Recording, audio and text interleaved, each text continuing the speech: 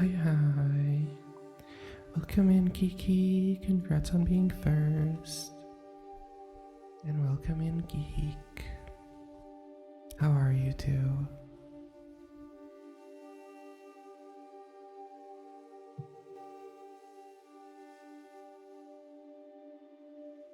can't decide what I want to read today. Because there's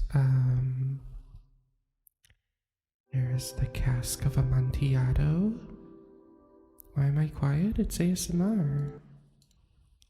Today is ASMR day. I'm always quiet on Sundays. I can turn myself up a bit. I don't want it to peak though. My mic's naturally on pretty high. Hello, hello, hello, hello, hello. Is it me you're looking for? No, I'm not sad. It's just ASMR day. We love ASMR day.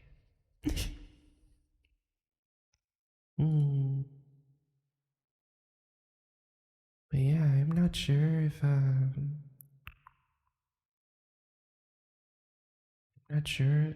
want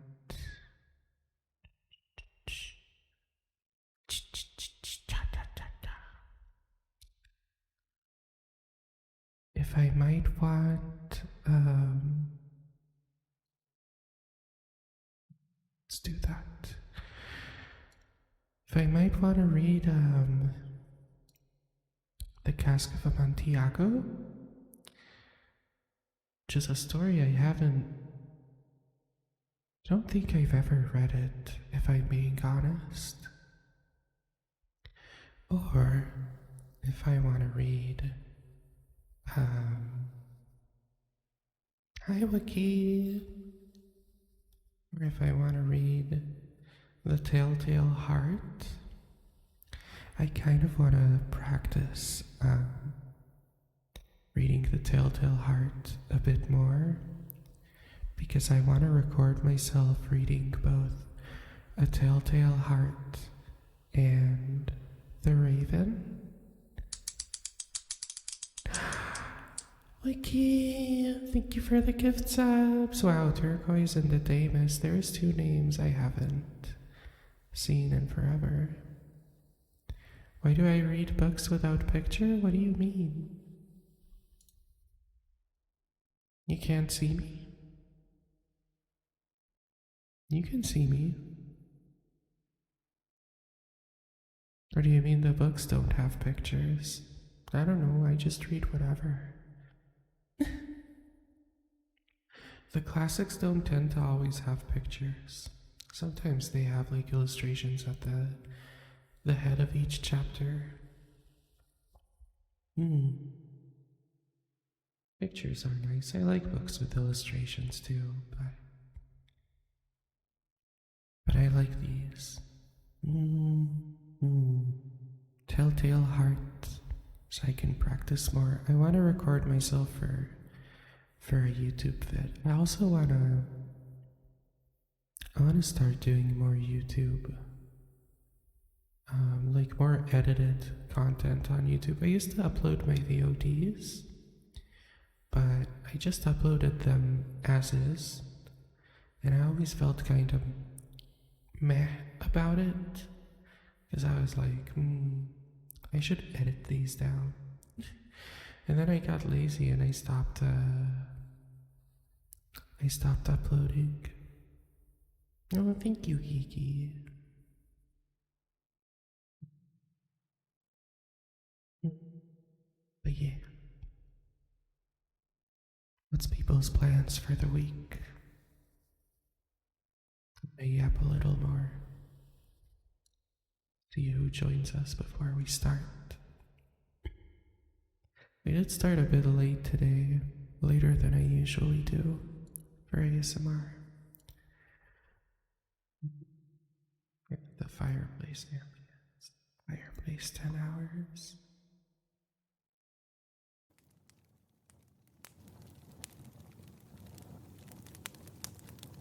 Juwu really made me laugh the other day, because we were talking about like We were talking about like whether like people who watch you on Twitch always like listen like kind of actively or not. She was saying that people had a hard time following along the story of Baldur's Gate 3 when she was playing. And I was like, wait, so they just like, they don't really listen to what's being said? And she was like, I think not really. And I was like, is that why no one is ever like creeped out or like scared by all the horror stories I read? And she was like, yeah, they just listen and go, clown voice soft, fireplace cracking, meat eater. I found that really funny. I know. Like the way she put it, I found really funny.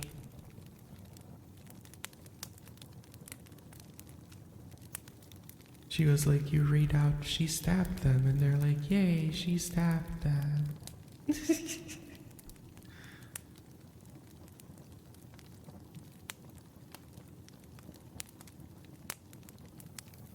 Amontillado or Telltale Heart?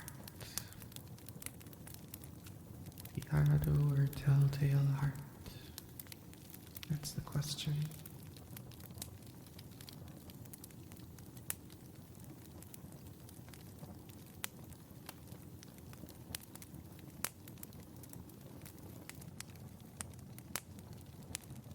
What the hell is this? Which IQ level belong? Silly ads on the sites that I use to read books. My IQ, which level your IQ belongs to? I don't think that's very trustworthy. The English isn't very good on that ad, is it?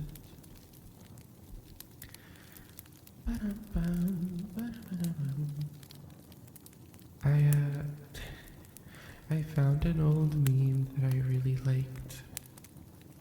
That was like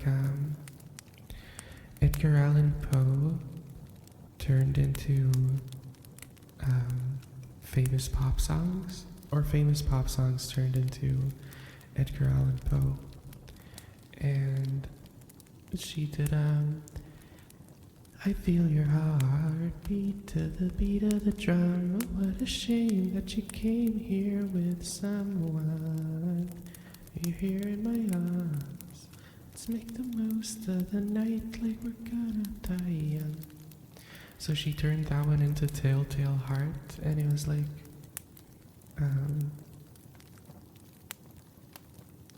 what were the lyrics? I always forget how she sung it. But I just like how in the end she's like, here in the floor is where I kept, here in the floor 'tis the beating of his hideous heart.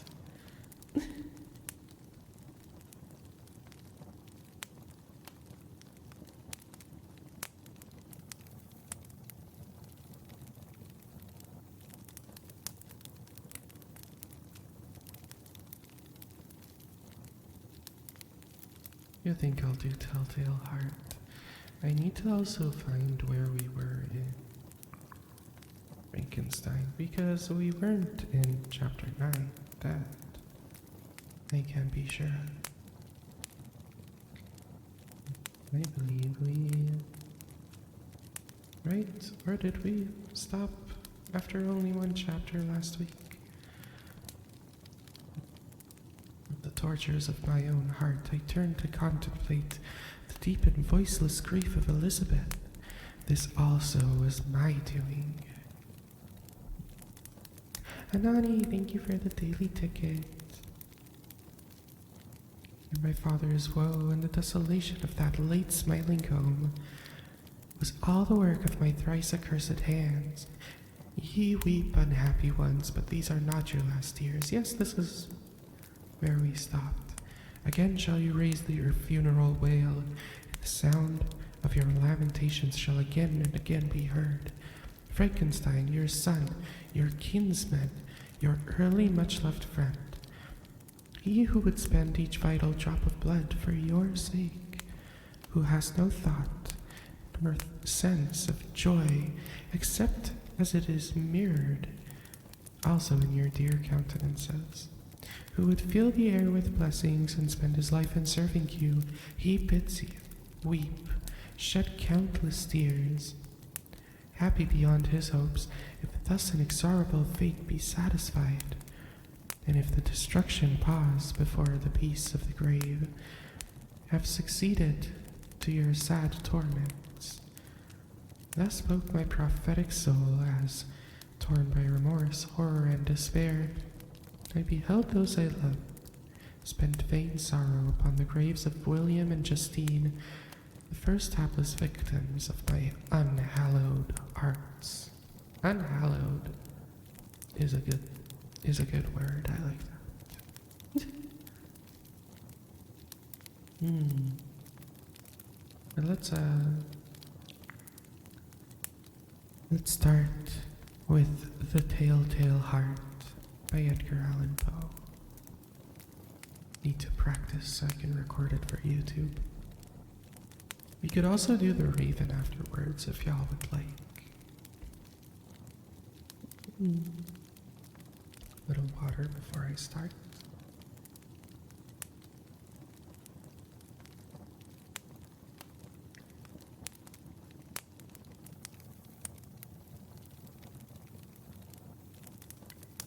True. Nervous. Very, very dreadfully nervous I had been and am. But why will you say that I am mad?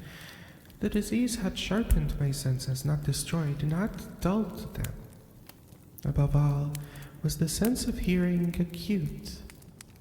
I heard all things in the heaven and in the earth. I heard many things in hell.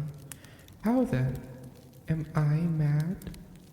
Hearken, and observe how healthily, how calmly I can tell you the whole story.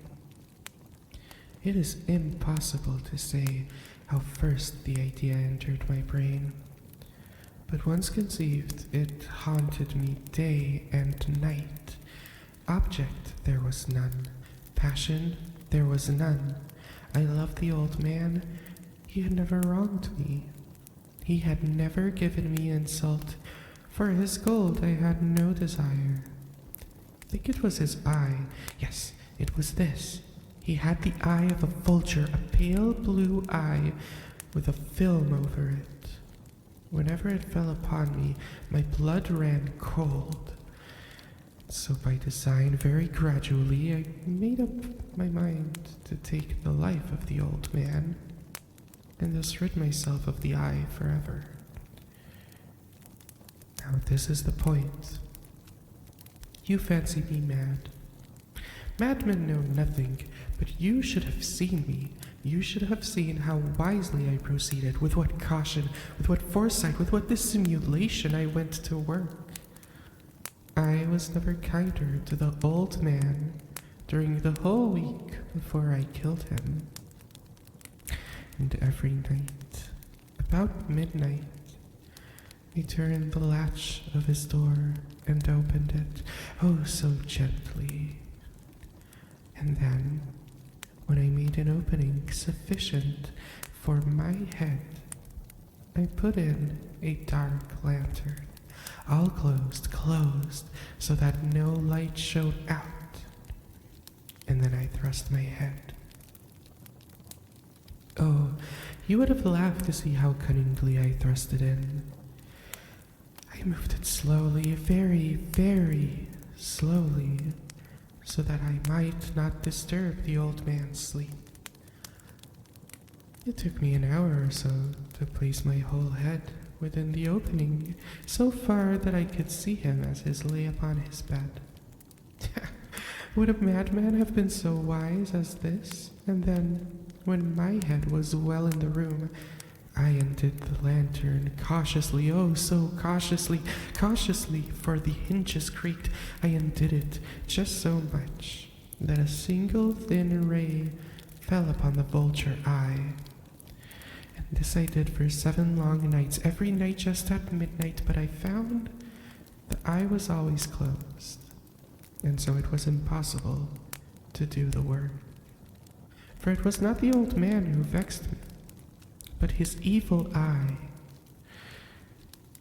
And every morning when the day broke, I went boldly into my chamber, spoke courageously to him, calling him by name in hearty tone, and inquiring how he had passed the night. So you see, he would have been a very profound old man indeed, to suspect that every night, just at 12, I looked in upon him while he slept. On the 8th night, I was more than usually cautious in opening the door. A watch's minute hand moves more quickly than did mine. Never before that night had I felt the extent of my own power, of my sagacity. I could scarcely contain my feelings of triumph. To think that there I was, opening the door, little by little, and he not even to dream of my secret deeds or thoughts. I fairly chuckled at the idea, and perhaps he heard me, for he moved on the bed, suddenly, as if startled. Now you may think that I drew back, but no. His room was as black as pitch, with a thick darkness, for the shutters were closed, fastened, through fear of robbers, and so I knew that he could not see the opening of the door, and I kept pushing it on steadily. I had my head in, and was about to open the lantern, when my thumb slipped upon the tin fastening, and the old man sprang up in bed, crying out, "Who's there?" I kept quite still and said nothing. For a whole hour I did not move a muscle, and in the meantime I did not hear him lie down.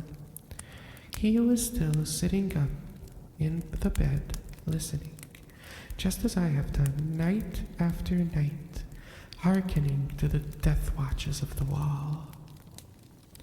Presently I heard a slight groan, and I knew it was the groan of mortal terror. It was not the groan of pain or of grief, oh no, it was the slow, stifled sound that arises from the bottom of the soul when overcharged with awe. I knew that sound well. Many a night, just at midnight, when all the world slept, it was welled up from my own bosom, deepening, with its dreadful echo, the terrors that distracted me. I say I knew it well. I knew what the old man felt, and I pitied him, although I chuckled at heart. I knew that he had been lying awake ever since that first slight noise, when he had turned in the bed. His fears had been ever since growing upon him. He had been trying to fancy them causeless, but could not. He had been saying to himself, "It is nothing but the wind in the chimney. It is only a mouse crossing the floor. Or it is merely a cricket which has made a single chirp." Yes, he had been trying to comfort himself with all these suppositions, but he had found all in vain. All in vain, because death, in approaching him, had stalked with his black shadow before him, and enveloped the victim. And it was the mournful influence of the unperceived shadow that caused him to feel, although he neither saw nor heard, to feel the presence of my head within the room. When I had waited a long time, very patiently, without hearing him lie down, I resolved to open a little, a very, very little crevice in the lantern. So I opened it. You cannot imagine how stealthily, until at length a single dim ray, like the thread of a spider, shot out from the crevice and fell full upon the eye. It was open, wide open, and I grew furious as I gazed upon it. I saw it with perfect distinctness, all a dull blue with a hideous veil on it that chilled the very marrow in my bones, but I could see nothing else of the old man's face or person. I had directed the ray as if by instinct precisely upon the damned spot. And have I not told you, what you mistake for madness is but over-acuteness of the senses? Now, I say, there came to my ears a low, dull, quick sound, such as a watch makes when enveloped in cotton. I knew that sound well, too. It was the beating of the old man's heart. It increased my fury. The beating of a drum stimulates the soldier into courage. But even yet I refrained and kept still. I scarcely breathed. I held the lantern motionless.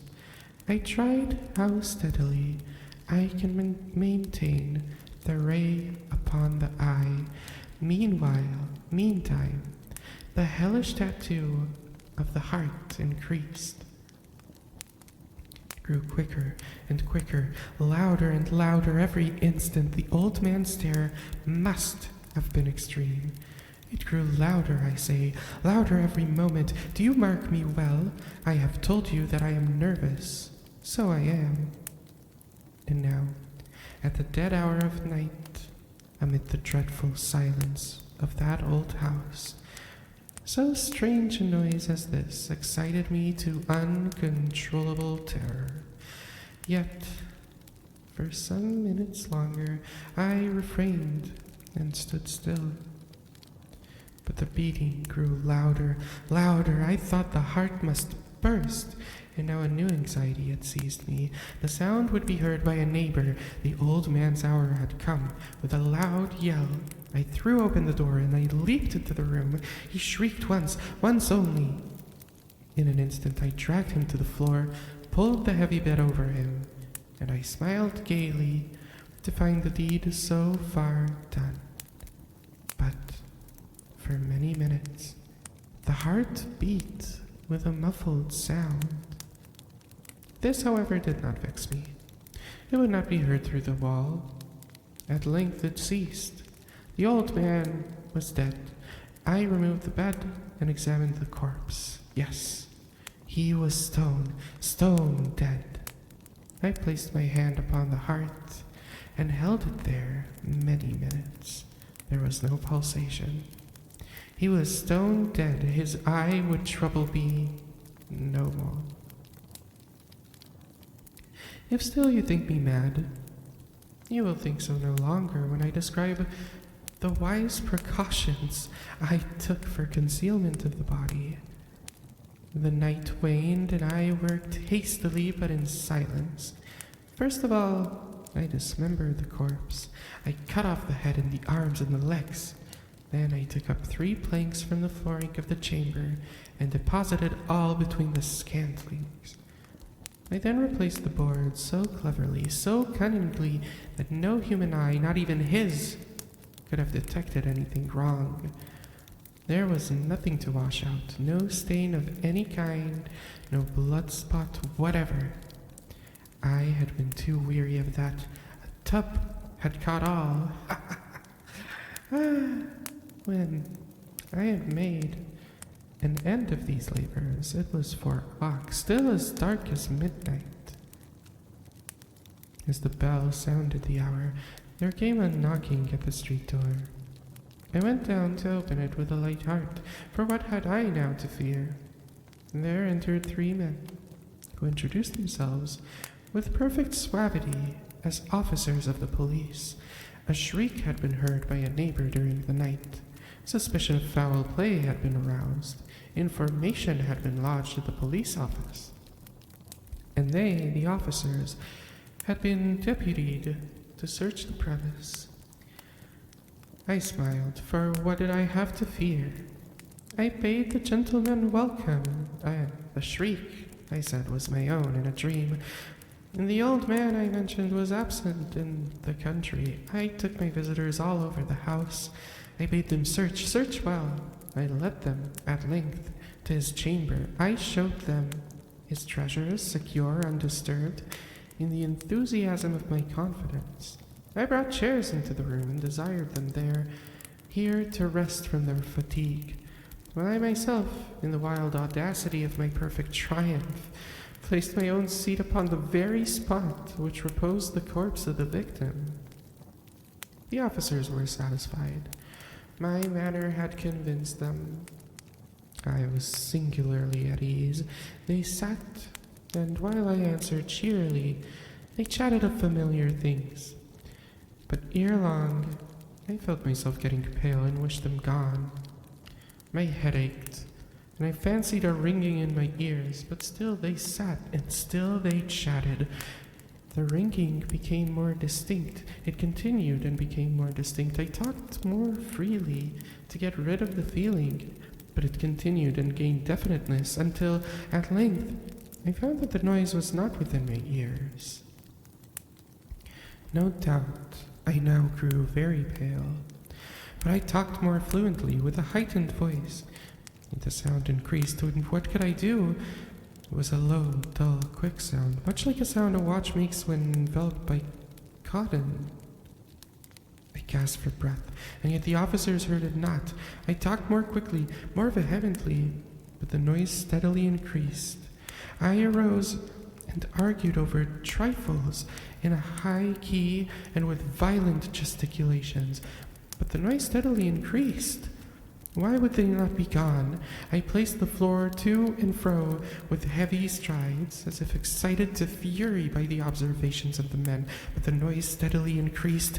Oh God, what could I do? I foamed, I raved, I swore. I swung the chair upon which I had been sitting and grated it upon the boards. But the noise arose over all continuity. The noise arose over all and continually increased.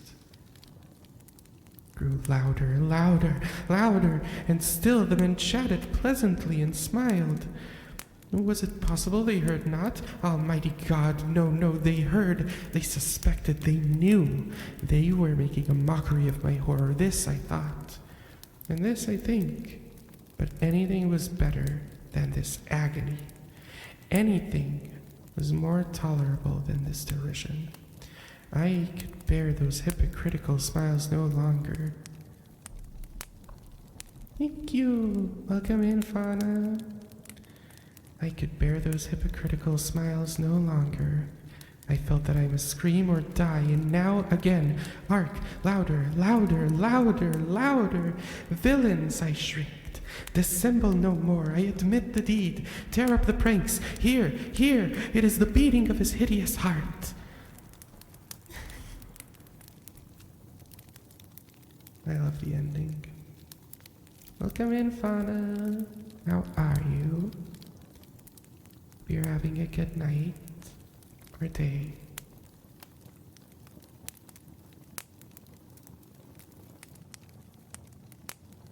You're okay? Super sleepy? You came to the right place. I'm doing good, yeah. We just read my favorite short story. And now I'm thinking if I should read The Raven or if we should switch to Frankenstein. Do you like gothic horror, Fauna?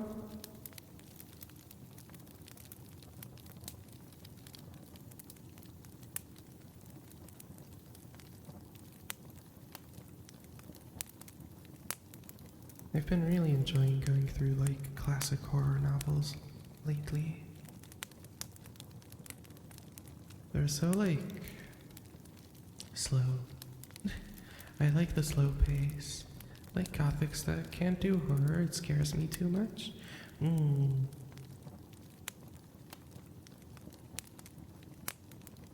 I hope maybe I can change your mind tonight.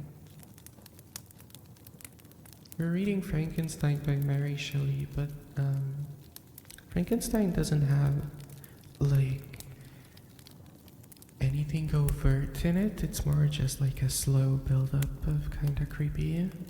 I love horror movies, I just refuse to watch them. Hellraiser and that's it. Modern horror is a lot more heavy-handed, I feel. I feel like all the horror classics, like we read Carmilla, which is the novel that inspired Dracula last year. And I feel like it was everything was very like subtle. It was almost a romance novel in a way, until like you reach the end when it was like suddenly very like it picked up all of a sudden. But yeah. Read like half of Dracula if that counts? I haven't read Dracula yet. I plan to read it sometime later this year, but I think once I finish Frankenstein, I'll probably switch to reading like a Jane Austen novel or something like that. A classic romance, I feel like would be a nice change of pace.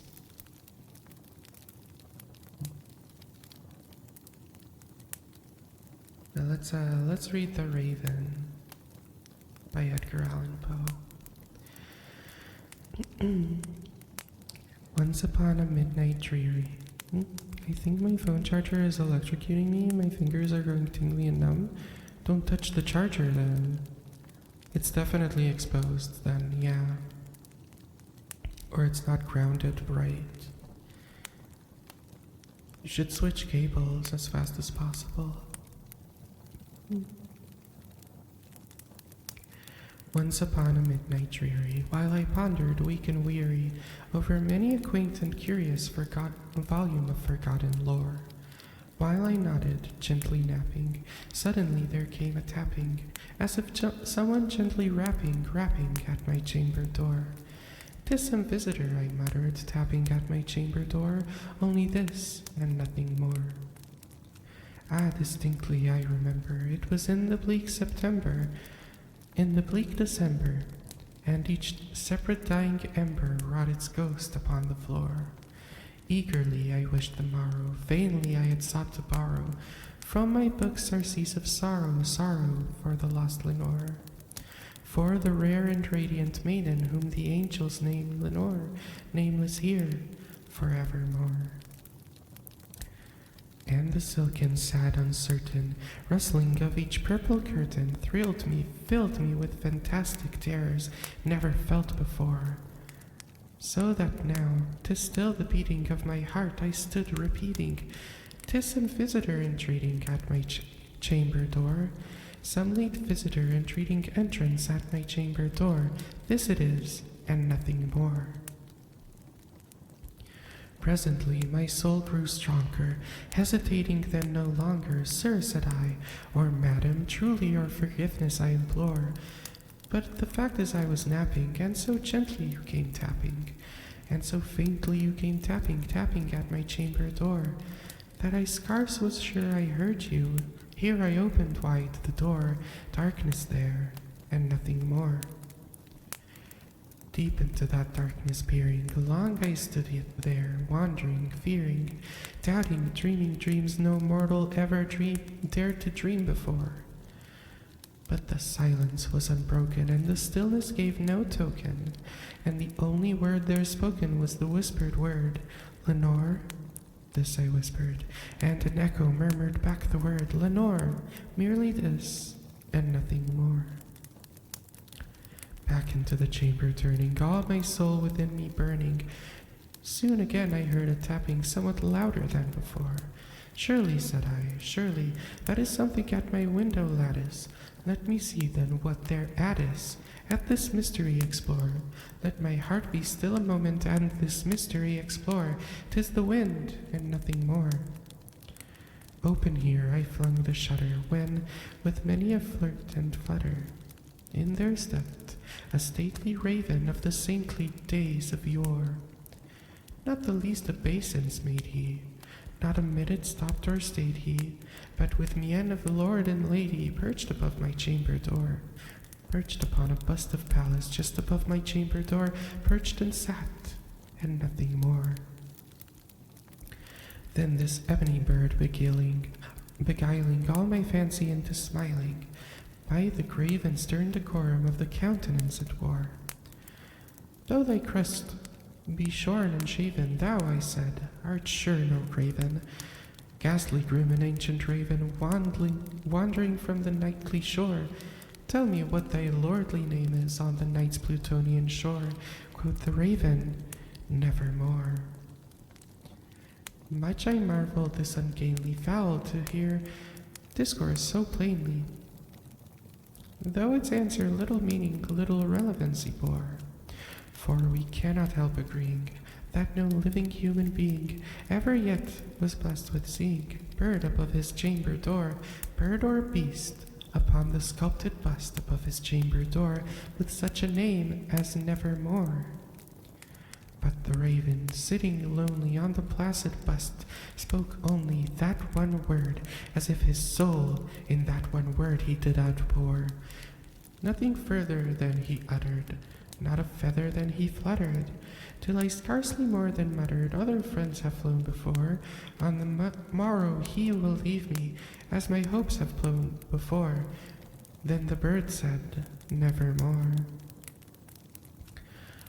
Startled at the stillness broken by reply so aptly spoken, doubtless, said I, what it utters is its only stock and store, caught from some unhappy master, whom unmerciful disaster followed fast and followed faster, till his songs one burden bore, till the dirges of his hopes that melancholy burden bore of never, nevermore.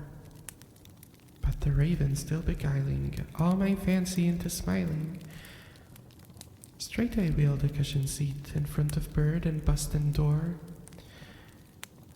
Then upon the velvet sinking, I betook myself to thinking, to linking fancy onto fancy, thinking what this ominous bird of yore, what this grim and gainly, ghastly, gaunt and ominous bird of yore meant in croaking nevermore. This I sat engaged in guessing, but no syllable expressing, to the fowl whose fiery eyes now burned into my bosom's core. This and more I sat divining, with my head at ease reclining, on the cushion's velvet lining that the lamplight gloated o'er. But whose velvet violet lining, with the lamplight gloating o'er, she shall press, nevermore. Then methought the air grew denser, perfumed from an unseen censer, swung by seraphim whose footfalls tinkled on the tufted floor. Wretch, I cried, thy God hath lent thee, by these angels he has sent thee, respite and nepenthe from thy memories of Lenore. Quaff, oh quaff, this kind nepenthe, and forget this lost Lenore. Quoth the raven, nevermore. Prophet, said I, thing of evil, prophet still, if bird or devil, whether tempter sent or whether tempest tossed thee here ashore, desolate yet all undaunted, on this desert land enchanted, on this home by horror haunted. Tell me, truly I implore, is there balm in Gilead? Tell me, I implore. Quoth the raven, nevermore.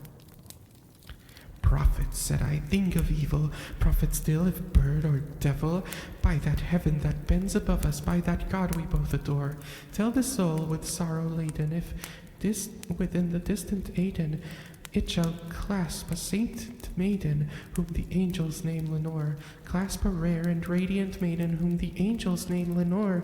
Quoth the raven, nevermore. Be that our sign of parting, bird or fiend, I shrieked, upstarting. Get thee back into the tempest and the night's Plutonian shore. Leave no black plume as token of that lie that thy soul has spoken. Leave my loneliness unbroken. Quit the bust above my door, take thy beak from out my heart, and take thy form from off my door. Quoth the raven, nevermore. And the raven, never flitting, still is sitting on the pallid bust of Pallas just above my chamber door. And his eyes have all the seeming of a demon's that is dreaming, and the lamplight o'er him streaming throws his shadow on the floor, and my soul from out that shadow lies floating on the floor, shall be lifted nevermore.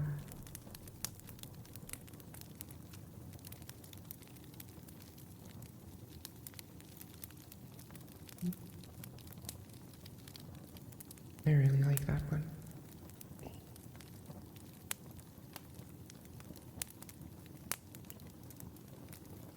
Sorry, needed a big stretch. And my chair's all creaky. My chair is all creaky.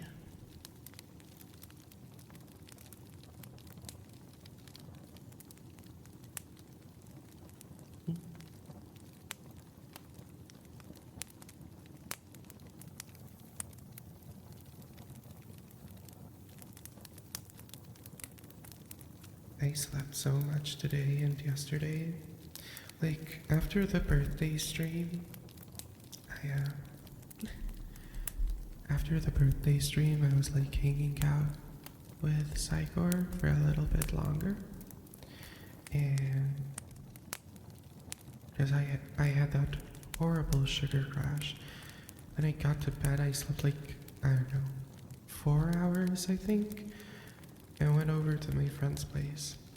I actually fell asleep on his couch for like 30 minutes while I was over at his place. And when I woke up, and like when I came home, I fell asleep here for like 8 hours. I woke up yesterday, I went back to sleep, I slept more. I slept yesterday, I think like a good 16 hours, and then today again, like I went to sleep at like 9, I think, 9 in the morning, and I woke up to eat in like the middle of the day at some point, but I slept almost the entire day until like an hour before I went live. So it must have been like a good 12 hours of sleep today. I don't like it. I don't like sleeping the entire day. It somehow makes you more tired when you sleep too much.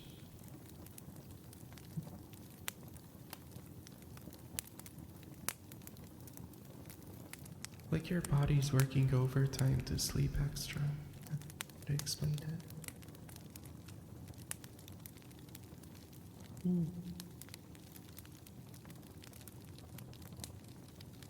But yeah.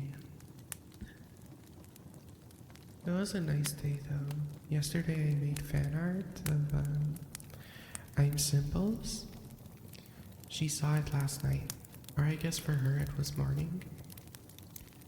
She really liked it. A lot of people in her server really liked it, which I'm really happy about.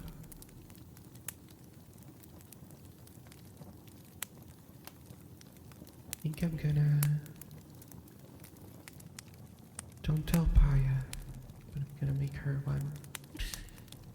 Gonna turn her into a plushie. Make her do a little dance. Yeah, today I woke up, I tried to work a bit on my model, but I couldn't really, I can't decide what kind of shoes I want to give my model is the problem right now. I need to give her different shoes, and then I need to finish off the texture painting, and then, what else do I have left after all that? Finish off the texture painting and finish the rigging, and then I can do the other 2 outfits. The other 2 outfits are going to be much more easy to do. Because it's like PJs and it's like a funny outfit, and I already have them really planned out. So those will be like pretty quick work. Mm. Mm. I have to do a bunch of extras. I've been thinking that I wanna lean into the VTuber stuff a bit more. Start calling chat by like a name. You know, like all the VTubers have like a thing they call the community. And make y'all a little mascot. There's also Ju who is designing me a chat pet, a text-to-speech chat pet. So that's gonna be fun. But yeah.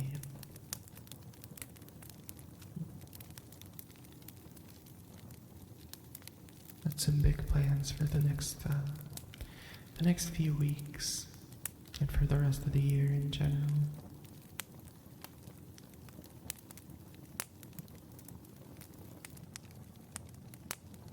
Now my parents are buying me an exercise bike, which I'm excited about, and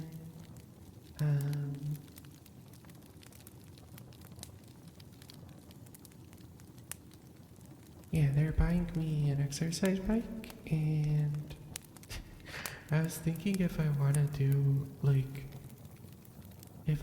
do a routine to force me onto the exercise bike while I'm playing a game, but I don't think I can do it. Mostly because of lack of space in the room. It'll be too much of an interruption to like pull the bike out and stuff. But yeah, I am excited about it. There's an ad break coming up, and that's why I don't want to start reading just yet. Twitch and their ad breaks. They're silly ad breaks. I don't like them. I don't like them. They're so interruptive.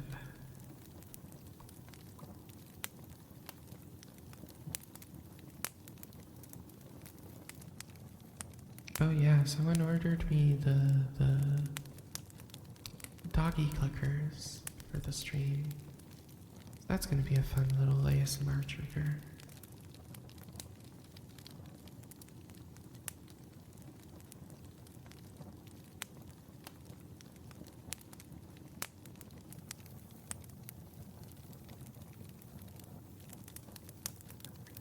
Okay, so here's the plan. I'll take a little break till the ad break is over. Get some water, go to the bathroom, and then we start reading Frankenstein.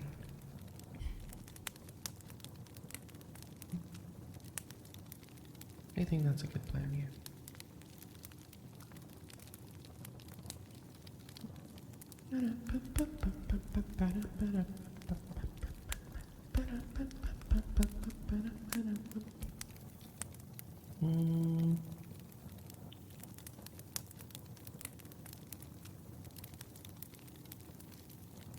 Oh, there was also something I wanted to check.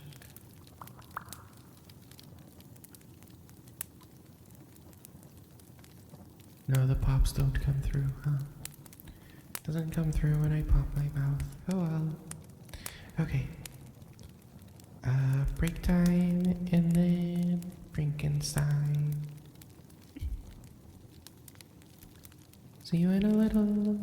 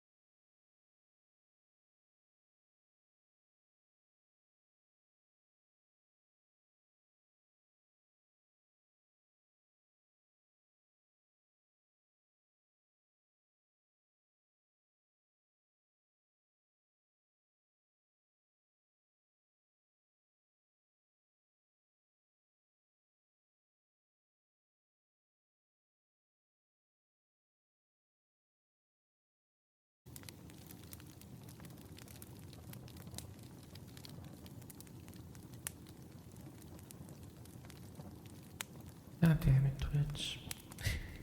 I wanted to start reading. How could you do this to me? How could you do this to me?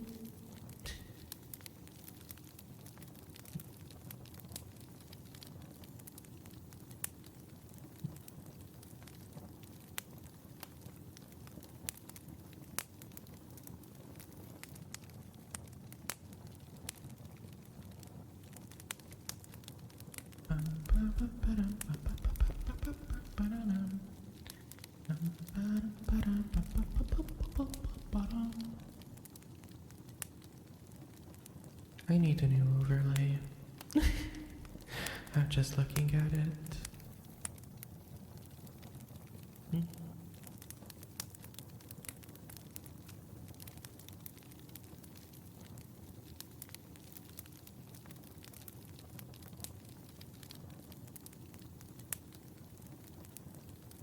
1 minute 30 seconds. I wonder if there is a way to turn ads off completely on Twitch.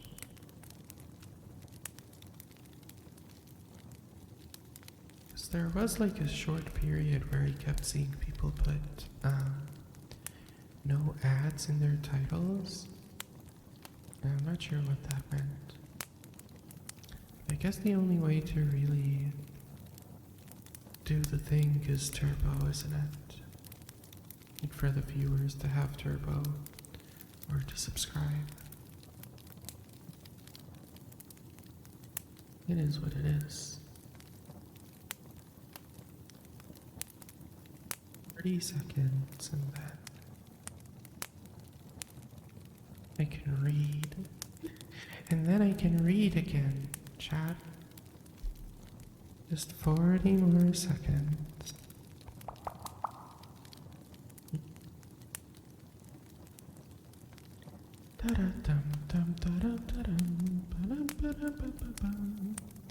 Oh god, I have this one parody of Super Mario always stuck in my head. And it's the Super Mario Bros. Or World, I don't know the difference. It's one of the games that's like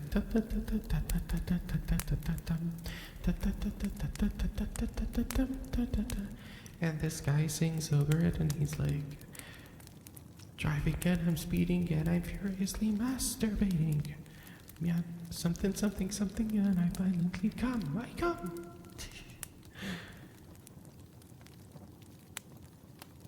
It's pretty funny. Okay, ad break over. Let's start. So, Frankenstein by Mary Shelley, Chapter 9.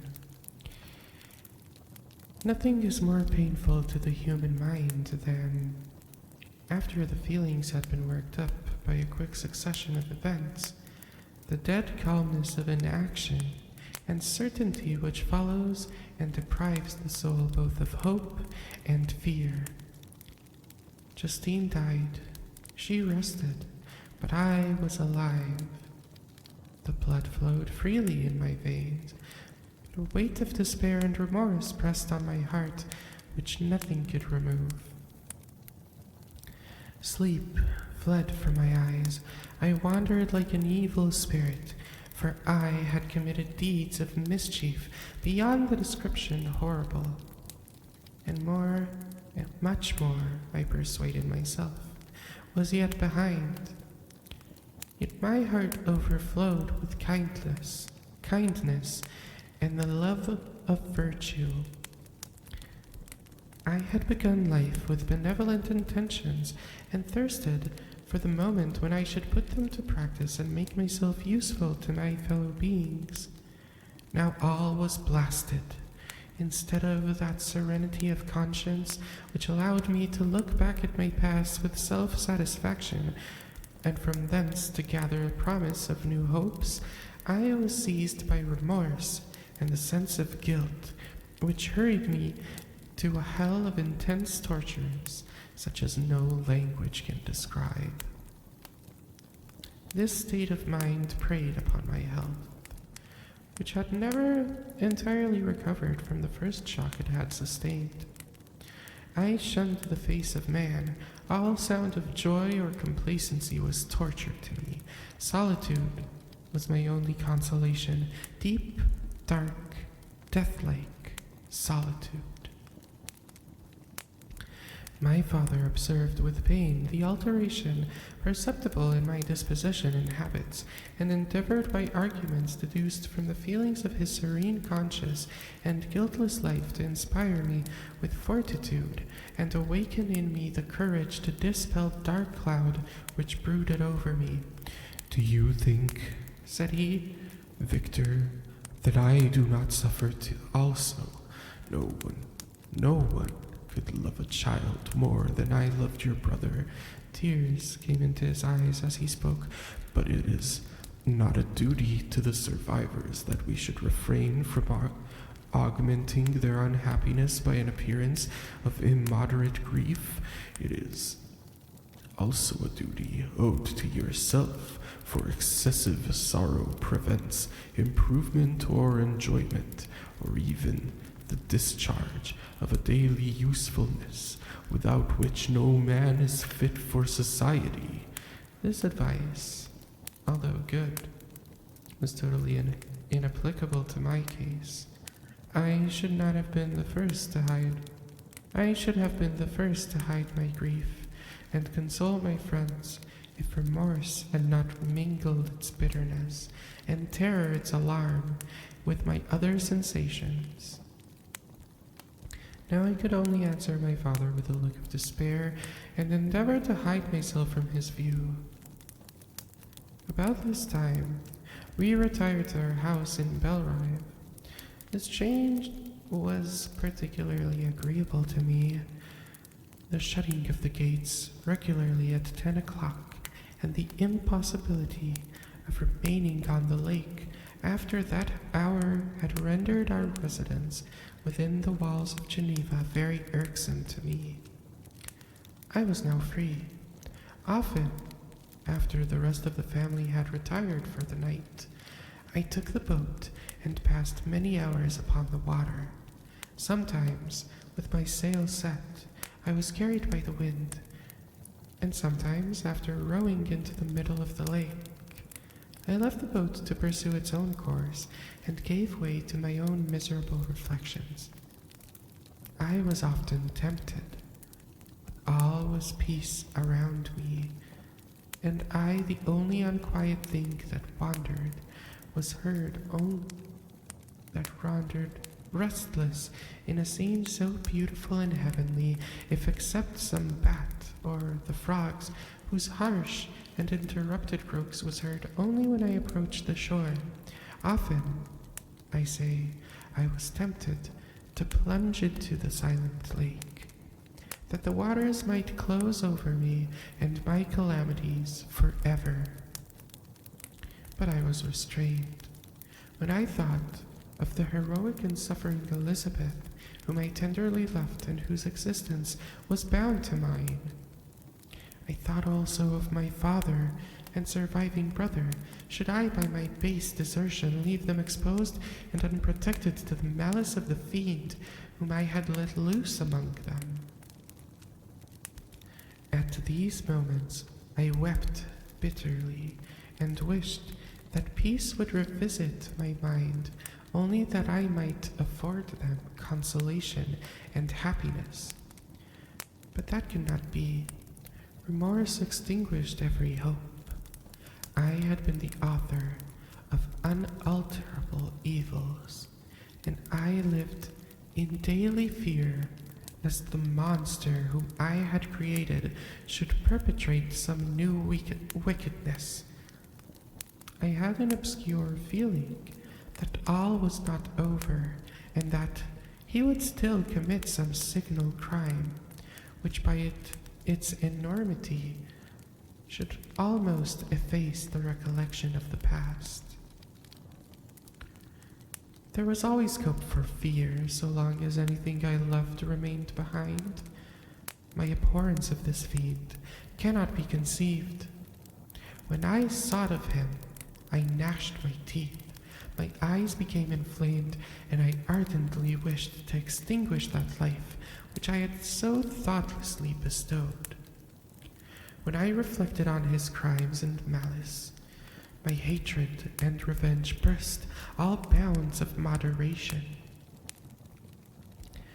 I would have a pilgrimage to the highest peak of the Andes.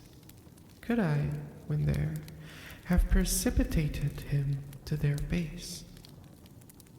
I wish to see him again, that I might wreak the utmost extent of abhorrence on his head, and avenge the deaths of William and Justine. Our house was the house of mourning.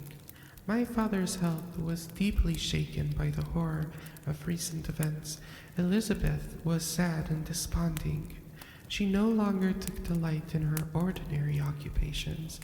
All pleasure seemed to her sacrilege toward the dead.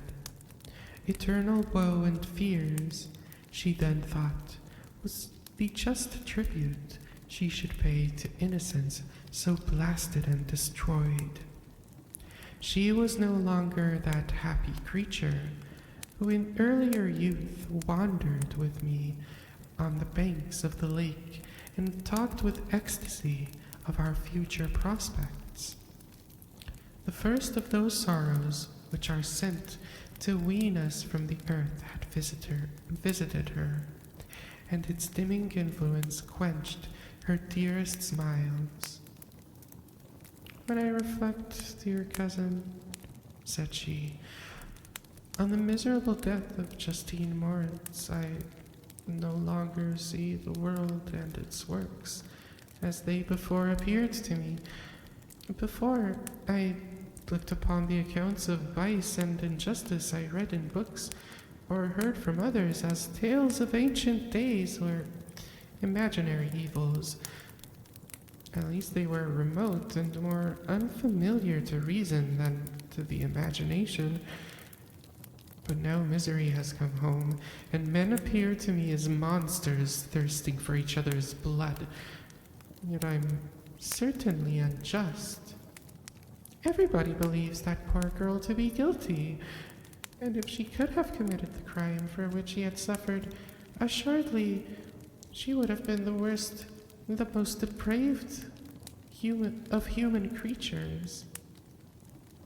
For the sake of a few jewels, to have murdered the son of her benefactor and friend, a child whom she had nursed from birth, and appeared to love as if it had been her own. I could not consent to the death of any human being, but certainly I should have thought such a creature unfit to remain in the society of men. But she was innocent. I know, I feel she was innocent. You are of the same opinion, and that confirms me. Alas, Victor, when falsehood can look so like the truth,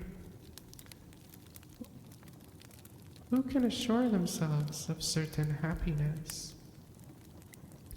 I feel as if I were walking on the edge of the precipice, towards which thousands are crowding and endeavoring to plunge me into the abyss. William and Justine were assassinated, and the murderer escapes. He walks about the world free and perhaps respected. But even if I were condemned to suffer on the scaffold for the same crimes, I would not change places with such a wretch. I listened to this discourse with extremest agony. I, not in deed, but in effect, was the true murderer. Elizabeth read my anguish in my countenance, and kindly taking my hand said, "My dearest friend, you must calm yourself. These events have affected me, God knows how deeply, but I am not so wretched as you are.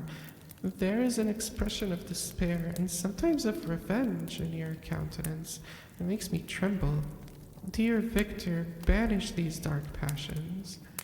Remember the friends around you who center all their hopes in you. Have we lost the power of rendering you happy? While we love, while we are true to each other, here in this land of peace and beauty, your native country, we may reap every tranquil blessing. What can disturb our peace? And could not such words from whom I fondly prized before every other gift of fortune suffice to chase away the fiend that lurked in my heart? Even as she spoke, I drew near to her, as if in terror, lest at that very moment the destroyer had been near to rob me of her. Thus not the tenderness of friendship, nor the beauty of earth, nor of heaven, could redeem my soul from woe. The very accents of love were ineffectual. I was encompassed by a cloud which no beneficial influence could penetrate. The wounded deer dragging its fainting limbs to an untrodden brake, there to gaze upon the arrow which had pierced it, and to die was but a type of me. Sometimes I could cope with the sudden despair that overwhelmed me, but sometimes the whirlwind passions of my soul drove me to seek by bodily exercise and by change of place some relief from my intolerable sensations. It was during an access of this kind that I suddenly left my home, and bending my steps towards the near alpine valleys, sought in the magnificence, the eternity of such scenes, to forget myself and my ephemeral, because human, sorrows. My wanderings were directed towards the valley of Chamonix. I had visited frequently during my boyhood. 6 years had passed since then. I was a wreck, and naught had changed in those savage and enduring scenes. I performed the first part of my journey on horseback. I afterwards hired a mule as the more sure-footed and least liable to receive injuries on these rugged roads. The weather was fine. It was about the middle of the month of August, nearly 2 months after the death of Justine, that miserable epoch from which I dated all my woe. The weight upon my spirit was sensibly lightened as I plunged yet deeper in the ravine of Arm. The immense mountains and precipices that hung over me on every side, the sound of the river raging among the rocks, and the dashing of the waterfalls around, spoke of power mighty as omnipotence, and I ceased to fear or to bend before any being less almighty than that which had created and ruled the elements, here displayed in their most terrific guise. Still, I ascended higher. The valley assumed a more magnificent and astonishing character. Ruined castles hanging on the precipice of piney mountains, the impetuous Arm, and cottages, every here and there, peeping forth from among the trees, formed a scene of singular beauty. But it was augmented and rendered sublime by the almighty Alps, whose white and shining pyramids and domes towered above all else, as belonged to another earth, the habitations of another race of beings. I passed the bridge of Pellicier, where the ravine, which the river forms, opened before me, and I began to ascend the mountain that overhangs it. Soon after, I entered the valley of Chamonix. This valley is more wonderful and sublime, but not so beautiful and picturesque as that of Cerveau, through which I had just passed. The high and snowy mountains were its immediate boundaries, and I saw no more ruined castles and fertile fields. Immense glaciers approached the road. I heard the rumbling of thunder and the falling avalanche, and marked the smoke of its passage. Mont Blanc, the supreme and magnificent Mont Blanc, raised itself from the surrounding aiguilles, and its tremendous dome overlooked the valley. A tingling, long-lost sense of pleasure often came across me during this journey. Some turn in the road, some new object suddenly received and recognized remind me of my days gone, and were associated with the light-hearted gaiety of boyhood.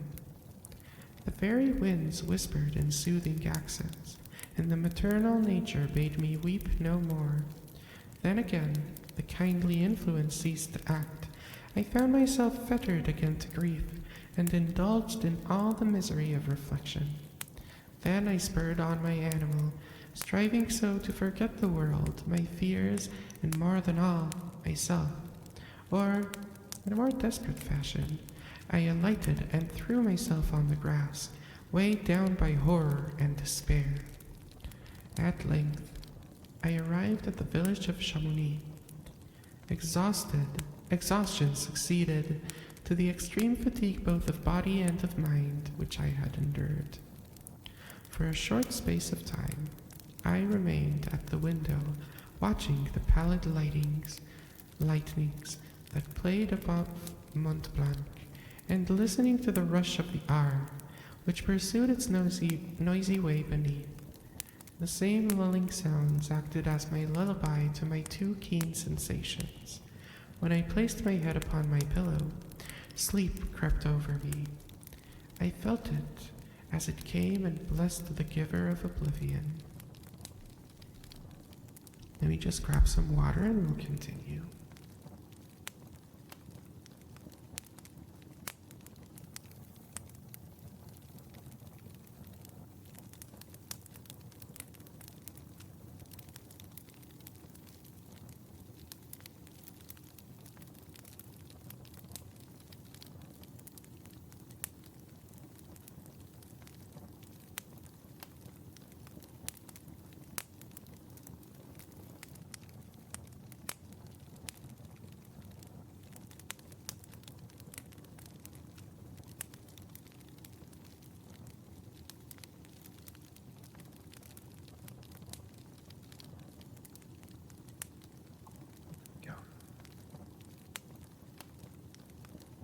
Sorry about my chair creaking.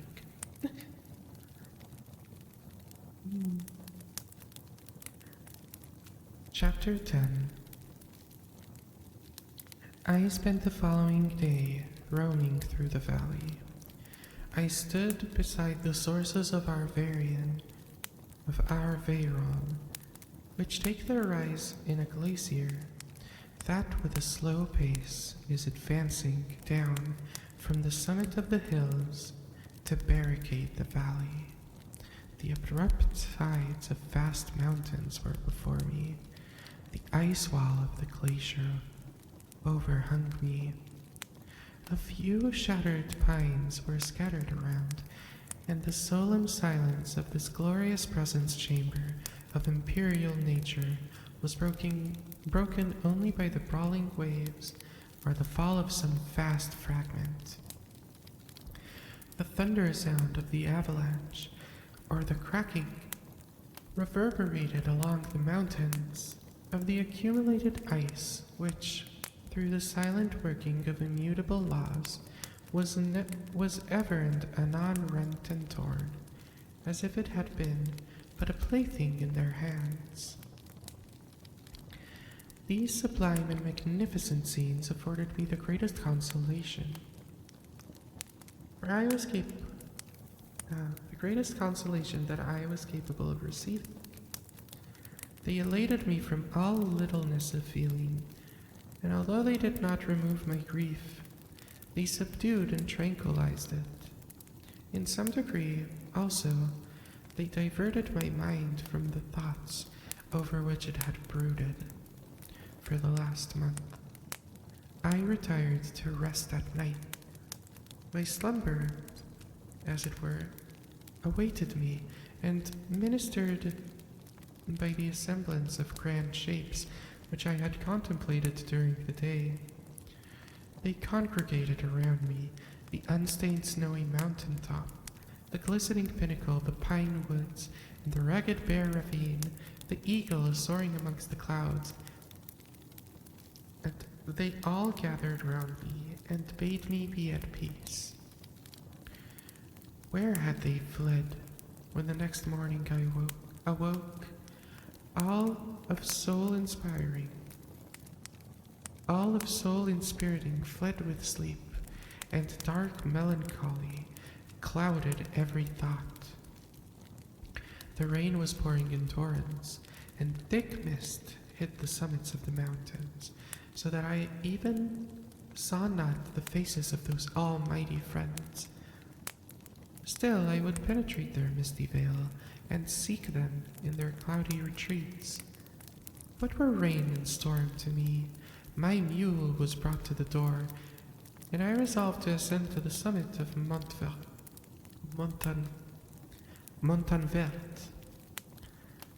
I remember the effect of that the view of the tremendous and ever-moving glacier had produced upon my mind when I first saw it.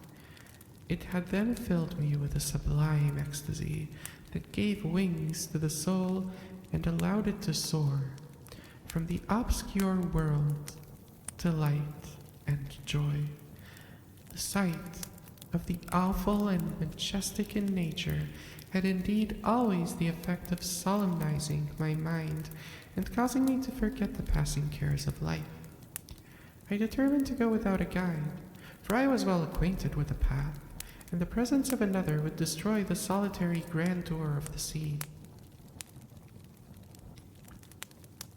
The ascent is precipitous, but the path is cut into continual and short windings, which enable you to surmount the perpendicularity of the mountain.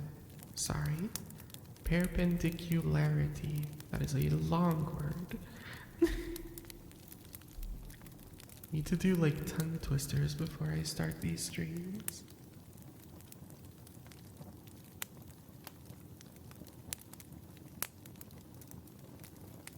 It is a scene terrifically desolate. In 1,000 spots, the traces of the winter avalanche may be perceived, where trees lay broken and strewed on the ground, some entirely destroyed, others bent, leaning upon the jutting rocks of the mountain, or transversely upon other trees. The path, as you ascend higher, is intersected by ravines of snow down which stones continually roll from above.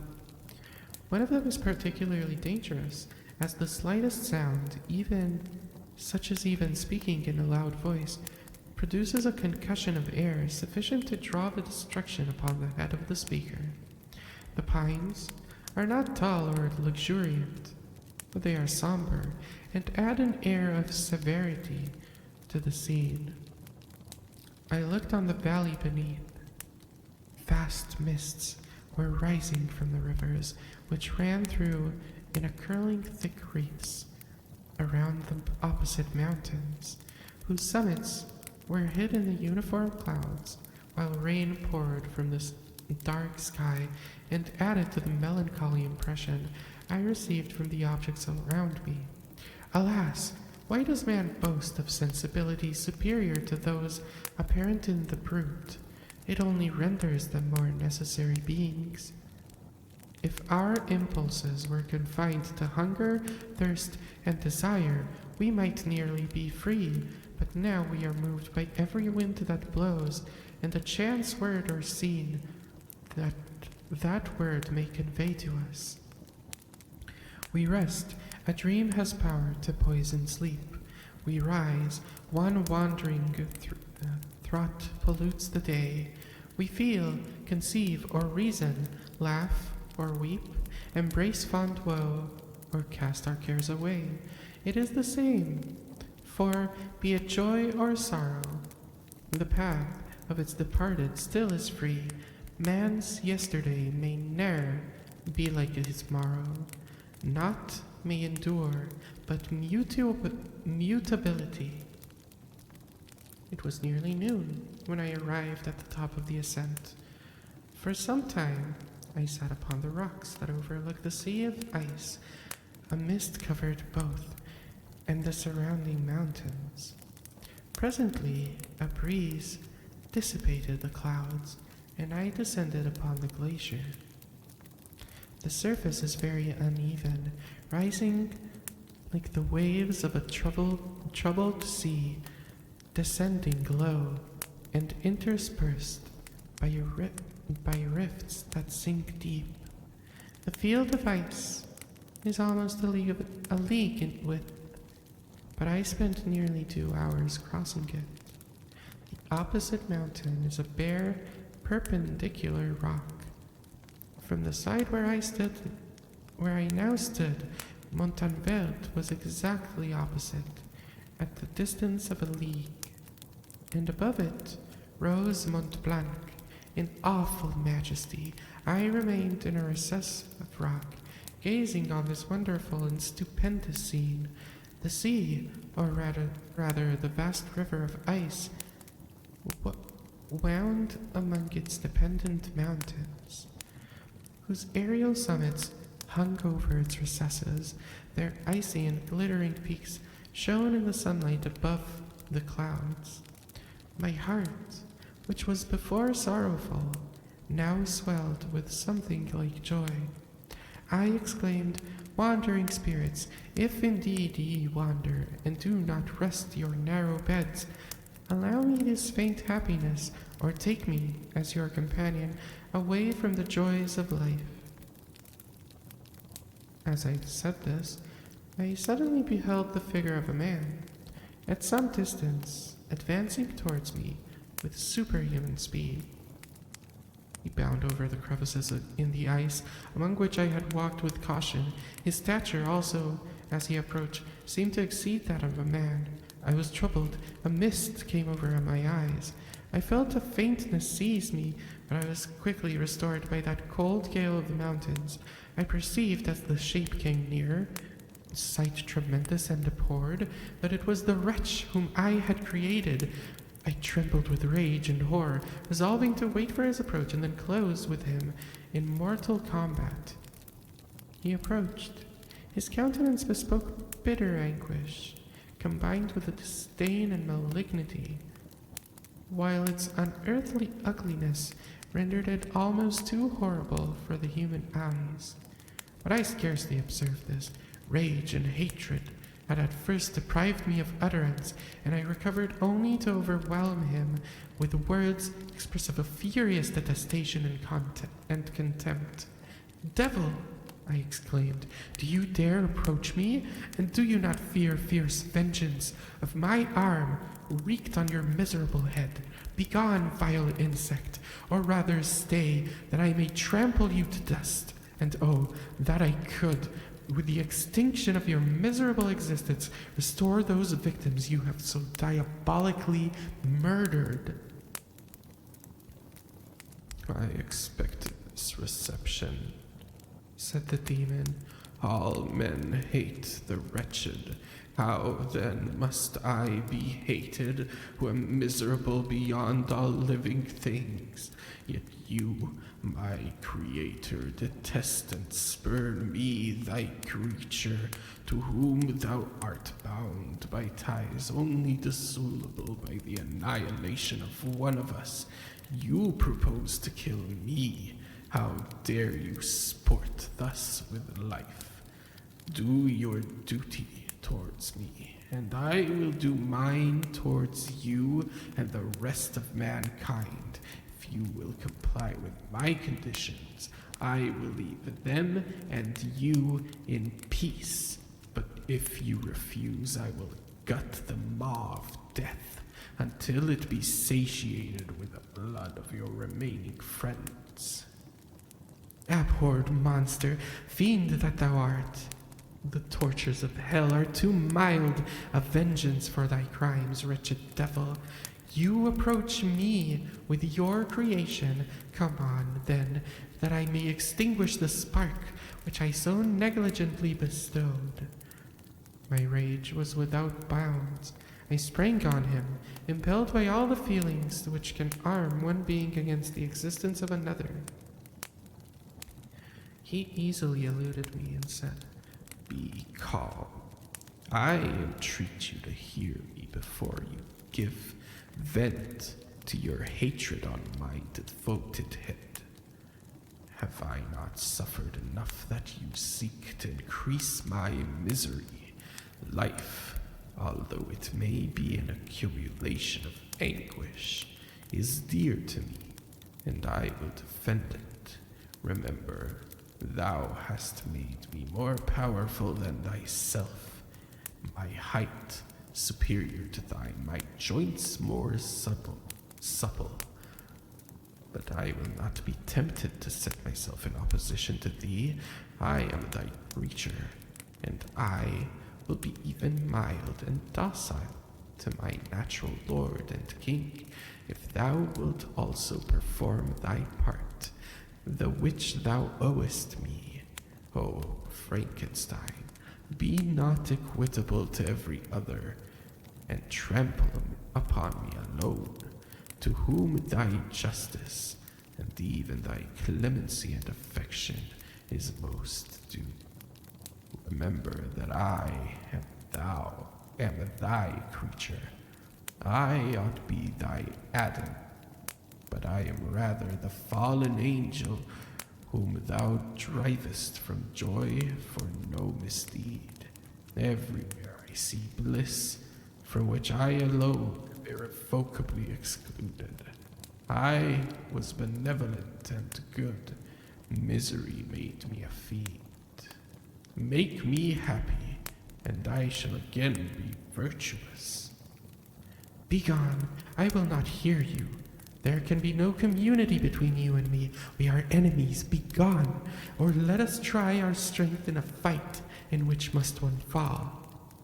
How can I move thee?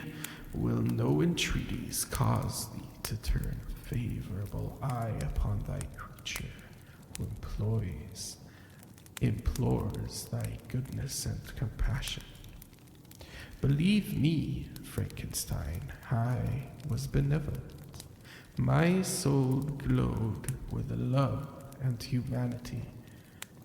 But am I not alone, miserably alone? You, my creator, abhor me. What hope can I gather from your fellow creatures who owe me nothing? They spurn and hate me. The desert mountains and the dreary glaciers are my refuge. I have wandered here many days. The caves of ice, which I only do not fear, are a dwelling to me, and the only one which man does not grudge. These bleak skies I hail, for they are kinder to me than your fellow beings. If the multitude of man knew of my existence, they would do as you do, and arm themselves for my destruction. Shall I not then hate them who abhor me? I will give no terms with my enemies. I am miserable, and they shall share my wretchedness. Yet it is in your power to recompense me and deliver them from an evil. It only remains for you to make so great that not only you and your family, but thousands of others shall be swallowed up by the whirlwinds of its rage. Let your compassion be moved, and do not disdain me. Listen to my tale. When you have heard that, abandon or commiserate me as you shall judge that I deserve. But hear me. The guilty are allowed by human laws, bloody as they are, to speak in their own defense before conscience. Destroy your own creature. Wait, I lost. Let your compassion be moved, and do not dissuade me. Listen to my tale.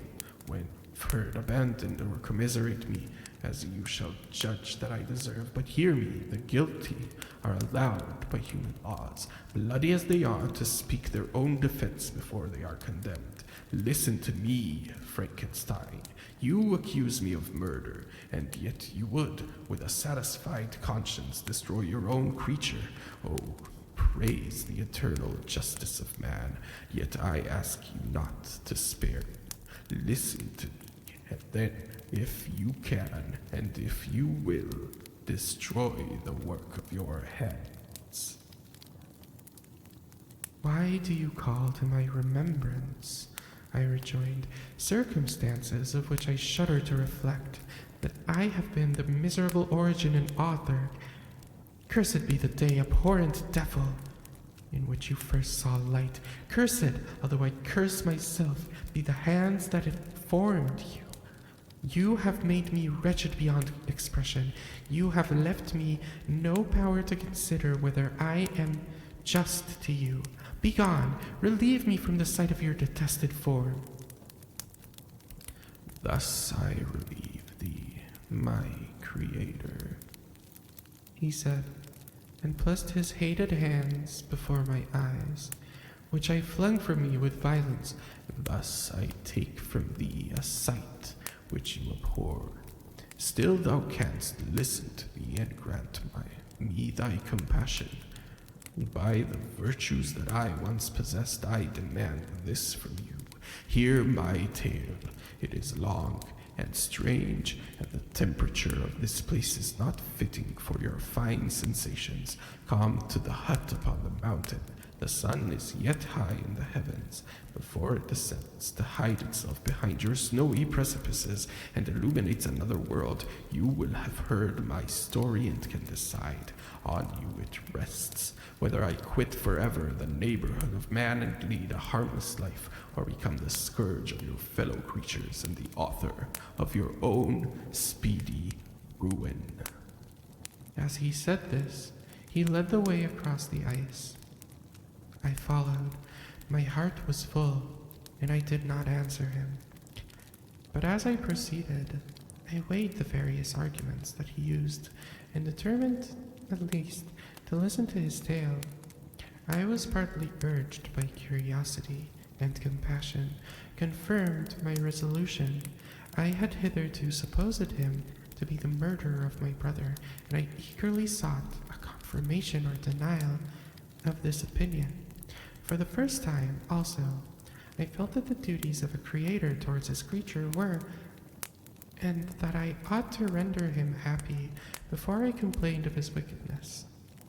These motives urged me to comply with his demand. We crossed the ice, therefore, and descended the opposite rock. The air was cold, and rain again began to descend. We entered the hut, the fiend with an air of exultation, I with a heavy heart and depressed spirits. But I consented to listen, and seating myself by the fire which my odious companion had lighted, and thus he began his tale.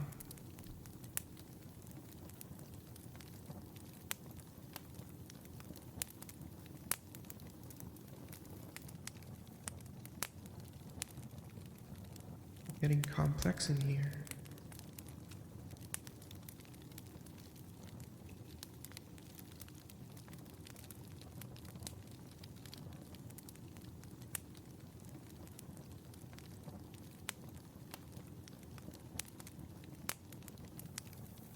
Big stretch. How much time until the next? Okay, 15 minutes until the next ad break. I'll try to keep an eye and delay it, or should I stop for a moment? I think we can take a 10-minute pause before I continue. I hope the voice that I'm giving Frankenstein's monster isn't too grating.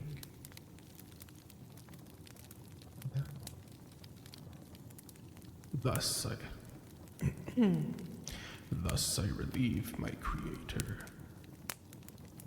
Thus I take from thee a sight which you abhor, though thou canst see. I lost it. I'll get it back. I'll get it back on the next chapter. I like doing voices for them.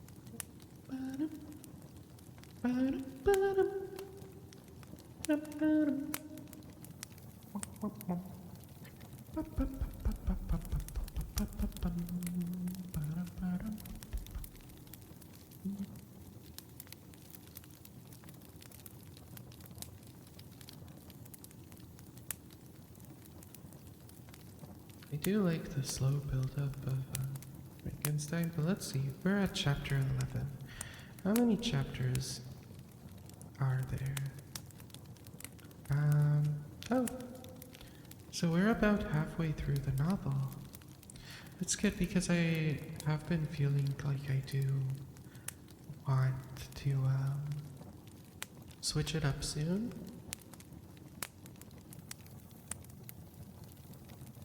I am trying to think what my next novel should be for stream.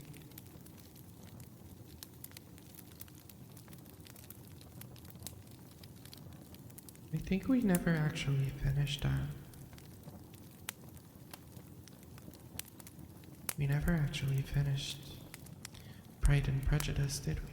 We can go back to Pride and Prejudice, that could be fun.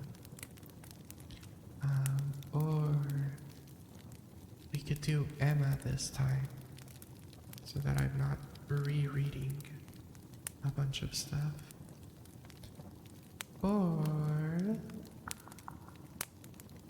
what else would be a fun public domain novel to read?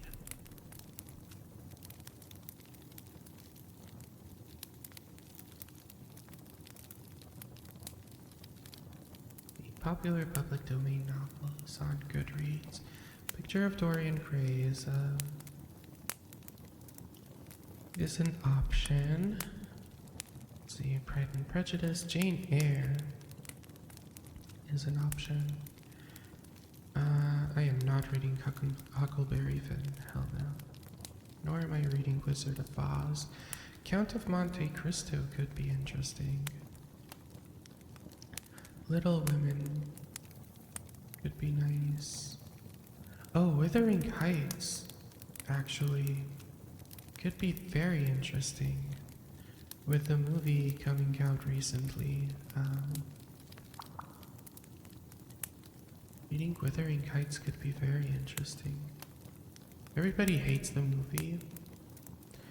I've never read the novel nor watched the movie, so I don't know. I expect I'll probably dislike it too, from what I've heard about it. And also read Don Quixote if we wanna drive ourselves insane. Don Quixote. Don Quixote.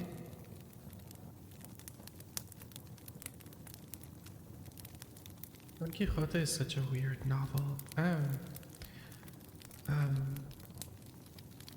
Everyone I've talked to who's actually read it is like, it's the worst, best novel I've ever read. Because they're like, he's such an annoying character, but it's so well written. And I'm just like, I don't know, it sounds kind of interesting. He's like LARPing as a knight, but everyone already has guns, kinda crazy.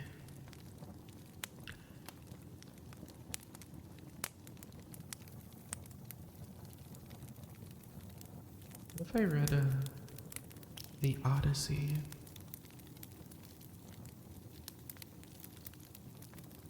What if I read the Odyssey? Think of me of man, muse, the man of twists and turns, driven time and again off course, once he had plundered the hallowed heights of Troy. Robert Fagel's translation of the Odyssey. I would want a more modern translation, I think, if I read the Odyssey. I've heard there's ones that are very, very queer about it. The Island of Dr. Moreau. Yeah, H.G. Wells is the same person who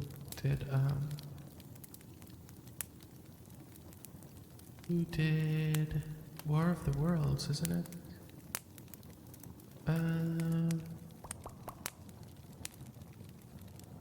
Let's see, he ranked among the classic novels of the English language and inspiration for several unforgettable movies. His early work has greeted 1896 by the howls of protest from reviewers who found it horrifying and blasphemous, wanted to know more about the wondrous possibilities of science shown in the first book, Time Machine, not its potential for misuse and terror.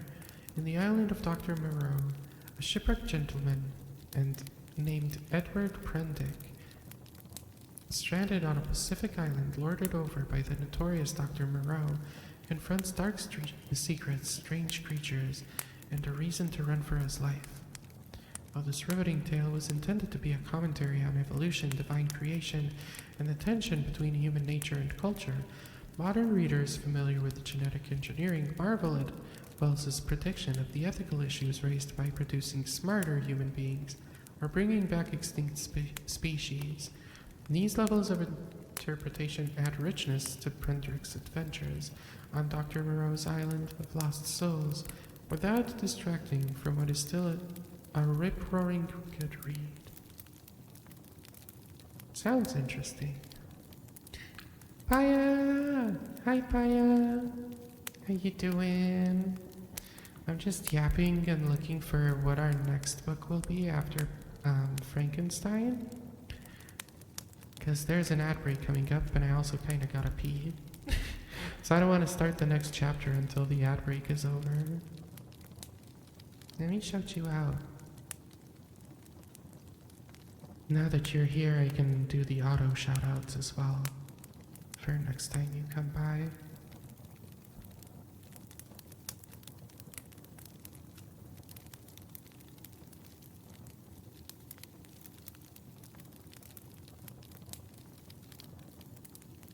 But yeah, the island of Dr. Moreau is an option, but I kind of think a romance novel would be a nice change of pace from Frankenstein. So I am thinking of maybe Wuthering Heights or a Jane Austen novel. Or we could read Anna Karenina, which I have never been able to finish. We could try and force Leppy to read the really heavy classics.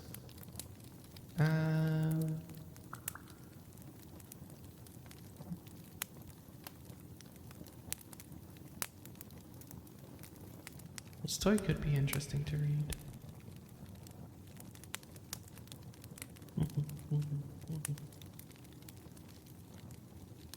Okay, the ad break is starting. I'm going to go to the bathroom. And then we'll continue with chapter 11 of Frankenstein. Be right back.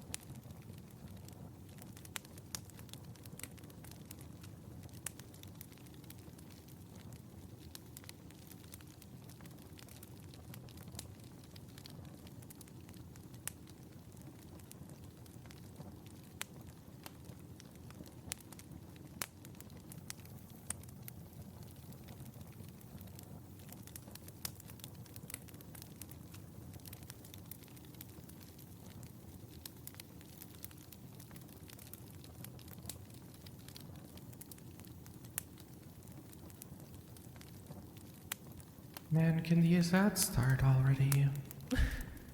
They should give you a button to just do the ad break early. That would be really nice.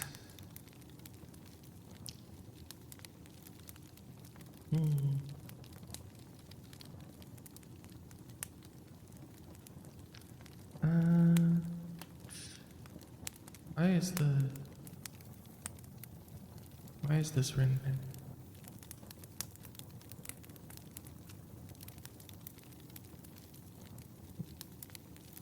Emily Bronte was an English novelist and poet.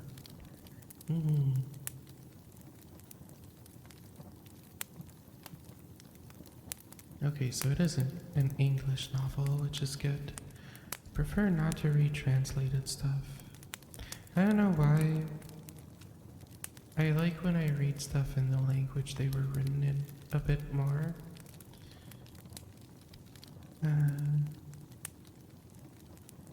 Translations always lose a bit of author intent, I feel.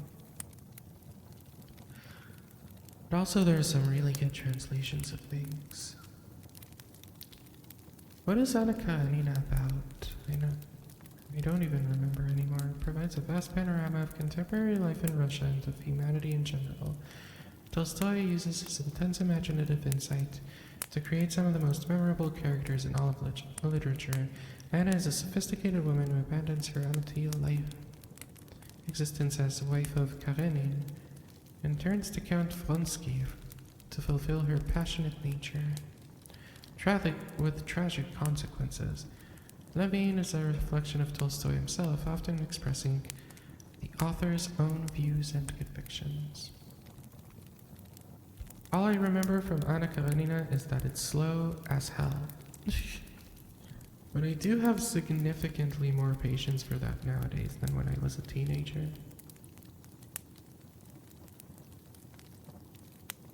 I had a lot of problems with the classics when I was a teenager. I feel a lot better now.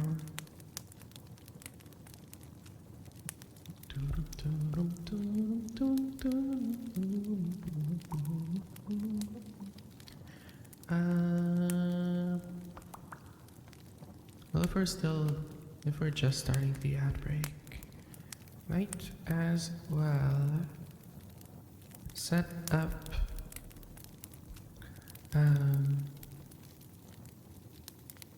I'll set up your auto shoutout. Let's find Chu so I can just maybe copy there.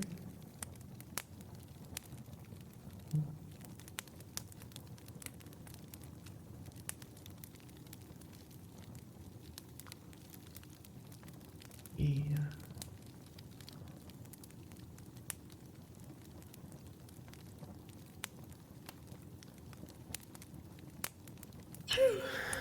Sorry. Whoopsie.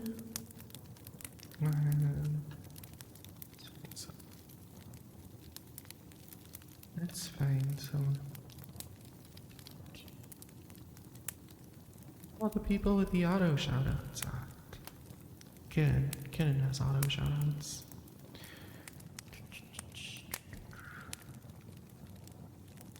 Go.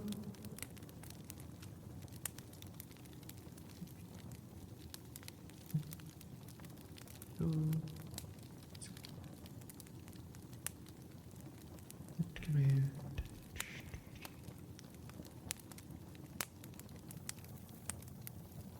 Search and Twitch. And this will be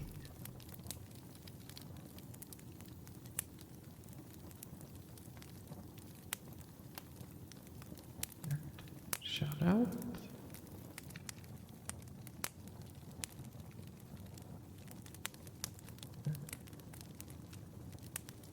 Surname. And there we go.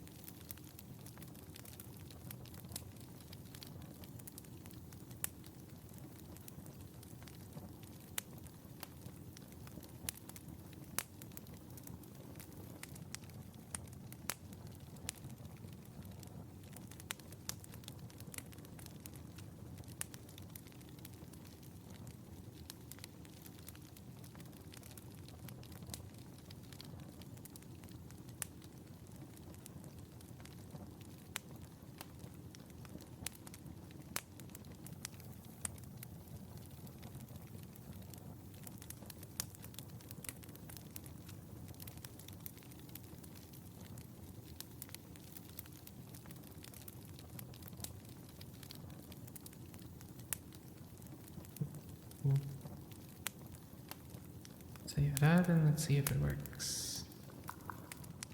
There we go. No, why is it giving my link?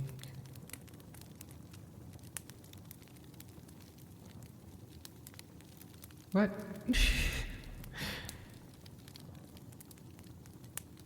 What is wrong with you? Mix it up, bot. There we go. Save. Now let's try that again. Boop. There we go. Okay.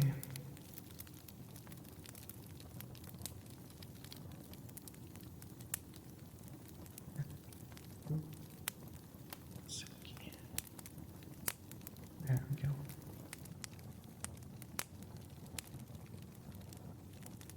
Okay.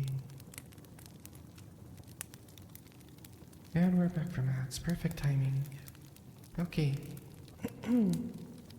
Chapter 11. Let's see if I let's see how long it takes me to land on the voice I did for Frankenstein's monster. I'm so out of practice with doing voices.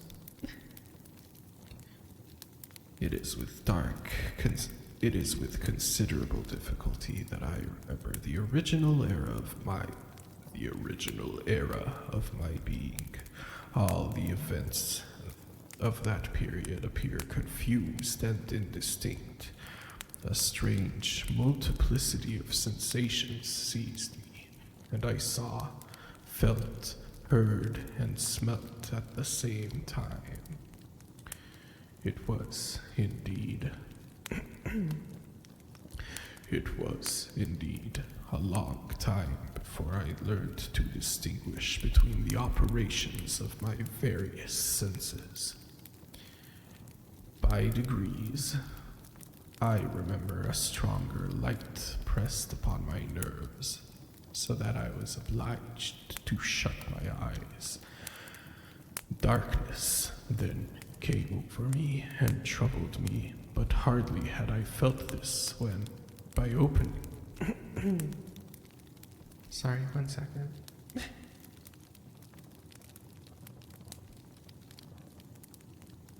It is with considerable difficulty that I remember the original era of my being. All the events of that period appear confused and indistinct. A strange multiplicity of sensations seized me, and I saw, felt, heard, and smelt at the same time. It was, indeed, a long time before I learned to distinguish between the operations of my various senses. By degrees, I remember a stronger light pressed upon my nerves, so that I was obliged to shut my eyes. Darkness then came over me and troubled me, but hardly had I felt this when, by opening my eyes, as I now suppose, the light poured in upon me again. I walked in, I believe, descended, but I presently found a great alteration in my senses. Before, dark and opaque bodies had surrounded me, impervious to my touch or sight, but I now found that I could wander on the library with no obstacles which I could not either surmount or avoid. The light became more and more oppressive to me, and the heat wearying me as I walked, I sought a place where I could receive shade. This was the forest near Ingolstadt, and here I lay by the side of a brook.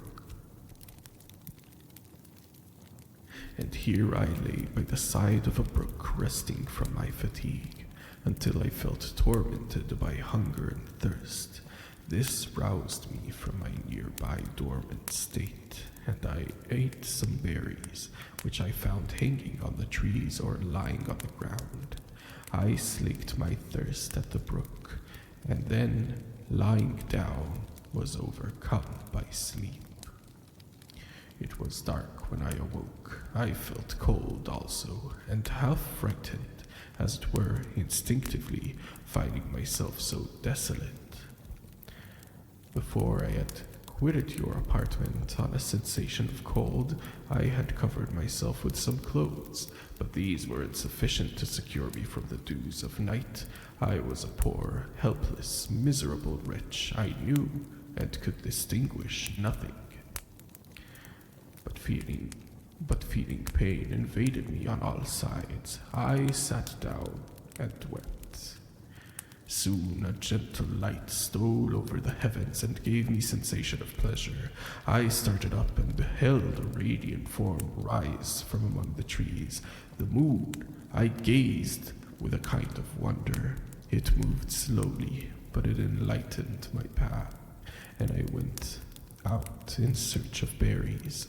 I was still cold under one of the trees. I found a huge cloak with which I covered myself and sat down upon the ground. No distinct ideas occupied my mind. All was confused. I felt light and hunger and thirst and darkness. Innumerable sounds rang in my ears, and on all sides various scents saluted me.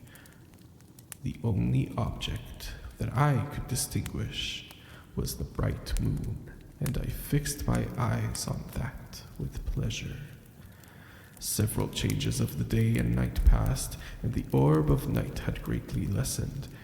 When I began to distinguish my sensations from each other, I gradually saw plainly the clear stream that supplied me with drink, and the trees that shaded me with their foliage. I was delighted when I first discovered a pleasant sound, which often saluted my ears, proceeded from the throats of the little winged animals who had often intercepted the light from my eyes. I began also to observe, with great accuracy, the forms that surrounded me, and to perceive the boundaries of the radiant roof of light which canopied me. Sometimes I tried to imitate the pleasant song of birds, but was unable. Sometimes I wished to express my sensations in my own mode, but the uncouth and inarticulate sounds which broke from me frightened me into silence again. The moon had disappeared from the night, and again, with a lessened form, showed itself, while I remained in the forest. My sensation had, by this time, become distinct. My mind received every day additional ideas. My eyes became accustomed to the light and to perceive objects in their right forms. I distinguished the insect from the herb, and by degrees one herb from another. I found that the sparrow uttered none but harsh notes, whilst those of the blackbird and thrush were sweet and enticing.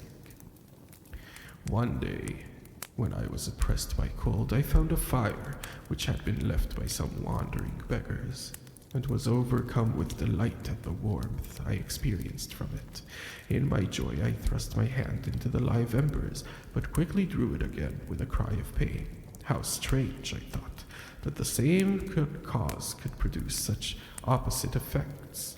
I examined the materials of the fire, and to my joy found it composed of wood. I quickly collected some branches, but they were wet and would not burn. I was pained at this, and sat still, watching the operation of the fire. The wet wood which I had placed near the heat dried, and itself became inflamed. I reflected on this, and, by touching the various branches, discovered the cause, and busied myself in collecting great quantities of wood, that I might try it, and have plentiful supply of fire. When the night came, and brought sleep with it, I was in the greatest fear lest my fire should be extinguished. I covered it carefully with dry wood and leaves, and placed wet branches upon it. Then, spreading my cloak, I lay on the ground and sank into sleep. It was morning when I awoke, and my first care was to visit the fire. I uncovered it, and a gentle breeze quickly fanned it into flame. I observed this also and contrived a fan of branches, which roused the embers when they were nearly extinguished. When night came again, I found with pleasure that the fire gave light as well as heat, and that the discovery of this element was useful to me in my food, for I found some of the offals travelers had left behind had been roasted and tasted much more savory than the berries I gathered from the trees.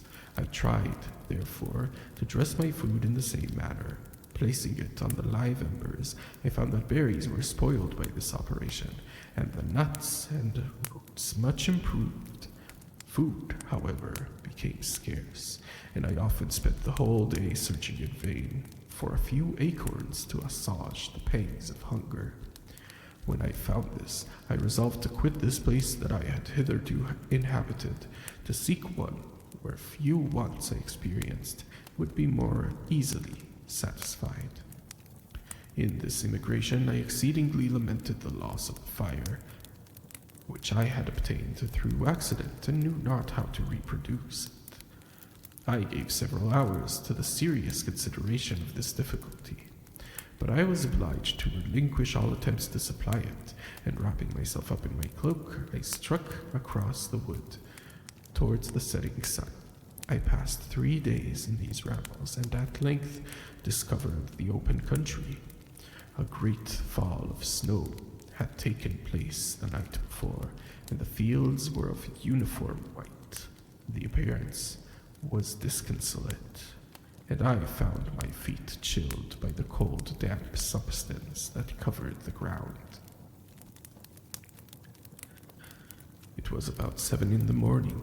I longed to obtain food and shelter. 1 second, I need... This voice is drying my throat. 1 second. Sorry.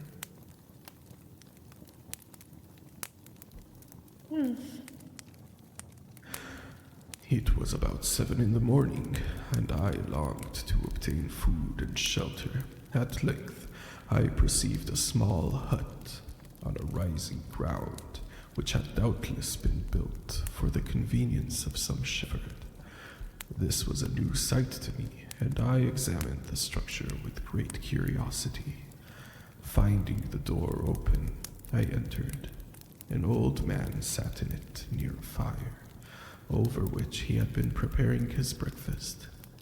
He turned, hearing a noise, and perceiving me, shrieked loudly, and quitting the hut, ran across the fields with a speed of which his debilitated form hardly appeared capable.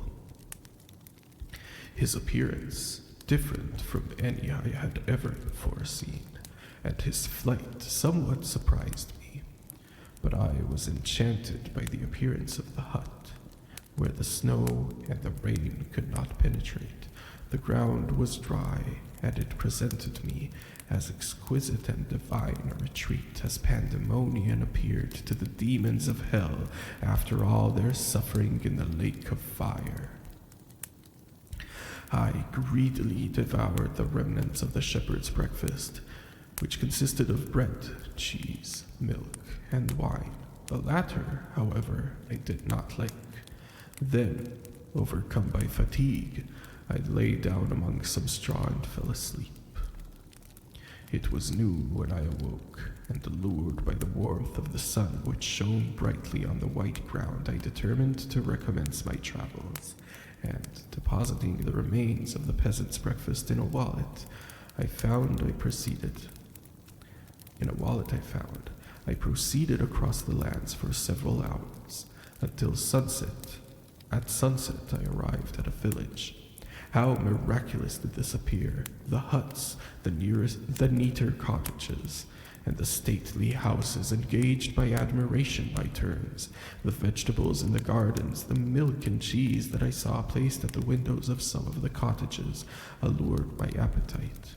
One of the best of these I entered, but I had hardly placed my foot within the door before the children shrieked and one of the women fainted. The whole village was roused. Some fled, some attacked me until, grievously bruised by stones and many other kinds of missile weapons, I escaped to the open country, and fearfully took refuge in a low hovel, quite bare, and making a wretched appearance after the places I had beheld at the village.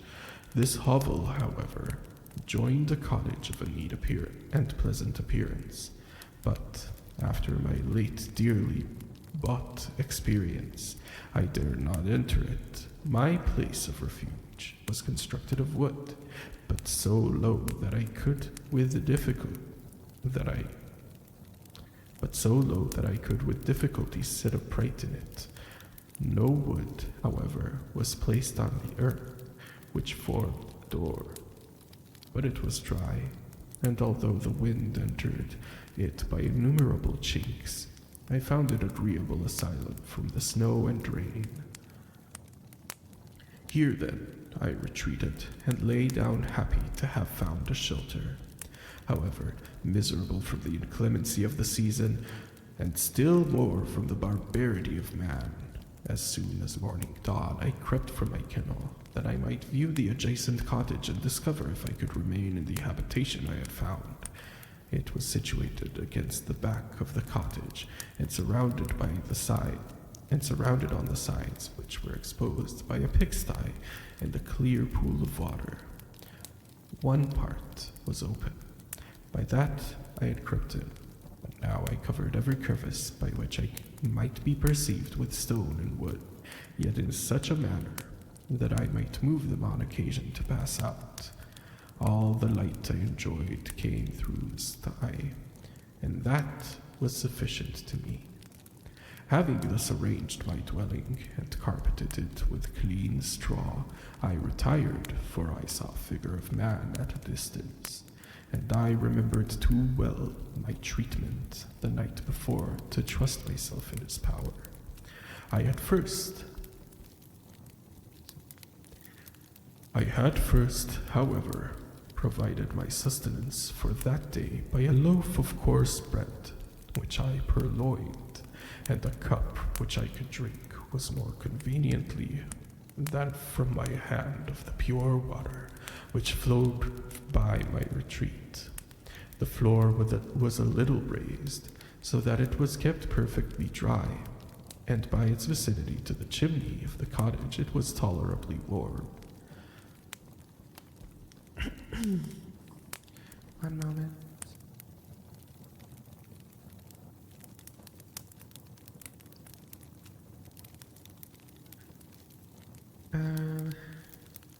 Wait, I lost. Okay, that's where I stopped. Being such provided, I resolved to reside in this hovel until something would occur which might alter my determination. It was indeed a paradise compared to the bleak forest, my former residence, the rain-dropping branches and dank earth. I ate my breakfast with pleasure, and was about to remove a plank to procure myself a little water, when I heard a step, and looking through the small chink, I beheld a young creature, with a pail on her head, passing before my hovel. The girl was young and of gentle demeanor, unlike what I have since found cottagers and farmhouse servants to be. Yet she was meanly dressed. A coarse blue petticoat and a linen jacket was her only garb. Her fair hair was plaited, but not adorned. She looked patient, yet sad. I lost sight of her, and in about a quarter of an hour she returned bearing the pail, which was now partly filled with milk. As she walked along, seemingly incommoded by the burden, a young man met her, whose countenance expressed a deeper despondence. Uttering a few sounds, with an air of melancholy, he took the pail from her hand and bore it to the cottage himself. She followed, and they disappeared. Presently, I saw the young man again, with some tools in his hand, cross the field behind the cottage, and the girl was also busied, sometimes in the house and sometimes in the yard. On examining my dwelling, I found that one of the windows of the cottage had formerly occupied a part of it, but the panes had been filled up with wood. In one of these was a small and almost imperceptible chink through which the eye could penetrate. Through this crevice a small room was visible, whitewashed and clean, but very bare of furniture. In one corner, near a small fire, sat an old man, leaning his head on his hands in a disconsolable attitude. The young girl was occupied in arranging the cottage, but presently she took something out of a drawer, which, employed in her hands, was occupied in arranging the cottage, but presently which employed her hands, and she sat down beside the old man, who, taking up an instrument, began to play and to produce sounds sweeter than the voice of the thrush or the nightingale. It was a lovely sight, even to me, poor wretch who had never beheld aught beautiful before. The silver hair of the benevolent countenance of the aged cottager won my reverence, while the gentle manners of the girl enticed my love. He played a sweet, mournful air, which I perceived drew tears from the eyes of his amiable companion, of which the old man took no notice until she sobbed audibly.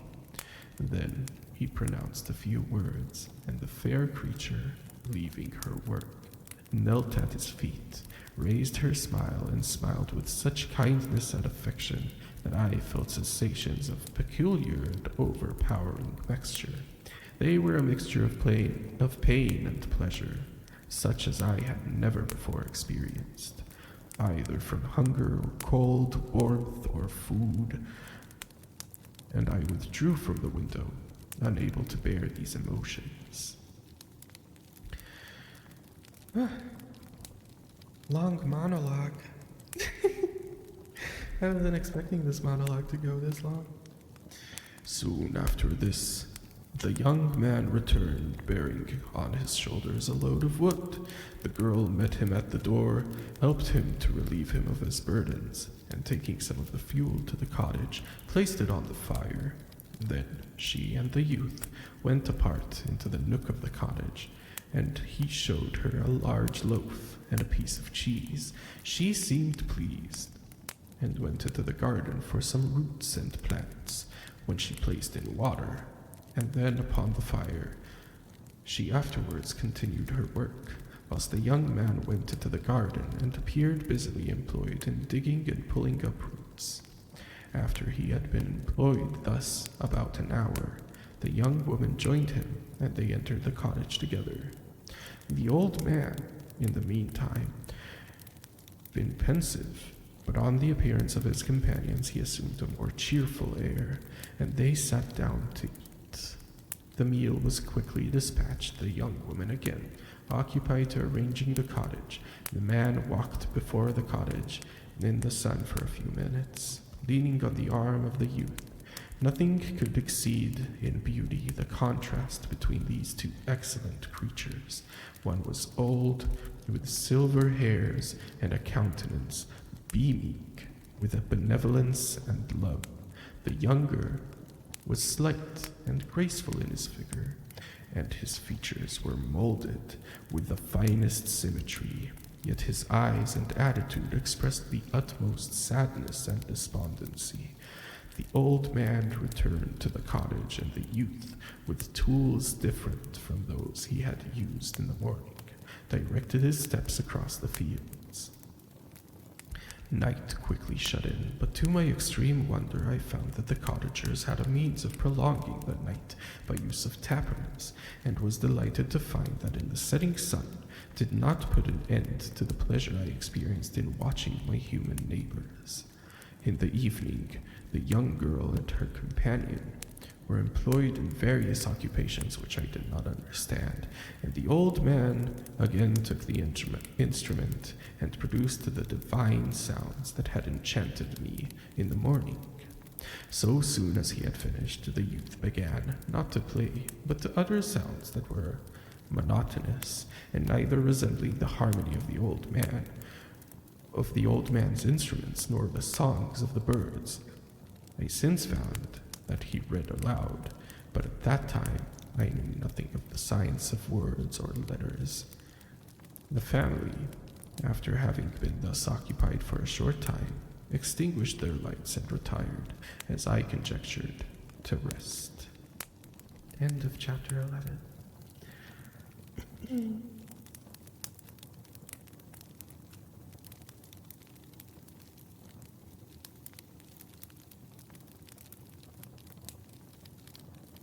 Sorry, Ju messaged me because she was asking for help with crowd control earlier. She's setting up a collab to play Peak.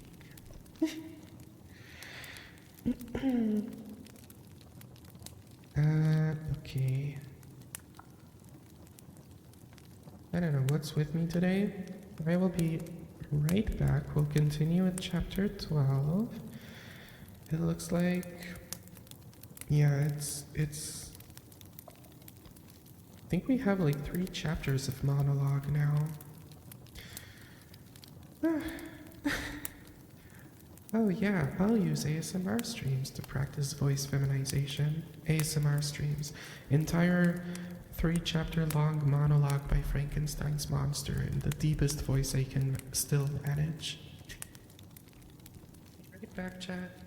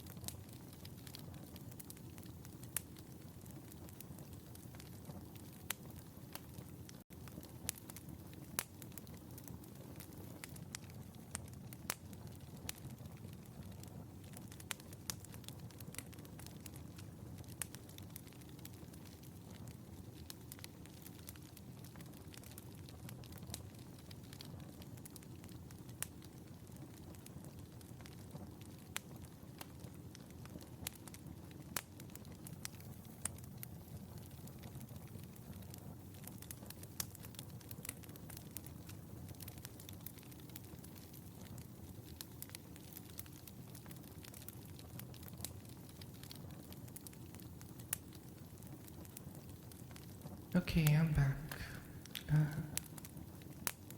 Just one moment and we'll continue.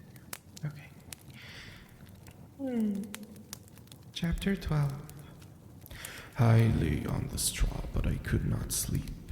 I thought of the occurrence of the day. What chiefly struck me was the gentle manners of these people, and I longed to join them, but dared not. I remembered too well the treatment I had suffered the night before from the barbarous villagers, and resolved, whatever course of conduct I might hereafter think it right to pursue, that for the present I would remain quietly in my hovel, watching and endeavoring to discover the motives which influenced their actions. The cottagers arose the next morning before the sun. The young woman arranged the cottages and prepared the food, and the youth prepared after the first meal. This day was passed in the same routine as that which preceded it. The young man was constantly employed out of doors, and the girl in various laborious occupations within. The old man, whom I soon perceived to be blind, employed his leisure hours on his instrument or in contemplation. Nothing could exceed the love and respect which the younger cottagers exhibited towards their venerable companion. They performed towards him every little office of affection and duty with gentleness, and he rewarded them by his benevolent smiles. They were not entirely happy. The young man and his companion often went apart and appeared to weep. I saw no cause for their unhappiness, but I was deeply affected by it. If such lovely creatures were miserable, it was less strange that I, an imperfect and solitary being, should be wretched. Yet why were these gentle beings unhappy? They possessed a delightful house, for such it was in my eyes, and every luxury. They had a fire to warm them when chill, and delicious viands when they had a fire to warm them when chill, and delicious viands when hungry. They were dressed in excellent clothes, and still more, they enjoyed one another's company and speech, interchanging each day looks of affection and kindness. What did their tears imply? Did they really express pain? I was at first unable to solve these questions, but perpetual attention and time explained to me many appearances which were at first enigmatic. A considerable period elapsed before I discovered the causes of the uneasiness of this amiable family. It was poverty, and they suffered that evil in a very distressing degree. Their nourishment consisted entirely of the vegetables of their garden and the milk of one cow, which gave very little during the winter, when its masters could scarcely procure food to support it. They often, I believe, suffered from the pangs of hunger very poignantly, especially the two younger cottagers, for several times they placed food before the old man when they reserved none for themselves. This trait of kindness moved me sensibly. I had been accustomed during the night to steal part of their store for my own consumption, but when I found that in doing this I inflicted pain upon the cottagers, I abstained and satisfied myself with berries, nuts, and roots which I gathered from the neighboring wood. I discovered also another means through which I was enabled to assist their labors. I found the youth spent a great part of the day in collecting wood for the family fire, and during the night I often took his tools, the use of which I quickly discovered, and brought home firing sufficient for the consumption of several days. I remember the first time that I did this. The young woman, she opened the door in the morning, appeared greatly astonished on seeing a great pile of wood outside the door. She uttered some words in a loud voice, and the youth joined her, who also expressed surprise. I observed with pleasure that he did not go to the forest that day, but spent it repairing the cottage and cultivating the garden. By degrees, I made a discovery of still greater moment. I found that these people possessed a method of communicating their experiences and feelings to one another by articulate sounds. I perceived that the word they spoke sometimes produced pleasure or pain, smiles, sadness in the minds and countenances of the hearers. This was indeed a godlike science, and I ardently desired to become acquainted with it, but I was baffled in every attempt I made for this purpose. Their pronunciation was quick, and the words they uttered not having any apparent connection but with visible objects, I was unable to discover any clue by which I could unravel the mystery of their reference. By great application, however, and after having remained during the space of several revolutions of the moon at my hovel, I discovered the names that were given to some of the most familiar objects of discourse. I learned and applied the words fire, milk, bread, and wood. I learned also the names of the cottagers themselves. The youth and his companions had each of them several names, but the old man had only one, which was father. The girl was called sister or Agatha, and the youth Felix, brother or son. I cannot describe the delight which I felt when I learned the ideas appropriated to each of these sounds and able to pronounce them. I distinguished several other words without being able to yet understand or apply them, such as good, dearest, unhappy. I spent the winter in this manner. The gentle manners and the beauty of the cottagers greatly endeared them to me. When they were unhappy, I felt depressed. When they rejoiced, I sympathized in their joys. I saw few human beings besides them, and if any other happened to enter the cottage, their harsh manners and rude gait only enhanced to me the superior accomplishments of my friends. The old man, I could perceive, often endeavored to encourage his children, as sometimes I found that he called them, to cast off their melancholy. He would talk in cheerful accent, with an expression of goodness that bestowed pleasure even upon me. Agatha listened with respect, her eyes sometimes filled with tears, which she endeavored to wipe away unperceived. But I generally found that her countenance and tone was more cheerful after having listened to the exhortations of her father. It was not thus with Felix. He always was the saddest of the group, and even to my unpracticed senses, he appeared to have suffered more deeply than his friends. But if his countenance was more sorrowful, his voice was more cheerful than that of his sister, especially when he addressed the old man. I could mention innumerable instances which... One second. Sorry.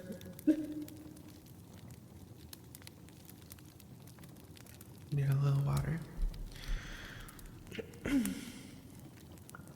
I could mention innumerable instances which, although slight, marked the disposition of these amiable cottagers. In the midst of poverty and want, Felix carried with pleasure to his sister the first little white flower that peeped out from beneath the snowy ground. Early in the morning, before she had risen, he cleared away the snow and obstructed her path to the milk house, drew water from the well, and brought the wood from the outhouse, where, to his perpetual astonishment, he found his store always replenished by an invisible hand. In the day, I believe, he worked sometimes for a neighboring farm, because he often went forth and did not return until dinner, yet brought no wood with him, and at other times he worked in the garden. But as there was little to do in the frosty season, he read to the old man and Agatha. This reading had puzzled me extremely at first, but by degrees I discovered that he uttered many of the same sounds when he read as when he talked. I conjectured, therefore, that he found on the paper signs for speech which he understood, and I ardently longed to comprehend these also. But how was that possible when I did not even understand the sounds for which they stood as signs? I improved, however, sensibly in this science, but not sufficiently to follow up with any kind of conversation, although I applied my whole mind to the endeavor. For I easily perceived that, although I eagerly longed to discover myself to the cottagers, I ought not to make an attempt until I had first become master of their language, which knowledge might enable me to make them overlook the deformity of my figure. For with this also the contrast perpetually presented to my eyes had made me acquainted. I had admired the perfect forms of my cottagers, their grace, beauty, and delicate complexions, but how was I terrified when I viewed myself with a transparent pool. At first, I started back, unable to believe that it was indeed I who was reflected in the mirror, and when I came back fully convinced that I was in reality the monster that I am, I was filled with the bitterest sensation of despondence and mortification. Alas! I did not yet entirely know the fatal effects of this miserable deformity. As the sun became warmer, and the day and the light of day longer, the snow vanished, and I beheld the bare trees of the black earth. From this time, Felix was more employed. and the heart-moving indications of impending famine had disappeared. Their food, as I afterwards found, was coarse, but it was wholesome. They produced a sufficiency of it. Several new kinds of plants sprang up in the garden which they dressed, and these signs of comfort increased daily as the season advanced. Hi, Chopper. Welcome in. I am in the middle of a very long monologue. So, I hope the difference in voice didn't startle you too much. And there's where I stopped. The old man, leaning on his son, walked each day at noon, when it did not rain, as I found it was called when the heavens poured forth its waters. This. I'd be lying if I said it didn't startle me. I can't lie. Yeah.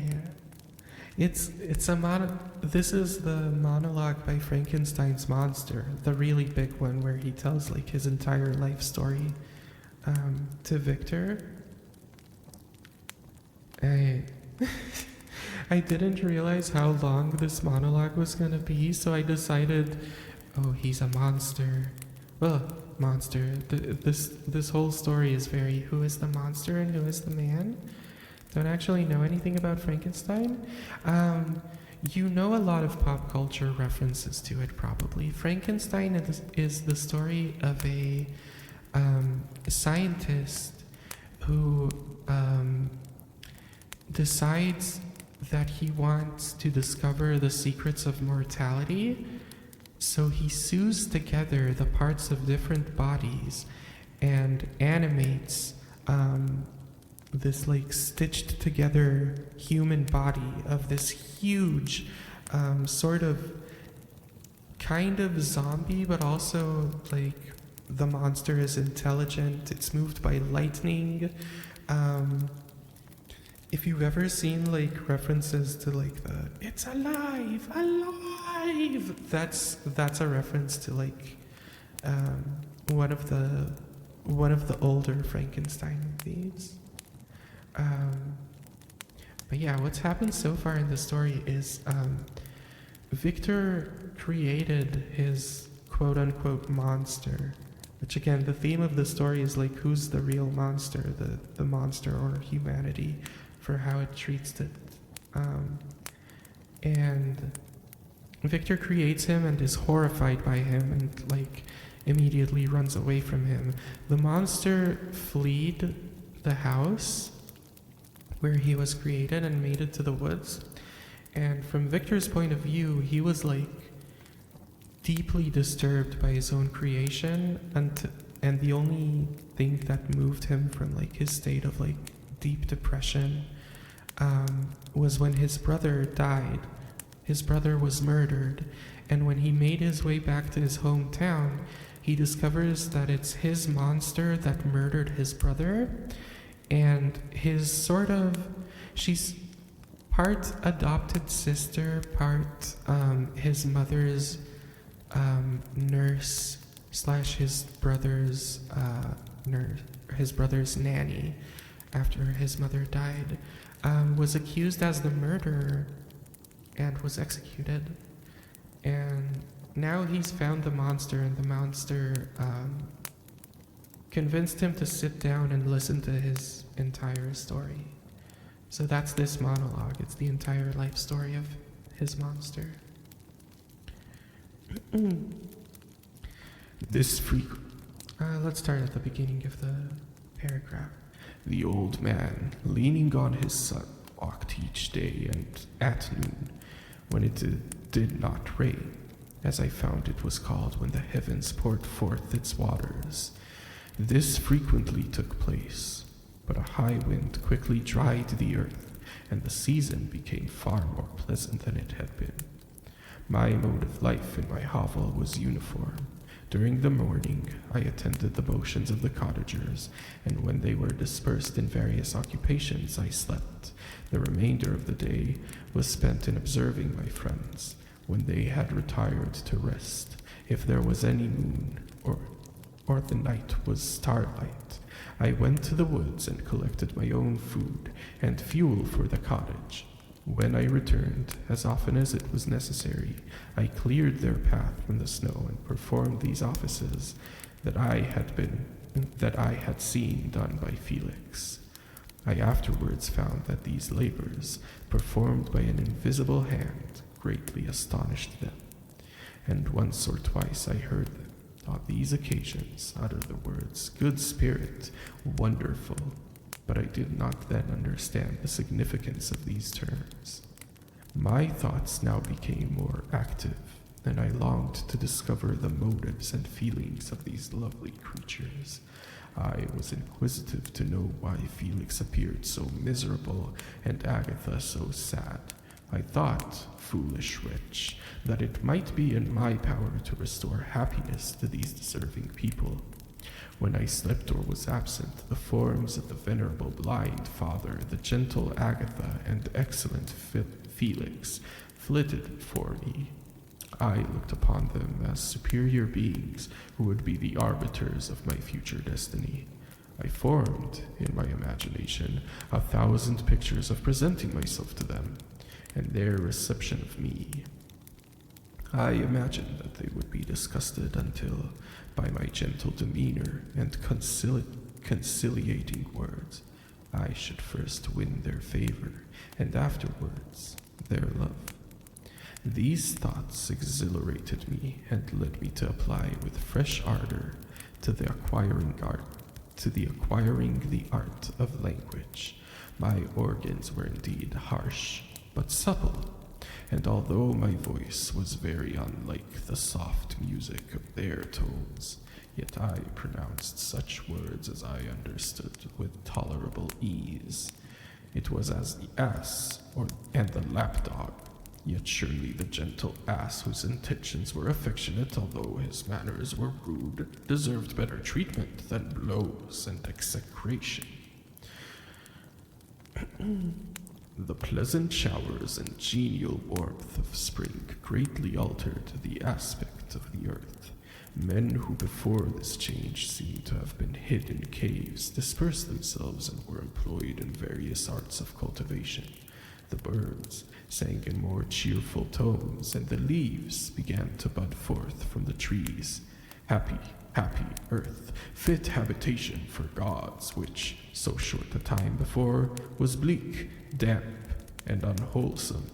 My spirits were elevated by the enchanting appearance of nature, and past was blotted from my memory, was present. The present was tranquil, and the future gilded by bright rays of hope and anticipations of joy.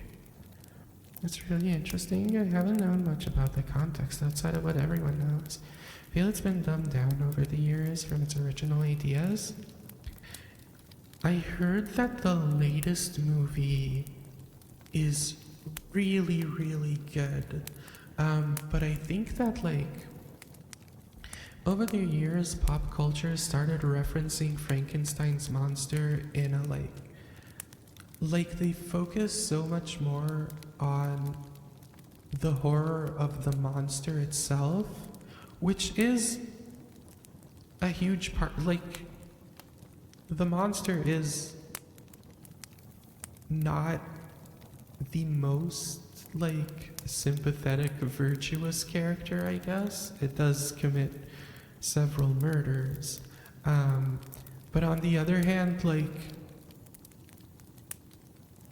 I always feel like Frankenstein's monster is kind of in that same place as the Hunchback of Notre Dame, of who's really the monster here? Is it Frankenstein, or is it the people who turned is it Frankenstein? Is it the monster, or is it the people who turned the monster into what it is? It's sort of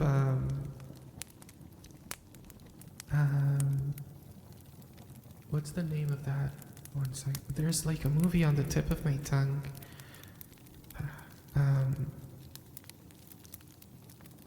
was thinking of Hunchback of Notre Dame. Wicked. It's sort of, if you've seen Wicked, it very much has that same idea.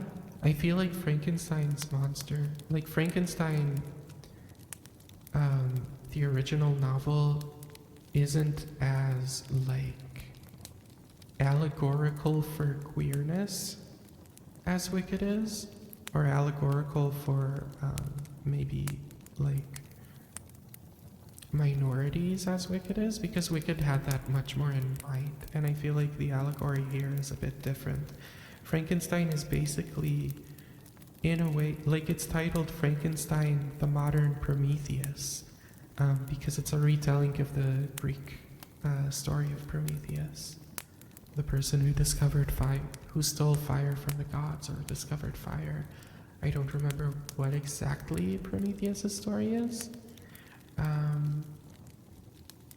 But yeah, it's very like, on the one hand, Frankenstein, the doctor who creates the monster, is very like, he's entreating on things no man should entreat, on like the domain of God, and he's being punished for it.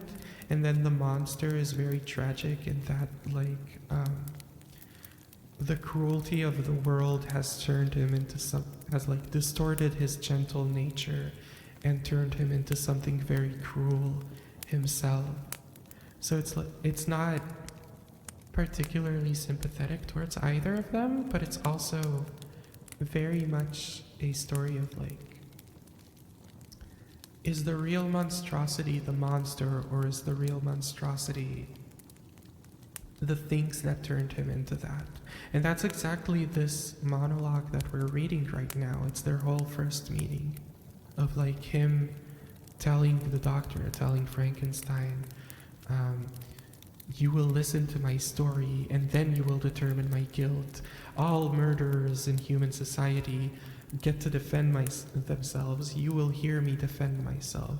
And like, he attests to how he used to be a gentle creature until all of his like traumatizing meetings with mankind, where every time he reveals himself to people, they shriek in terror and they chase him out of town and they throw things at him and all that.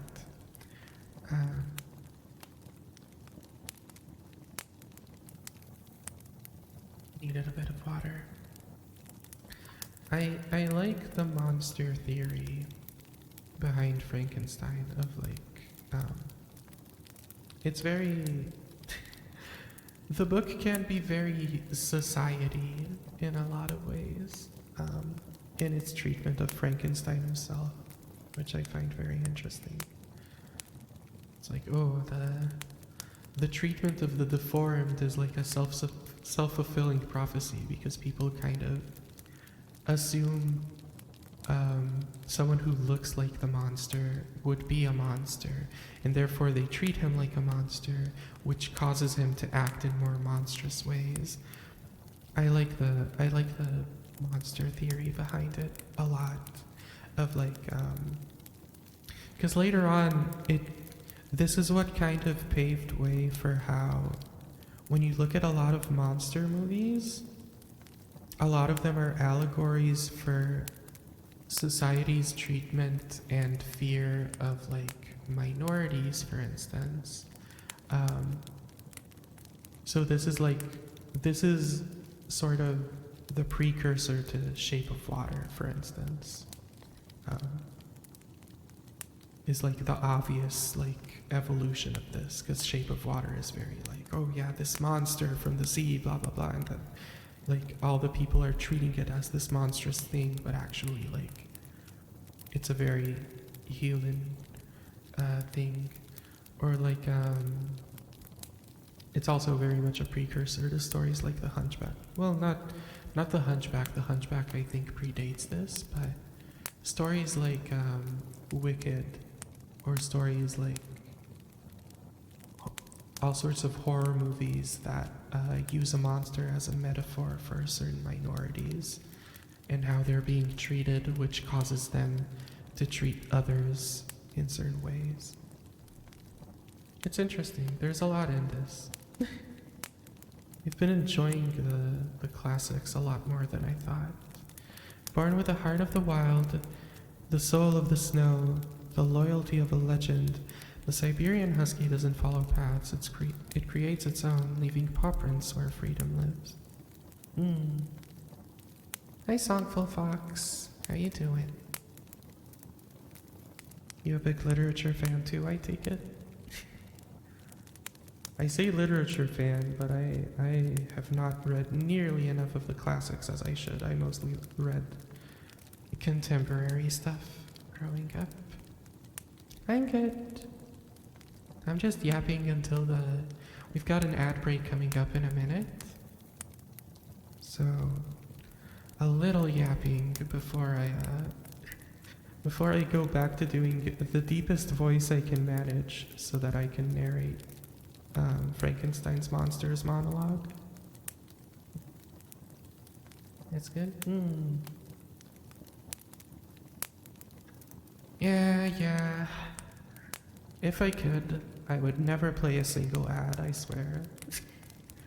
Even if I ever get to the point where I make like serious money from ads, like I would still be I still can't imagine being anything but annoyed by their existence.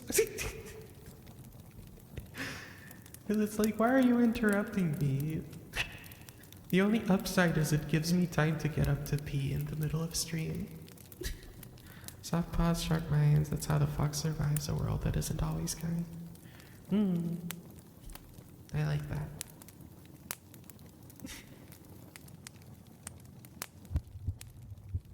Thank you for the follow.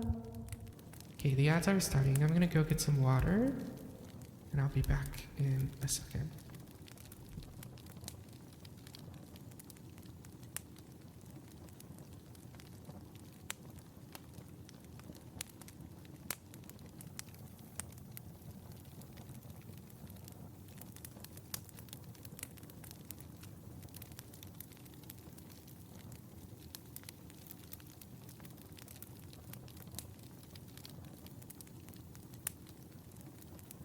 Okay, I'm back.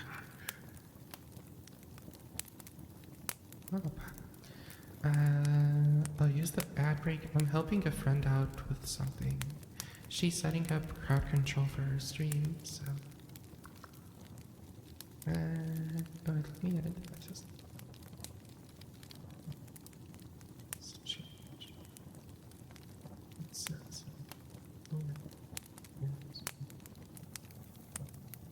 Volume is 100 channel points. I think you need Control Pro to edit.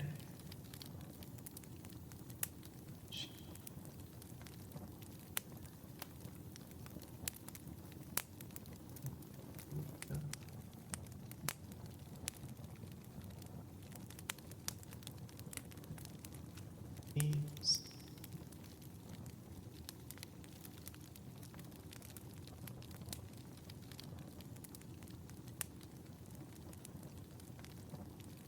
Okay, I'm back. I'm properly back.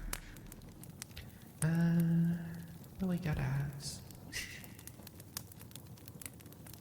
Y'all, oh my god.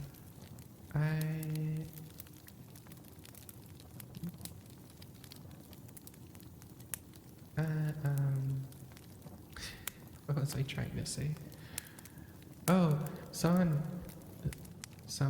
Artillery bought me the cutest shoes for my birthday. No ads, it's telling me ad break in progress. I'm gonna take this chance to show off, y'all. Let's do image.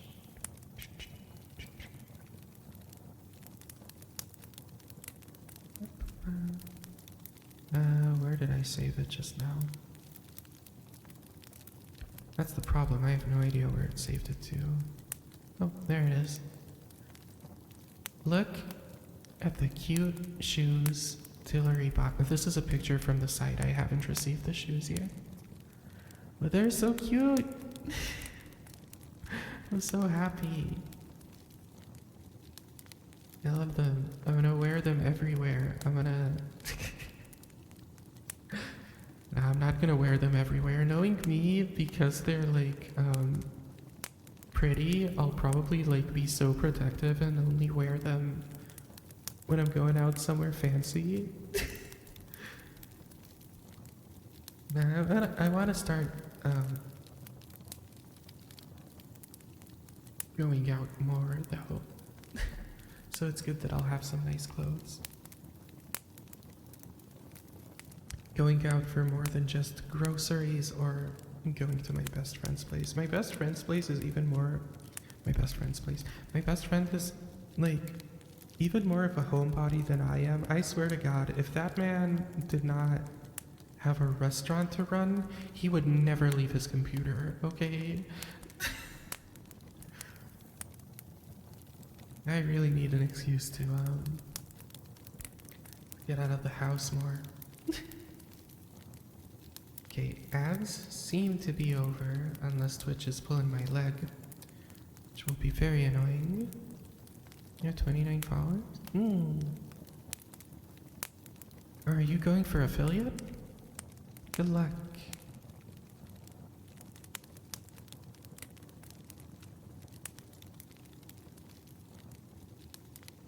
Okay, chapter 13. Let's continue with the book. I now hasten to the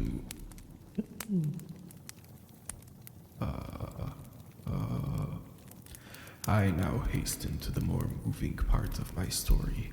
I shall relate events that impressed me with a feeling which, from what I had been, have made me what I am. Spring advanced rapidly, the weather became fine, and the skies cloudless. It surprised me that before was desert and gloomy should now bloom the most beautiful flowers and verdure. My senses were gratified and refreshed by 1,000 scents of delight and 1,000 sights of beauty. It was one of these days, when my cottagers periodically rested from labor, the old man played on his guitar, and the children listened to him, that I observed in the countenance of Felix was melancholy beyond expression. He sighed frequently, and once his father paused his music, I conjectured by his manner that he inquired the cause of his son's sorrow. Felix replied in a cheerful accent, but the man was recommencing his music when someone tapped at the door. It was a lady on horseback, accompanied by a countryman as a guide. The lady was dressed in a dark suit, covered with a thick black veil. Agatha asked a question to which the stranger only replied by pronouncing, in a sweet accent, the name of Felix. Her voice was musical, but unlike that of either of my companions. On hearing this word, Felix came up hastily to the lady, who, when she saw him, threw up her veil, and I beheld a countenance of angelic beauty and expression. Her hair of a shining raven black and curiously braided. Her eyes were dark but gentle, although animated, her features of a regular proportion, and her complexion wondrously fair, each cheek tinged with a lovely pink. Felix seemed ravished with delight when he saw her. Every trait of sorrow vanished from his face, and it instantly expressed a degree of ecstatic joy of which I could hardly have believed it capable. His eyes sparkled as his cheeks flushed with pleasure, and at that moment I thought him as beautiful as the stranger. She appeared affected by different feelings, wiping a few tears from her lovely eyes. She held out her hand to Felix, who kissed it rapturously and called her, as well as I could distinguish, his sweet Arabian. She did not appear to understand him, but smiled. He assisted her to dismount, and dismissing her guide, conducted her into the cottage. Some conversation took place between him and his father, and the young stranger knelt at the old man's feet, and he would kiss his hand, but he raised her and embraced her affectionately. I soon perceived that although the stranger uttered articulate sounds and appeared to have a language of her own, she was neither understood by nor herself understood the cottagers. They made many signs which I did not comprehend, but I saw her presence diffused gladness through the cottage, dispelling their sorrow as the sun dissipates the morning mist. Felix seemed peculiarly happy, and with smiles of delight welcomed his Arabian. Agatha, the ever-gentle Agatha, kissed the hands of the lovely stranger, and pointing to her brother, made signs which appeared to me to mean he had been sorrowful until she came. Some hours passed thus, while they, by their countenances, expressed joy, the cause of which I could not comprehend. Presently I found by the frequent recurrences of some sound which the strangers repeated after them that she was endeavoring to learn their language, and the idea instantly occurred to me that I should make use of the same instructions to the same end. The stranger learned about 20 words at the first lesson. Most of them, indeed, were those which I had before understood, but I profited by the others. As night came on, Agatha and the Arabian retired early. When they separated, Felix kissed the hand of the stranger and said, "Good night, sweet Safi." He sat up much longer, conversing with his father, and by frequent repetition of her name I conjectured that their lovely guest was the subject of the conversation. I ardently desired to understand them, but bent every faculty towards that purpose, but found it utterly impossible. The next morning, Felix went out to his work, and after the usual occupations of Agatha were finished, the Arabian sat at the feet of the old man and, taking his guitar, played some airs so entrancingly beautiful that they at once drew tears of sorrow and delight from my eyes. She sang, and her voice flowed in a rich cadence, swelling or dying away like a nightingale of the woods. When she had finished, she gave the guitar to Agatha, who at first declined it. She played a simple air, and her voice accompanied it in sweet accents, but unlike the wondrous strain of the stranger.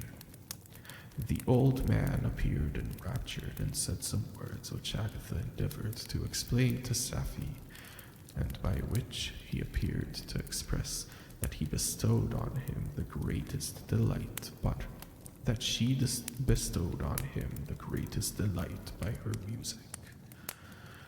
The days now passed as peaceably as before, with the sole alteration that joy had taken place of sadness in the countenances of my friends. Safi was always gay and happy.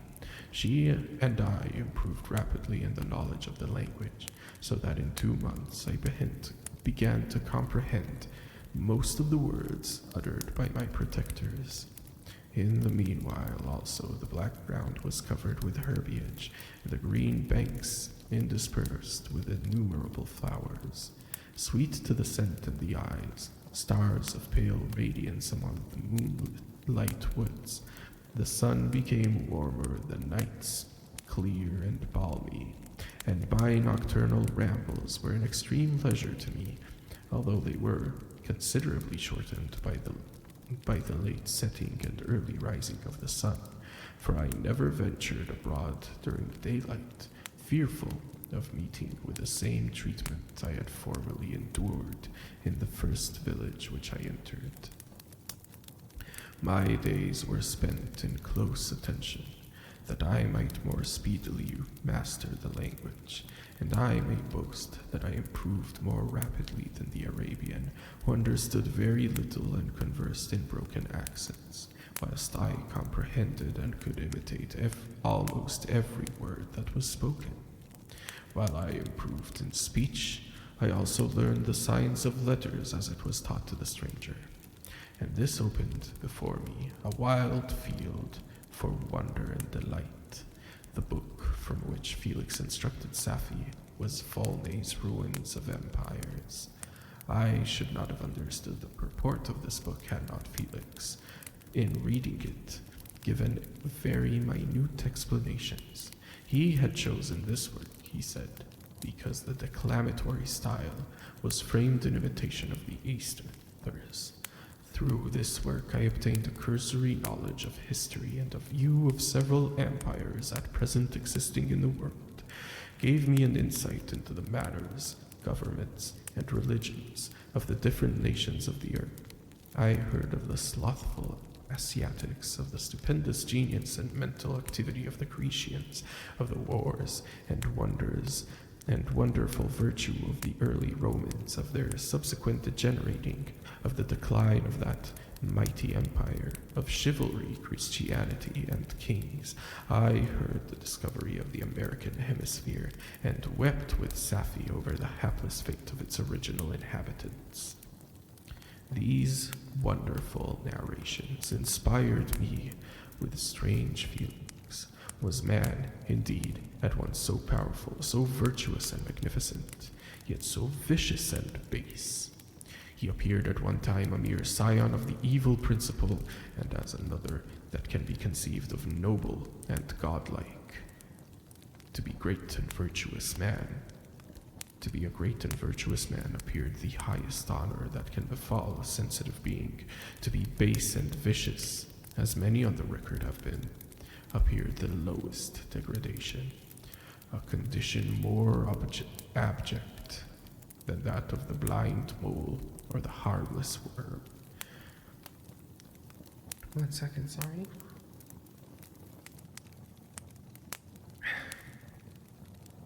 Okay.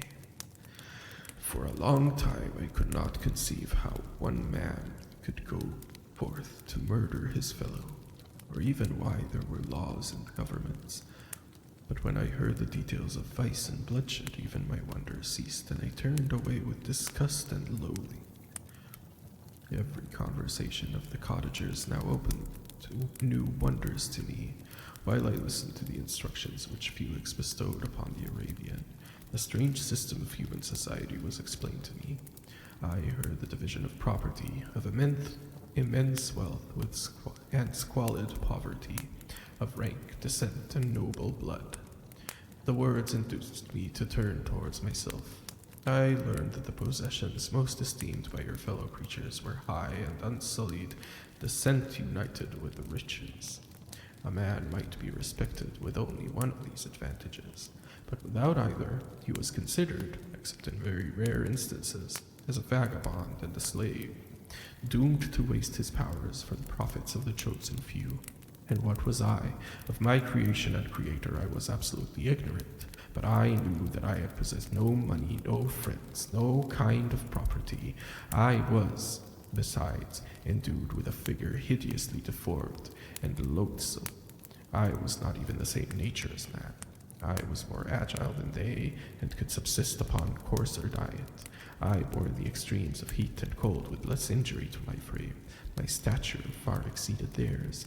When I looked around them, I saw and heard none like me. Was that I, then, a monster, a blot upon the earth, from which all men fled, and whom all men disowned? I cannot describe to you the agony that these reflections inflicted upon me. I tried to dispel them, but sorrow increased with knowledge. Oh, that I had forever remained in my native wood, nor known, nor felt beyond the sensation of hunger, thirst, and heat. Of what strange nature is knowledge? It clings to the mind when it has once seized on it like a lichen on the rock. I wished sometimes to shake off all thought and feeling, but I learned there was but one means to overcome the sensation of pain, and that was death, a state which I feared yet did not understand. I admired virtue and good feelings, and loved the gentle manners and amiable qualities of my cottagers, but I was shut out from intercourse with them. Except through means which I obtained by stealth, when I was unseen and unknown, and which rather increased and satisfied the desire I had becoming one among my fellows.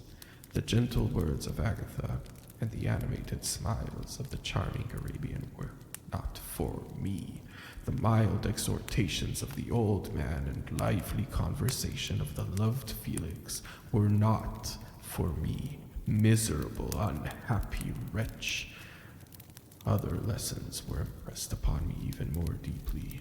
I heard of the differences of the sexes and the birth and growth of children, how the father doted on the smiles of the infant and the lively sallies of the older child, how all life cares of the mother were wrapped up in the precious charge, how the mind of the youth expanded and gained knowledge of brother, sister, and all various relationships which bind one human being to another in mutual bonds. But where were my friends and relations? No father had watched my infant days, no mother blessed me with smiles and caresses, or if they had, all my past life was now a blot, a blind vacancy in which I distinguished nothing. From my earliest remembrances I had been as I then was in height and proportion. I had never yet seen a being resembling me, or who claimed any intercourse with me. What was I? The question again recurred, and to be answered only with groans.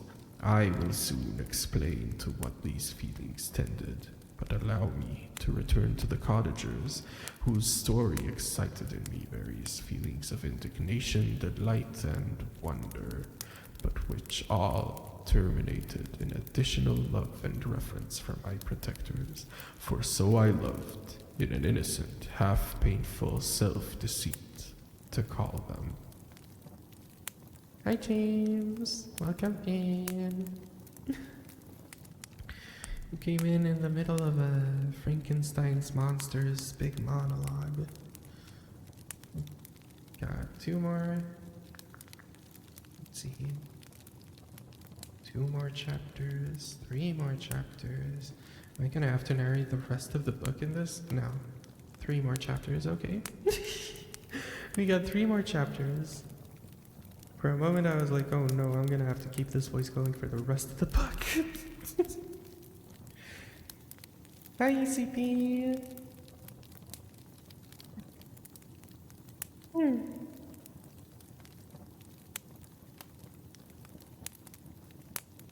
A bit of water, then another chapter.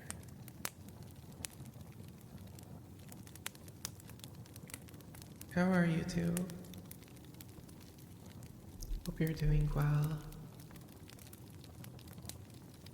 Yeah, big water. How you doing, ECP? What are you up to?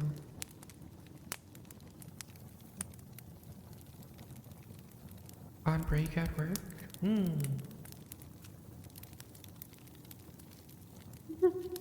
That's a funny steering emote.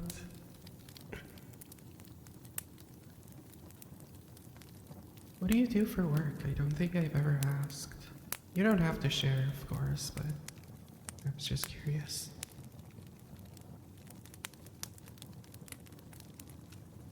Oh, you're a courier. That explains the driving emote. That explains the steering. Please make sure to drink lots of water and take lots of resting stops. Drive safely. Okay.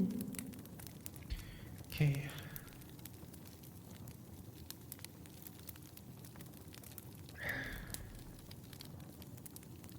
think I'm good for another chapter. I still think it's funny that I was like, yeah, I'll bring back ASMR streams. Those help me practice my voice feminization. And then and then I stick myself in 8 chapters of This voice, this monstrous voice, deep and scratchy.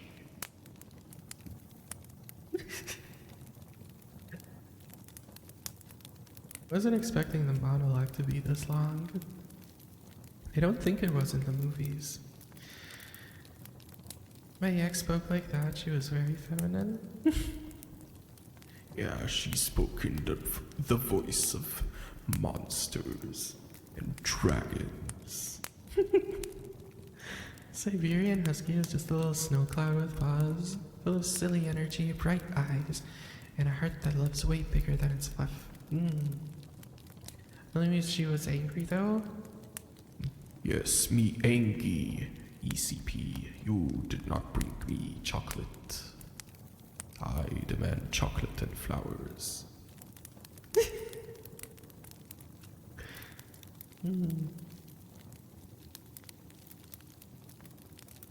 Okay, chapter 14. Some time elapsed before I learned the history of my friends. It was one which could not fail to impress itself deeply on my mind, unfolding as it did a number of circumstances, each interesting and wonderful to one so utterly inexperienced as I was. The name of the old man was de Lacy. He was descended from a good family in France, where he had lived for many years in affluence, respected by his superiors and loved by his equals. His son was bred in the service of his country, and Agatha ranked with the ladies of highest distinction. A few months before my arrival, they lived in a large and luxurious city called Paris, surrounded by friends and possessed of every enjoyment which virtue, refinement of intellect, or taste, accompanied by a moderate fortune, could afford. The father of Safi had been the cause of their ruin. He was a Turkish merchant and had inhabited Paris for many years when, for some reason which I could not learn, he became obnoxious to the government. He was seized and cast into prison the very day that Safi arrived from Constantinople to join him. He was tried and condemned to death. The injustice of his sentence was very flagrant. All Paris was indignant, and it was judged that his religion and wealth, rather than the crime alleged against him, had been the cause of his condemnation. Felix had accidentally been present at the trial. His horror and indignation were uncontrollable when he heard the decision of the court. He made at that moment a solemn vow to deliver him, and then looked around for the means. After many fruitless attempts to gain admittance to the prison, he found a strongly grated window in an unguarded part of the building, which lighted to the dungeon of the unfortunate Mohammedan, who, loaded with chains, waited in despair for the execution of the barbarous sentence. Felix visited the grate at night and made known to the prisoner his intentions in his favor. The Turk, delighted and amazed and delighted, endeavored to kindle the zeal of his deliverer by promises of reward and help and wealth. Felix rejected his offer with contempt. Yet when he saw the lovely Safi, who was allowed to visit her father and who, by her gestures, expressed her lively gratitude, the youth could not help owning to his own mind that the captive possessed a treasure which would fully reward his toil and hazard. The Turk quickly perceived the impression that his daughter had made on the heart of Felix and endeavored to secure him more entirely in his interest by the promise of her hand in marriage so soon. Her hand in marriage so soon as he should be conveyed to a place of safety. Felix was too delicate to accept this offer, yet he looked forward to the probability of the event as to the consummation of his happiness.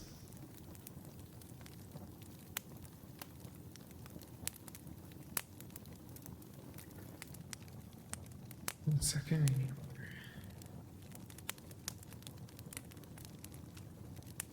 I have copies of these letters, for I found means, during my residence in the hovel, to procure the implements of writing, and the letters were often in the hands of Felix or Agatha. Before I depart, I will give them to you. They will prove the truth of my tale. But at present, the sun is already far declined. I shall only have to repeat the substance of them to you. Safi related that her mother was a Christian Arab, seized and made a slave by the Turks, recommended by her beauty. She had won the heart of the father of Safi, who married her. The young girl spoke in high and enthusiastic terms of her mother, who, born in freedom, spurned the bondage to which she was now reduced. She instructed her daughter in the tenets of her religion and taught her to aspire to higher powers of intellect and independence of spirit forbidden to the female followers of Muhammad. Okay. A little bit of a little bit of ye old Orientalism, I guess. This lady died, but her lessons were indelibly impressed on the mind of Safi, who sickened at the prospect of again returning to Asia and being immured with the walls of a harem, allowed only to occupy herself with infantile amusements ill-suited to the temper of her soul, now accustomed to grand ideas and a noble emulation for virtue. The prospect of marrying a Christian and remaining in a country where women were allowed to take rank in society was enchanting to her. The day for the execution of the Turks was fixed, but on the night previous to it, he quitted his prison, and before morning was distant many leagues from Paris. Felix had procured passports in the name of his father, sister, and himself. He had previously communicated his plans to the former, who aided the deceit by quitting his house under the pretense of a journey and concealed himself with his daughter in an obscure part of Paris. Felix conducted the fugitives through France to Lyon and across Mount Cenis to Leghorn, where the merchant had decided to wait a favorable opportunity of passing into some part of the Turkish dominions. Safi resolved to remain with her father until the moment of his departure, before which time the Turks renewed his promise, and that she should be united to his deliverer. And Felix remained with them in expectation of that event, and in the meantime he enjoyed the society of the Arabian, who exhibited towards him the simplest and tenderest affection. They conversed with one another through means of an interpreter, and sometimes with the interpretation of looks, and Safi sang to him the divine airs of her native country. The Turk allowed this intimacy. I wish she named him instead of calling him the Turk, because she named him Muhammadan. She could just, I'm just gonna say Muhammadan instead of the Turk, because it bothers me. Muhammadan allowed this intimacy to take place and encouraged the hopes of the youthful lovers, while in his heart he had formed far other plans. He loathed the idea of that his daughter should be united to a Christian, but he feared the resentment of Felix should he appear lukewarm, for he knew that he was still in the power of his deliverer, if he should choose to betray him to the Italian state which they inhabited. He revolved 1,000 plans by which he should be able to prolong the deceit until it might no longer be necessary, and secretly take his daughter with him when he departed. His plans were facilitated by the news which arrived from Paris. The government of France were greatly enraged at the escape of their victim and spared no pains to detect and punish his deliverer. The plot of Felix was quickly discovered, and the Lacey and Agatha were thrown in prison. The news reached Felix and roused him from his dream of pleasure. His blind and aged father and his gentle sister lay in a noisome dungeon, while he enjoyed the free air and the society of her whom he loved. This idea was torture to him, and he quickly arranged with the Turk that if the latter should and he quickly arranged with Muhammadan that if the latter should find a favorable opportunity for escape before Felix could return to Italy, Safi should remain as a boarder at a convent at Leghorn. And then, quitting the lovely Arabia, he hastened to Paris and delivered himself to the vengeance of the law, hoping to free De Lacy and Agatha by his proceeding. Also, calling her the Arabian, I don't like it. I don't like it. He did not succeed, and they remained confined for 5 months before the trial took place, the result of which deprived them of their fortune and condemned them to a perpetual exile from their native country. They found a miserable asylum in a cottage in Germany, where I discovered them. Felix soon learned that the treacherous Muhammadan, for whom he and his family endured such unheard of oppression, on discovering that his deliverer was thus reduced to poverty and ruin, became a traitor to good feeling and honor, and had quitted Italy with his daughter, insultingly setting Felix a pittance of money to aid him, as he said, in some plan of future maintenance. Such were the events that preyed on the heart of Felix and rendered him when I first saw him. Good night, Uncle Fox. Have a good night. Hope to see you again soon. Such were the events that preyed on the heart of Felix and rendered him. You couldn't trust the Georgian British audience to differentiate two Muslim names, which is Turkish and which is our. No, the thing is, she's his daughter. Safi is Muhammadan's daughter, and I'm just like, they couldn't even tell the difference between old man and young pretty lady. Like, I don't know. the Orientalism of it all just bothers me. But it is what it is. That's what you get when you read the classics sometimes. At least, listen, I could console myself in the knowledge that at least we're not reading Lovecraft right now. Much as I love Lovecraftian horror, oh my god, the racism.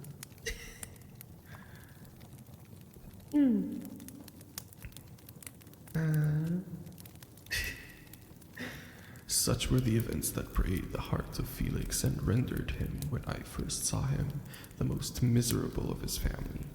He could have endured poverty, and while this distress had been meed of his virtues, he gloried in it. But the ingratitude of Muhammadan and the loss of his beloved Safi were misfortune more bitter and irreparable. The arrival of Safi now infused new life into his soul. When the news reached Leghorn that Felix was deprived of his wealth and rank, the merchant commanded his daughter to think no more of her lover, but to prepare to return to her native country. The generous nature of Safi was outraged by this command. She attempted to expostulate with her father, but he left her angrily, reiterating his tyrannical mandate.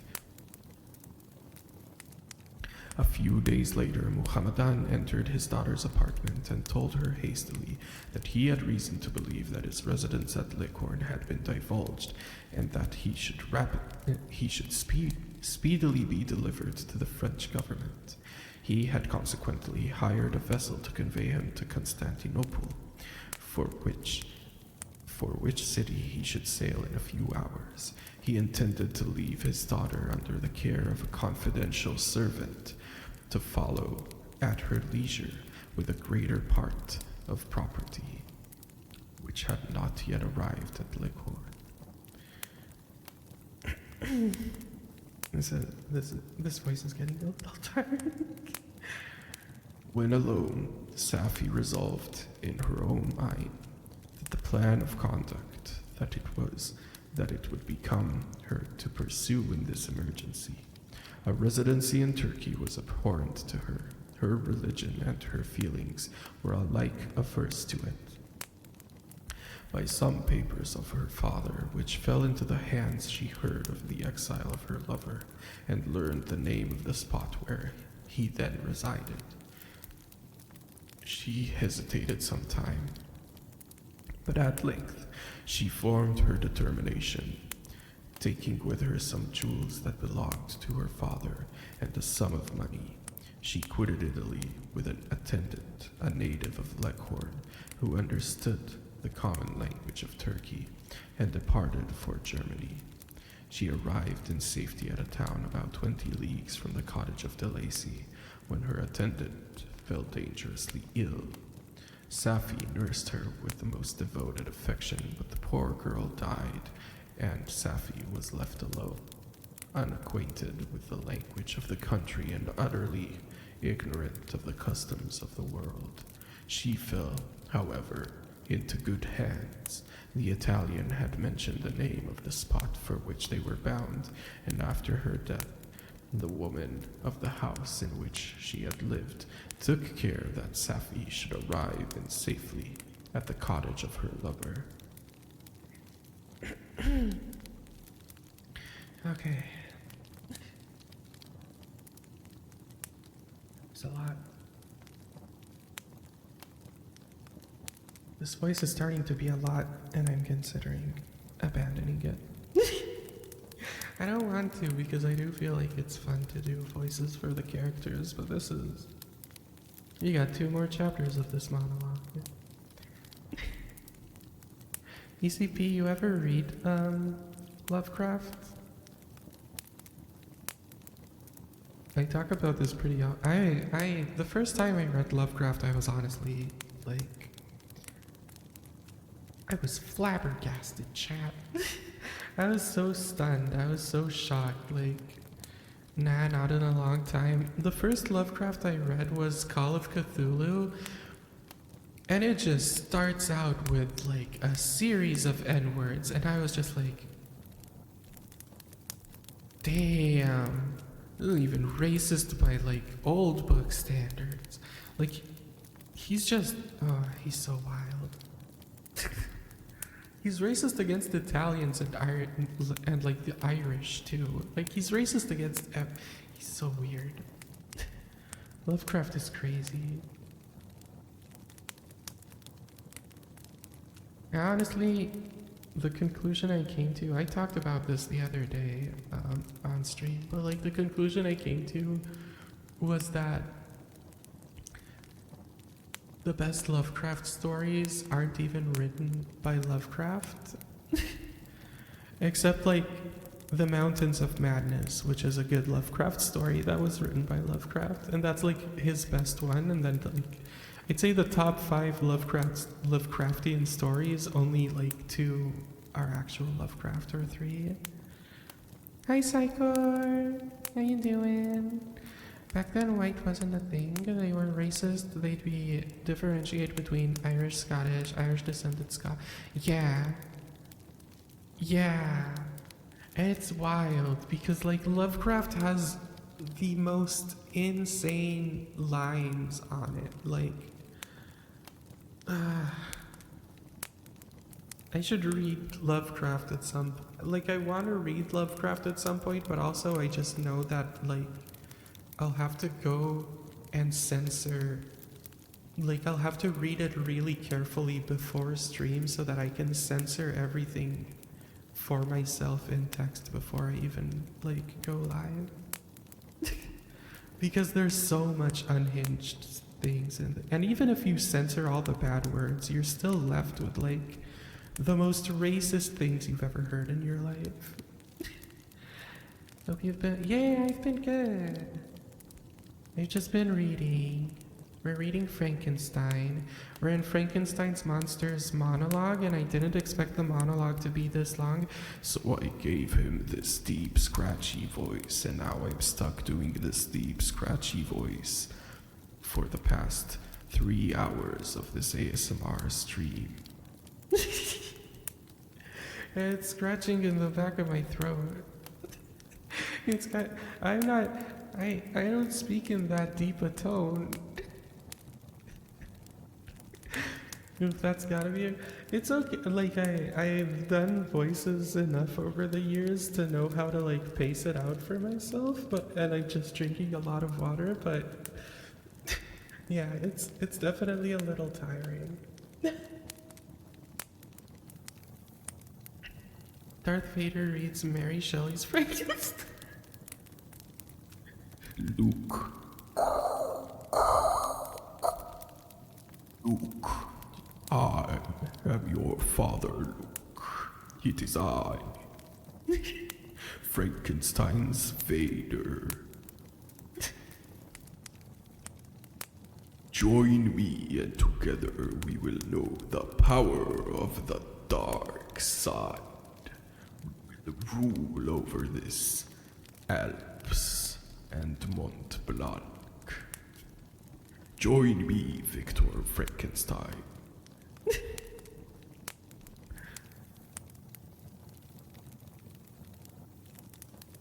Yeah, Vader is kind of like a cybernetic Frankenstein.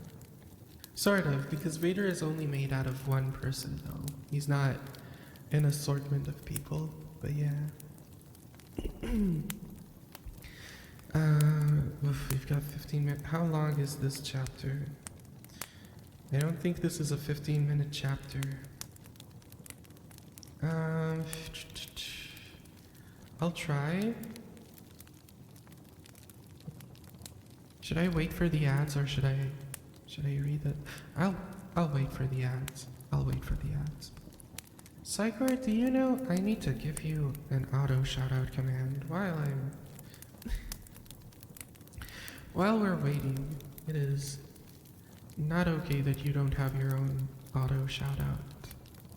Everybody follow Psychor. Very good friend. Very good being. Very entertaining.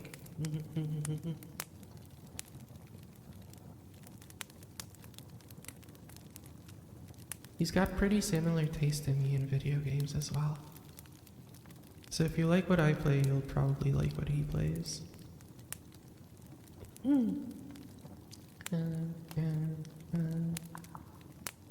Let's see.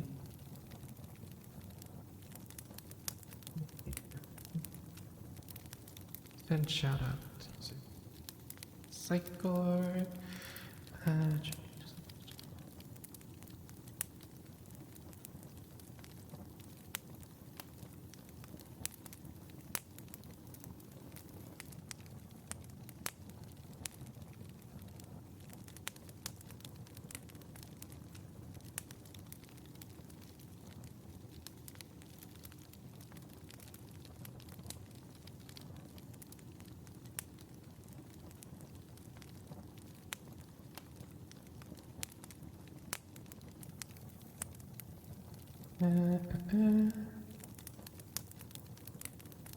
Copy link.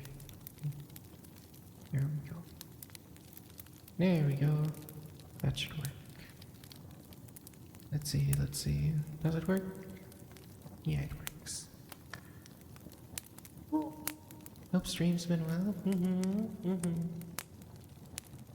I like ASMR stream. It's fun to just read stuff. Just chill and read.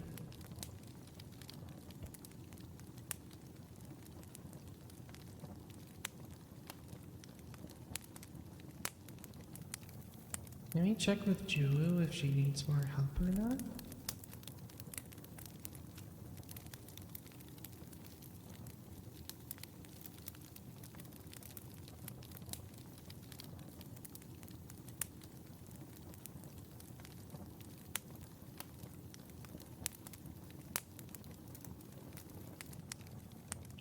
Julu is setting up crowd control, so I've been tabbing over to check if she needs help every once in a while during stream.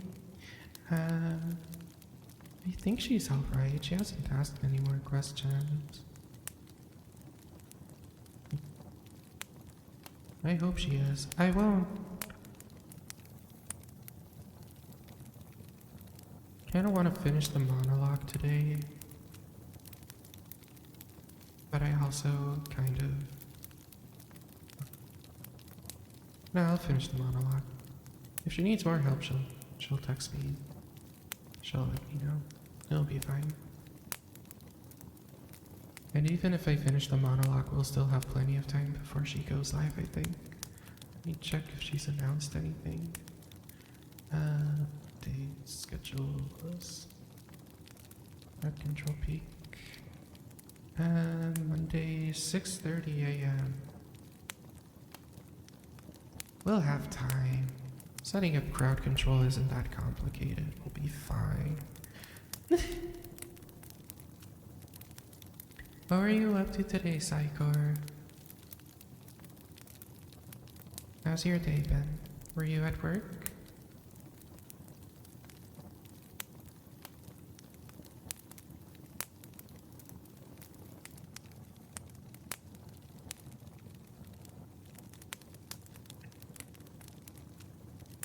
Were you working till now?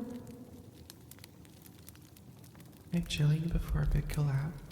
Oh, are you playing Peak with Juo or are you doing something else? I'm just resting right now.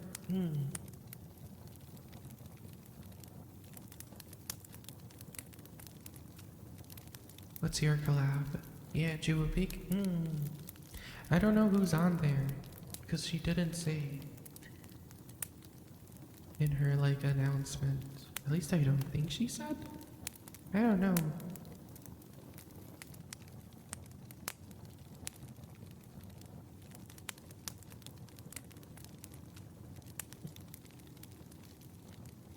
I wanna play Peak. Nah, I'd be way too sleepy to join by the time you guys are on. You start at 6:30, I'll be like, I'll barely survive one round. Juo, Sim, Teddy, Scout, Joden, and you. Sounds fun. I'll be there as long as I can stay up. Eventually, I will probably fall asleep. Oh, and Bella? Who's Bella? Do I know Bella? I don't think I've heard of Bella. I don't know most of these people, honestly. I know you, Joden, and Ju. The other people I know but I don't know them. Yeah, I'll hang out and chat. I don't know Bella till now.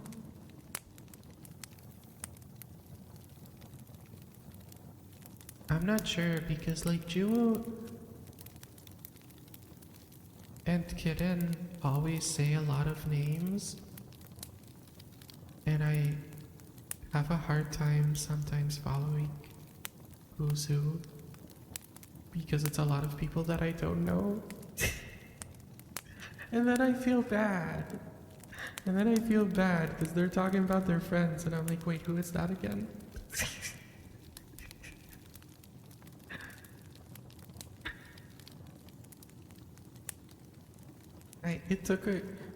The funniest was, because there's Synergy, and Symbol, and all three just merged in my head because everyone just called them Sim, Sin, and Sind, and I was like, these names are too similar.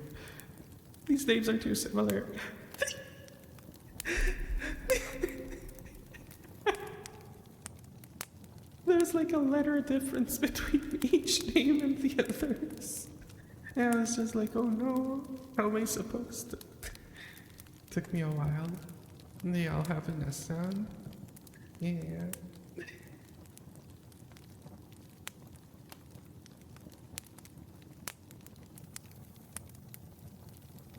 But then I started watching them all every once in a little bit. So now I can tell the difference. I still get Synergy and Sind mixed up a little sometimes. I go into Synergy's stream and I expect to see Sind for some reason, sometimes. See, sometimes that makes me happy.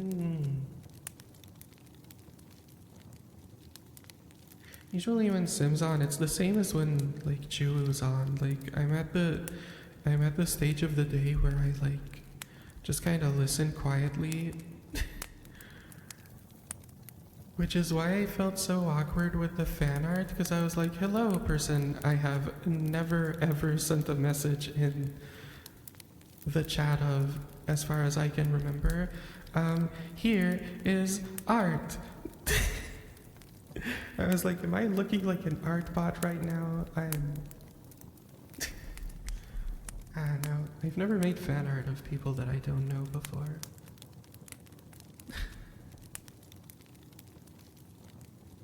Could have passed it to her. Nah, it's fine. It's good that Julu kind of pushed me out of my comfort zone with that one. A little bit.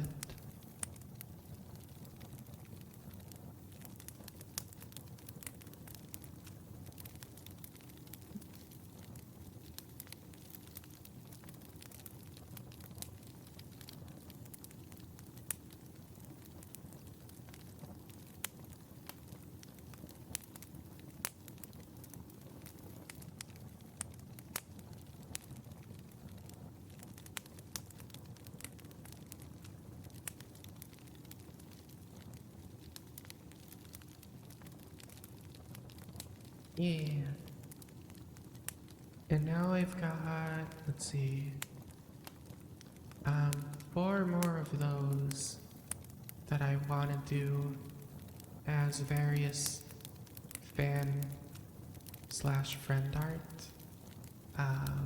So 4 more of those, and I need to finish my own model, and I need to make the chat pet, and I decided, Paya kinda inspired me, and I decided that I want to have like a clear name for all of you, and like a little mascot, like how Paya has, the Vampals, and she has the little Vampal thingy that she holds. So I want to make those, and the projects, and I want to make another model that's like a slight redesign and also just better model for this design. I got so many projects, and I want to start taking commissions, and I got 3 full models that I was already planning on doing. And I'm trying to get a job at a bakery. There's too much to do. There's too much to do, and there's not enough time in the day. Head explodes, exactly. Too many things, chat. Too many things. Also, hi, Alex. Why don't I have an auto shout-out for Alex? I think the reason I don't have an auto shout-out for you is because I like telling you to shout yourself out.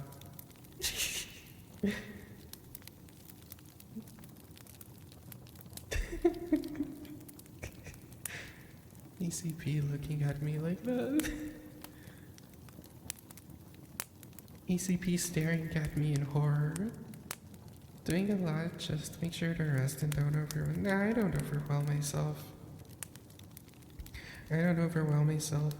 I just, I don't know. I feel better about my day when I do some art. So I'm trying to pile on the projects. In the past, I always kind of avoided starting more than one project at a time. And, because I was always scared that, like, if I start too many projects at the same time, I won't get anything done and I won't finish anything, and I'll constantly have, like, choice paralysis, what to work on. And then, like, recently I realized that part of the reason that sometimes projects take me way more time than they should, is because when I'm only focused on one project, I'm kind of like,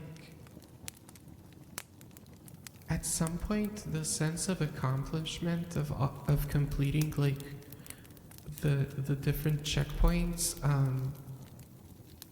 doesn't give you the good brain chemicals anymore. So you need to constantly have a few smaller side projects that like you complete within a day, like how I did the Sim plushie, because that, like, I don't know, it wires my brain right, and then I can focus on the big project for longer periods of time and be like more efficient about it. Because like after I did that, I went back to my model, which I was stuck on for like a while. And I was just like, oh yeah, decision time, do this, do that, do this, do that. Things just kind of flowed a lot more freely. I finally decided on the shoes she's gonna wear. For something that chat is rarely gonna see because like the shoes are usually cropped out of the screen, I took way too much time deciding on shoes, okay? Way too much time deciding on shoes.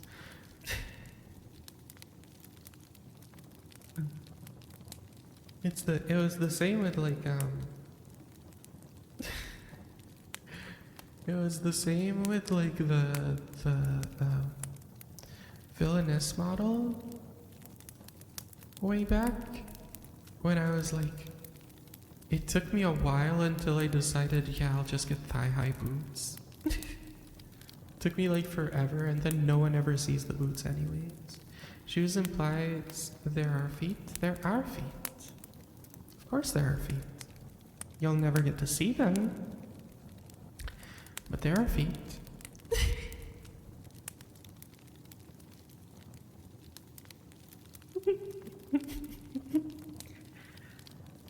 A few friends keep telling me that I need to I need to be like, yeah, if you want feet, it's $1 per toe.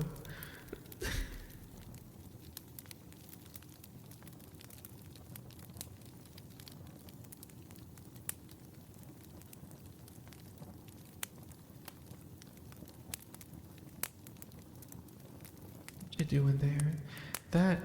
You know what that emote makes me think of? It makes me think of the Jamiroquai song. You know the one, right? You know which one I'm talking about.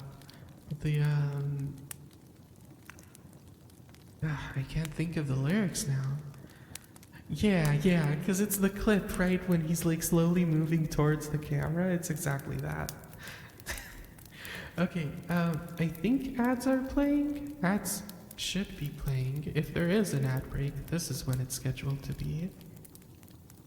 Why aren't the ads playing? Or did the ads already play and I missed it? Twitch, I swear to God. They either move the floor or they move the walls. I can't remember which is supposed to be more interesting. There's the ads. Okay. I'm gonna go to the bathroom really quick. I pee a lot.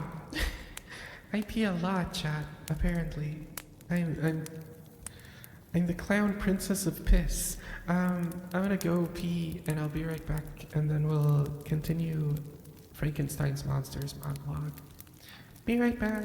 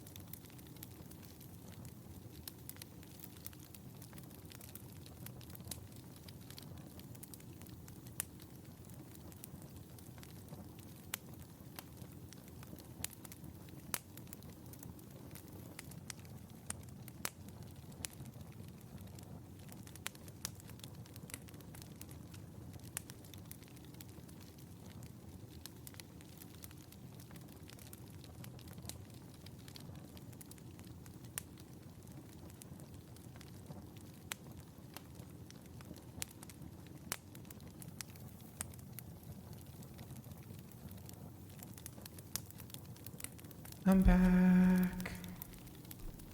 I peed and I even had a little treat. Um,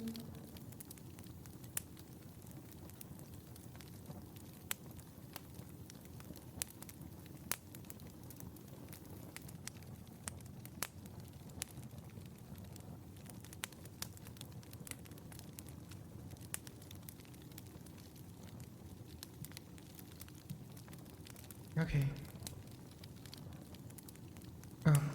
I should definitely refill my water before we continue.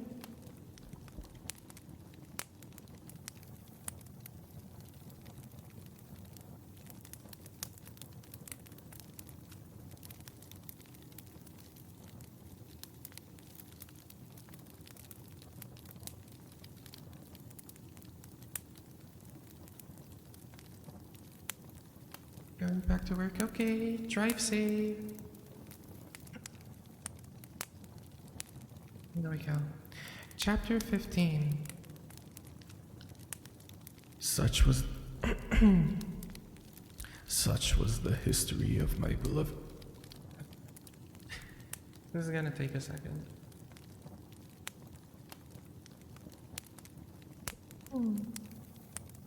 Such was the history of my beloved. Of my beloved cottagers. It impressed me deeply. I learned from the views of social life which it developed. I think I might be at the edge of my ability for today, sadly. Okay, 1 second. Let's try again.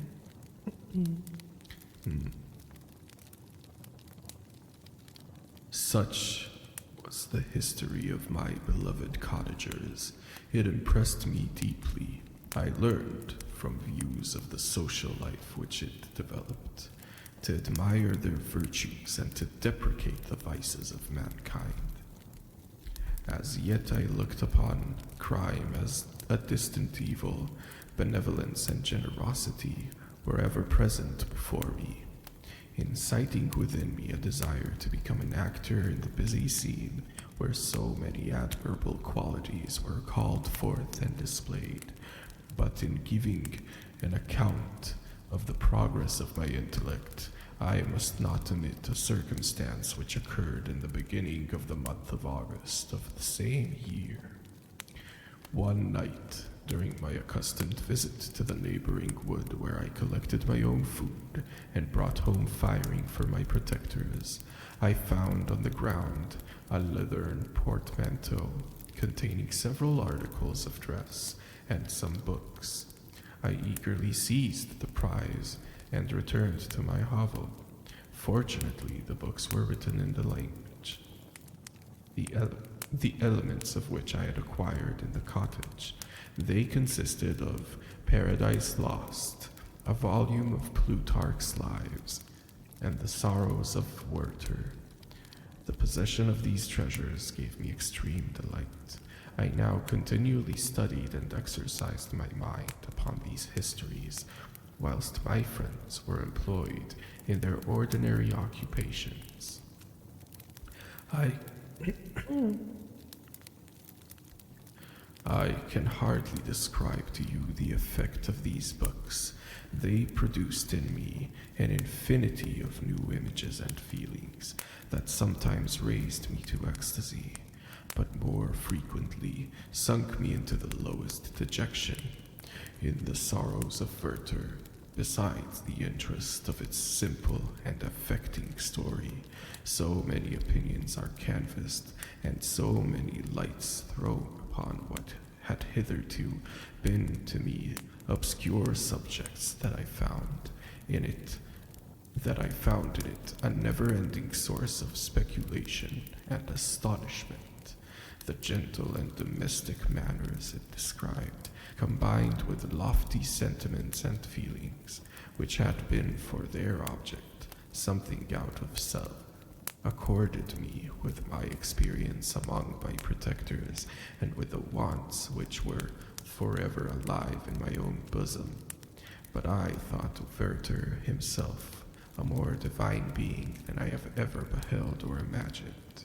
His character contained no pretension, but it sank deep. The disquisitions upon death and suicide were calculated to fill me with wonder. I did not pretend to enter into the merits of the case, yet I inclined towards the opinions of the hero, whose extinction I wept without precisely understanding it. As I read, I applied much personally to my own feelings and condition. I found myself similar, yet at the same time strangely unlike to the beings concerning whom I read and to whose conversation I was a listener. I sympathized with and partly understood them, but I was unformed in mind. I was dependent on none and related to none.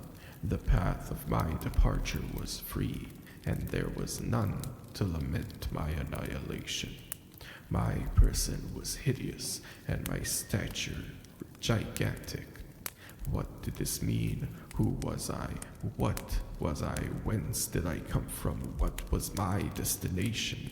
These questions continually recurred, but I was unable to solve them. The volume of Plutarch's Lives which I possessed contained the histories of the first founders of the ancient republics. This book had a far different effect upon me from the sorrows of Werther.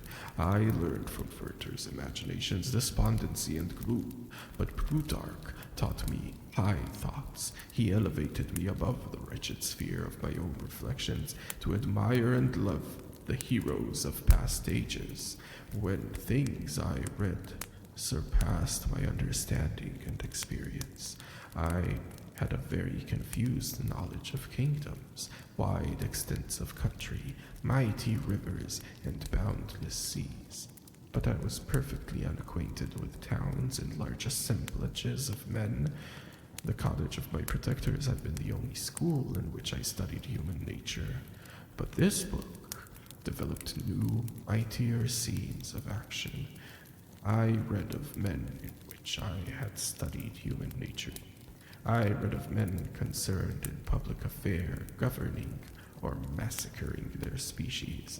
I felt greater ardor for virtue rise within me, and abhorrence for vice, as far as I understood the signification of those terms, relatives as they were, as I applied them to pleasure and pain alone. Induced by these feelings, I was of course led to admire peaceable lawgivers, Numa, Solo, and Lycurgus, in preference to Romulus and Theseus. These patriarchal lives of my protectors caused these impressions to take a firm hold in my mind. Perhaps, if my first induction to humanity had been made by a young soldier burning for glory and slaughter, I should have been imbued with different sensations.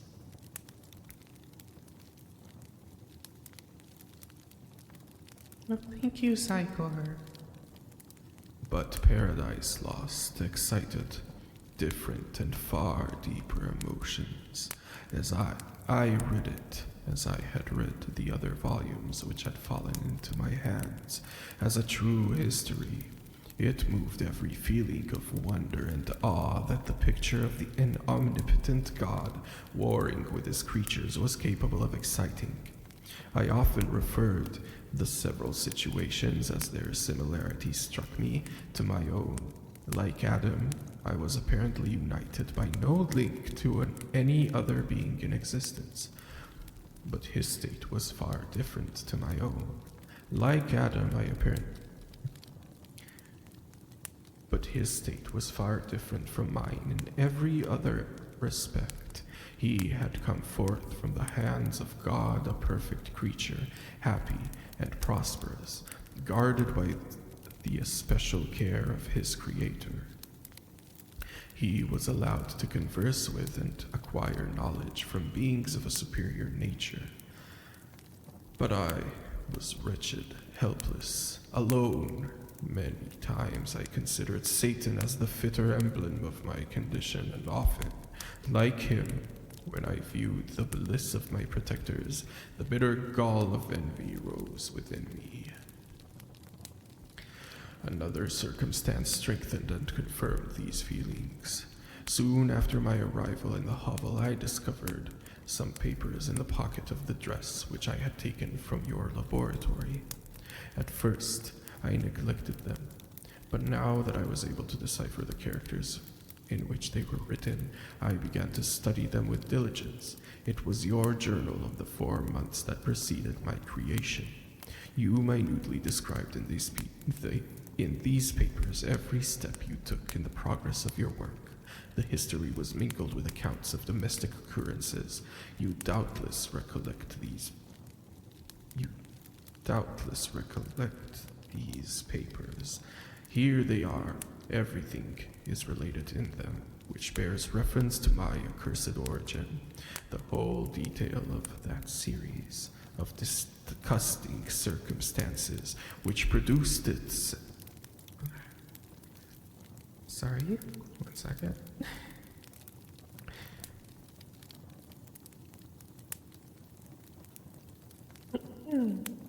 Okay. The whole detail of that series of disgusting circumstances which produced it is set in view. The minutest description of my odious and loathsome person is given in language which painted your own horrors and rendered mine indelible. I sickened as I read. Hateful day when I received life, I exclaimed in agony. Accursed creator, why did you form a monster so hideous that even you turned from me in disgust? God, in pity, made man beautiful and alluring after his own image, but my form is a filthy type of yours, more horrid even from the very resemblance. Satan had his companions, fellow devils, to admire and encourage him, but I am solitary and abhorred. These were the reflections of my hours of despondency and solitude. But when I contemplated the virtues of the cottagers, their amiable and benevolent dispositions, I persuaded myself that when they should become acquainted with my admiration of their virtues, they would compassionate me and overlook my personal deformity. Could they turn from their door one, however monstrous, who solicited their compassion and friendship? I resolved, at least, not to despair, but in every way to fit myself for an interview with them which would decide my fate.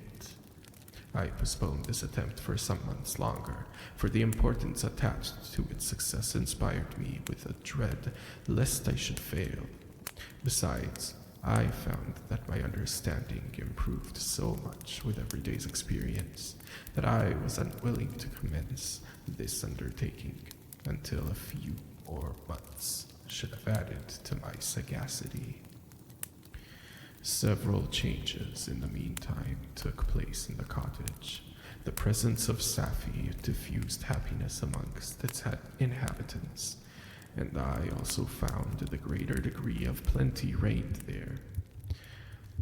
Thank you for the follow. Felix and Agatha spent more time in amusement and conversation, and were assisted in their labors by servants.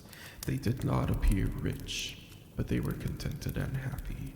Their feelings were serene and peaceful, while mine became every day more tumultuous.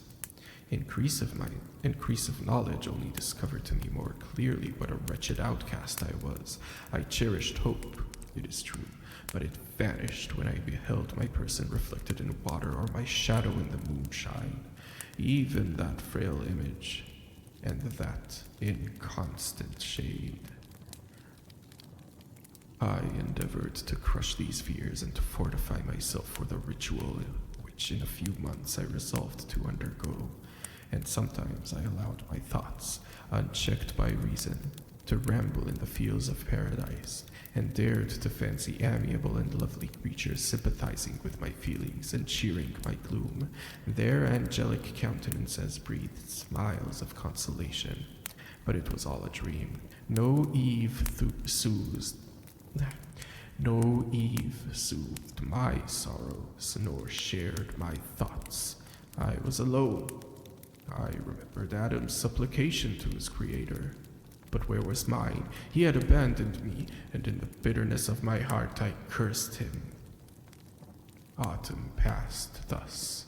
I saw with surprise and grief the leaves decay and fall. Nature again assumed the barren and bleak appearance it had worn when I first beheld the woods and the lovely moon.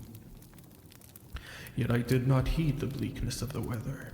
I was better fitted by my conformation for the endurance of cold than heat. But my chief delights were the sight of the flowers, the birds, and all the gray apparel of the summer. When those deserted me, I turned with more attention towards the cottagers. Their happiness was not decreased with the absence of summer. They loved and sympathized with one another, and their joys, depending on each other, were not interrupted by the causalities that took place around them. The more I saw of them, the greater became my desire to claim their protection and kindness. My heart yearned to be known and loved by these amiable creatures, to see their sweet looks directed towards me with affection was the utmost limit of my ambition. I dared not think that they would turn them from me with disdain and horror. The poor that stopped at their door were never driven away. I asked, it is true, for greater treasure than a little food or rest. I required kindness and sympathy, but I did not believe myself utterly unworthy of it.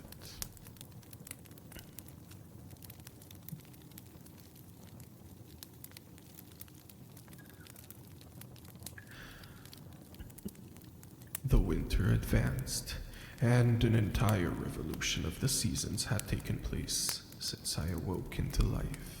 My attention, at this time, was solely directed towards my plan of introducing myself into the cottage of my protectors.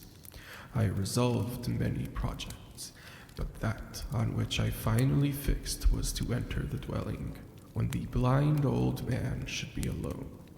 I had sagacity enough to discover that the unnatural hideousness of my person was the chief object of horror with those who had formerly beheld me.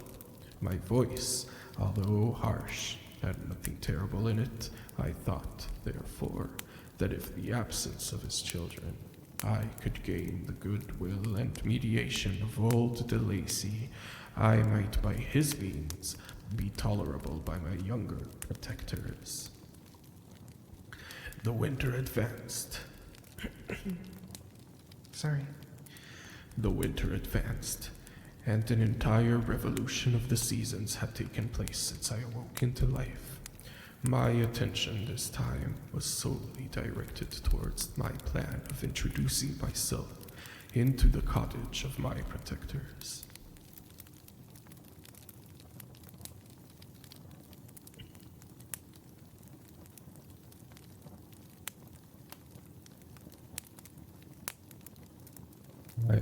I revolved many projects, but that on which I finally fixed was to enter the door. Oh wait, I wrote this.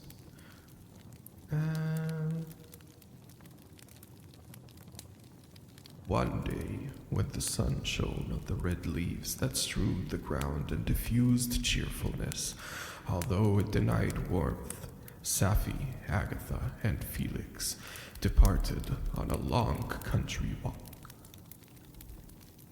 And the old man, at his own desire, was left alone in the cottage. When his children had departed, he took up his guitar and played several mournful but sweet airs, more sweet and mournful than I had ever heard him play before. At first, his countenance was illuminated with pleasure, but as he continued, thoughtfulness and sadness succeeded. At length, laying aside the instrument, he sat absorbed in reflection. My heart beat quick. This was the hour and the moment of trial which would decide my hopes or realize my fears. The servants were gone to a neighboring fair. All was silent in and around the cottage. It was an excellent opportunity, yet when I proceeded to execute my plan, my limbs failed me and I sank to the ground. Again I rose, and exerting all the firmness of which I was master, removed the planks which I had placed before my hovel and to conceal my retreat. The fresh air revived me, and with renewed determination, I approached the door of their cottage. I knocked. "Who is there?" said the old man. "Come in." I entered. "Pardon this intrusion," said I. "I am a traveler in want of a little rest. You would greatly oblige me if you would allow me to remain a few minutes before the fire." "Enter," said De Lacy, "and I will try in what matter I can to relieve your wants. But unfortunately my children are far from home, and as I am blind, I am afraid I shall find it difficult to procure food for you." "Do not trouble yourself, my kind host. I have food. It is warmth and rest only that I need." I sat down, and silence ensued. I knew that every minute was precious to me, yet I remained irresolute into what manner to commence the interview, when the old man addressed me. "By your language, stranger, I presume you are my countrymen. Are you French?" "No, but I was educated by a French family and understand that language only. I am now going to claim the protection of some friends whom I sincerely love, and of whose favor I have some hopes." "Are they Germans?" "No, they are French. But let us change the subject. I am an unfortunate and deserted creature. I look around and I have no relations or friend upon earth. These amiable people to whom I go have never seen me, and know little of me. I am full of fears, for if I fail here, I am an outcast in the world forever." "Do not despair. To be friendless is indeed to be unfortunate, but the hearts of men, when unprejudiced by any obvious self-interest, are full of brotherly love and charity. Rely, therefore, on your hopes, and if these friends are good and amiable, do not despair." "They are kind. They are the most excellent creatures in the world, but unfortunately, they are prejudiced against me. I have good dispositions. My life has been hitherto harmless and some degree beneficial, but a fatal prejudice clouds their eyes, and where they ought to see a feeling and kind friend, they hold only a detestable monster." "That is indeed unfortunate, but if you are really blameless, can you not undeceive them?" "I am about to undertake that task, and it is on that account that I feel so many overwhelming terrors. I tenderly love these friends. I have, unknown to them, been for many months in the habits of daily kindnesses towards them. They believe that I wish to injure them, and that is prejudice which I wish to overcome." "Where do these friends reside?" "Near this spot." The old man paused and then continued. "If you will unreservedly confide me to the particulars of your tale, I perhaps may be of use in undeceiving them. I am blind and cannot judge of your countenance, but there is something in your words which persuades me that you are sincere. I am poor and in exile, but it will afford me true pleasure to be in a way serviceable to a human creature. I got a sneeze coming, sorry.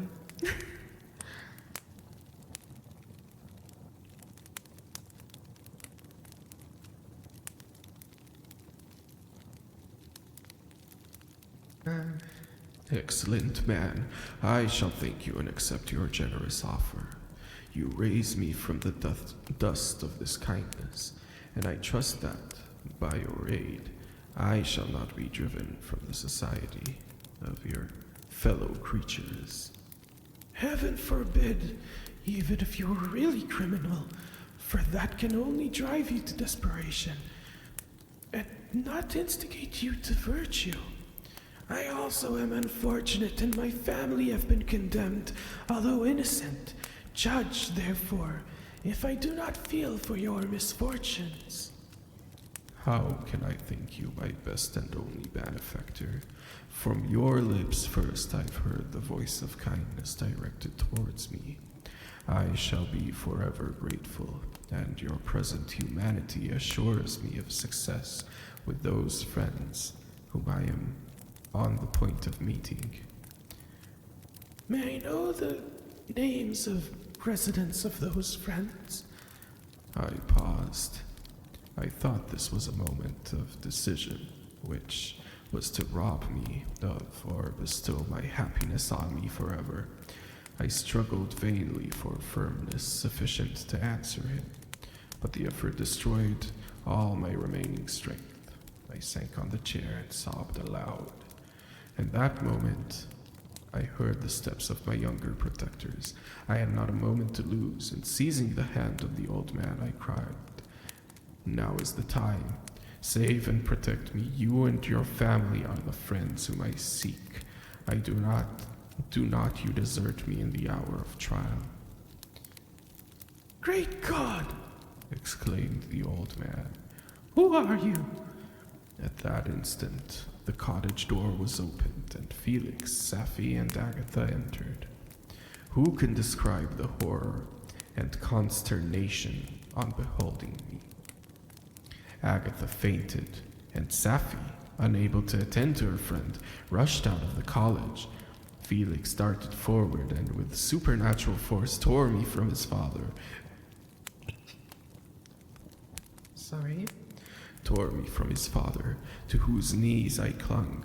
In a transport of fury, he dashed me on the ground and struck me violently with a stick.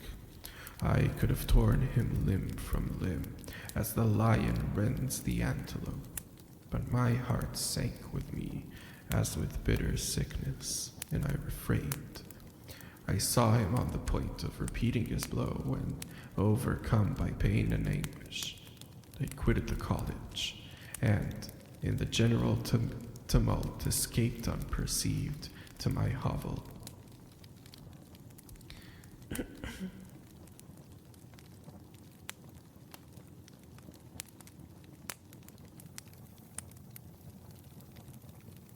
Chapter 16. Cursed, cursed Creator, why did I live? Why, in that instant, did I not extinguish the spark of existence which you had so wantonly bestowed? I know not. Despair had not yet taken possession of me. My feelings were those of rage and revenge. I could with pleasure have been... I'm starting to struggle a bit with the voice, sorry.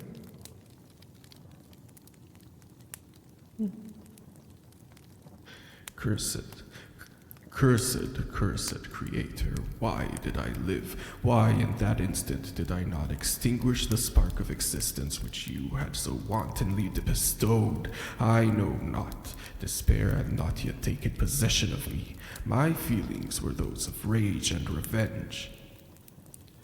I could with pleasure have destroyed the cottage and its inhabitants, and have glutted myself with their shrieks and misery.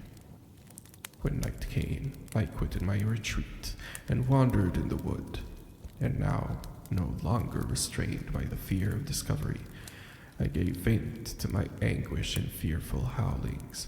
I was like a wild beast that had broken toils, destroying the objects that obstructed me and ranging through the forest with a stag-like swiftness. Oh, what a miserable night I passed.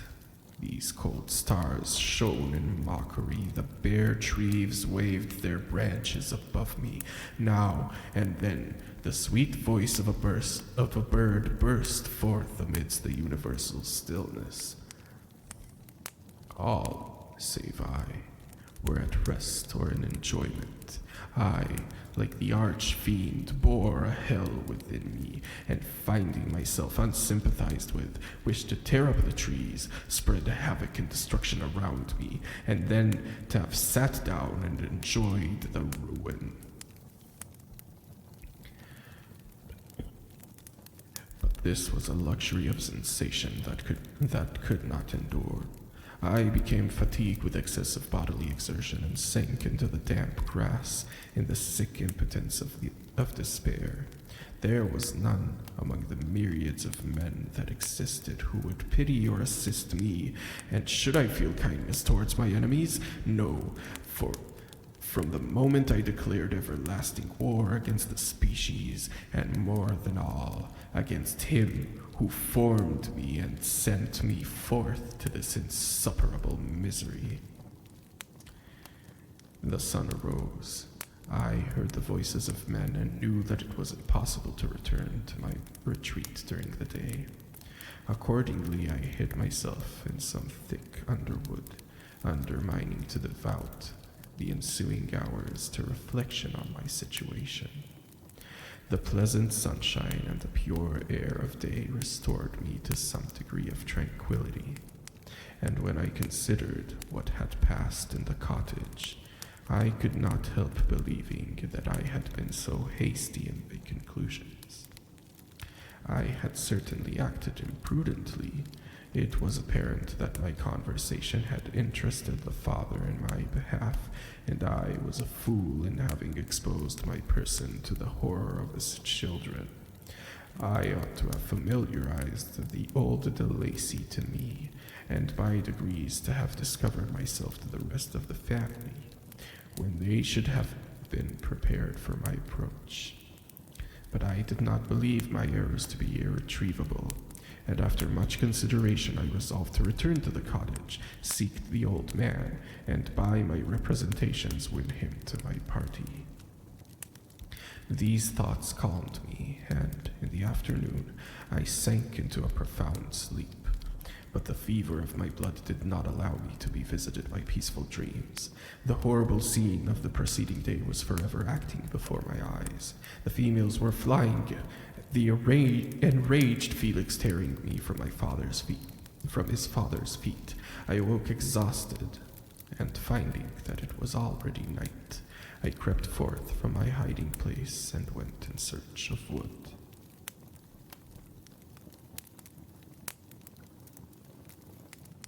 My hunger was appeased, in search of food. When my hunger was appeased, I directed my steps towards the well-known path that conducted the cottage. All there was at peace. I crept into my hovel and remained in silent expectation of the accustomed hour when the family arose. That hour passed, the sun mounted high in the heavens, but the cottagers did not appear. I trembled violently, apprehending some dreadful misfortune. The inside of the cottage was dark, and I heard no motion. I cannot describe the agony of this suspense. Presently, 2 countrymen pressed by, but pausing near the cottage, they entered into conversation, using violent gesticulations. But I did not understand what they said, as they spoke the language of the country, which differed from that of my protectors. Soon, however, Felix approached with another man. I was surprised. I knew that he had not quitted the cottage in the morning, and waited anxiously to discover from his discourse the meaning of these unusual appearances. "Do you consider," said his companion to him, "that you will be obliged to pay 3 months' rent to lose the produce of your and to lose the produce of your gardens. I do not wish to take any unfair advantage, and I beg therefore that you take some days to consider your determination. It is utterly useless, replied Felix. We can never again inhabit your cottage. Okay, I'll give Felix a different voice to rest mine for a second. It is utterly useless, replied Felix. We can never again inhabit your cottage. The life of my father is in the greatest danger owing to the dreadful circumstances that I have related. My wife and my sister will never recover from their horror. I entreat you not to reason with me any more. Take possession of your tenement, and then we fly from this place. Felix trembled violently as he said this. He and his companion entered the cottage, in which they remained for a few minutes, and then departed. I never saw any of the family of de Lacy more. I continued for the remainder of the day in my hovel in a state of utter and stupid despair. My protectors had departed and had broken the only link that held me to the world. For the first time, the feelings of revenge and hatred filled my bosom, and I did not strive to control them. But allowing myself to be borne away by the stream, I bent my mind towards injury and death. When I thought of my friends, of the mild voice of de Lacy, the gentle eyes of Agatha, the exquisite beauty of Safie, these thoughts vanished, and a gush of tears somewhat soothed me. But again, when I reflected that they had spurned and deserted me, anger returned, a rage of anger, and unable to injure anything human, I turned my fury towards inanimate objects. As night advanced, I placed a variety of combustibles around the cottage, and after having destroyed every vestige of cultivation in the garden, I waited and forced impatience until the moon had sunk to commence my operations. As the night advanced, a fierce wind arose from the woods and quickly dispersed into the clouds that had loitered in the heavens. The blast tore along like a mighty avalanche that produced a kind of insanity in my spirits and that burst all bounds of reason and reflection. I lighted the dry branch of a tree and danced with fury around the devoted cottage, my eyes still fixed on the western horizon, the edge of which the moon nearly touched. A part of its orb was at length hid, and I waved my brand. It sunk. With a loud scream, I fired the straw and heathed and bushes which I had collected. The wind fanned the fire, and the cottage was quickly enveloped by the flames which had clung to it and licked it with their forked and destroying tongues. As soon as I was convinced that no assistance could save any part of the habitation, I quitted the scene and sought for refuge in the woods. And now, with the world before me, whither should I bend my steps? I resolved to fly far from the scene of my misfortunes, but to me, hated and despised, every country must be equally horrible. At length, the thought of you crossed my mind. I learned from your papers that you were my father, my creator, and to whom could I apply with more fitness than to him who had given me life? Among the lessons that Felix had bestowed upon Safie, geography had not been omitted. I had learned from these relatives situations of the different countries of earth. You had mentioned Geneva as the name of your native town, and towards this place I resolved to proceed. But how was I to direct myself? I knew I must travel in a southwesterly direction to reach my destination, but the sun was my only guide. I did not know the names of the towns I was to pass through, nor could I ask any information from a single human being, but I did not despair. From you only could I hope to From you only could I hope for succor, although towards you I felt no sentiment but that of hatred. Unfeeling, heartless creator, you had endowed me with the perceptions and passions and then cast me abroad an object for the scorn and horror of mankind. But on you only I had claim for pity and redress, and from you I determined to seek that justice which I vainly attempted to gain from any other being that wore the human form.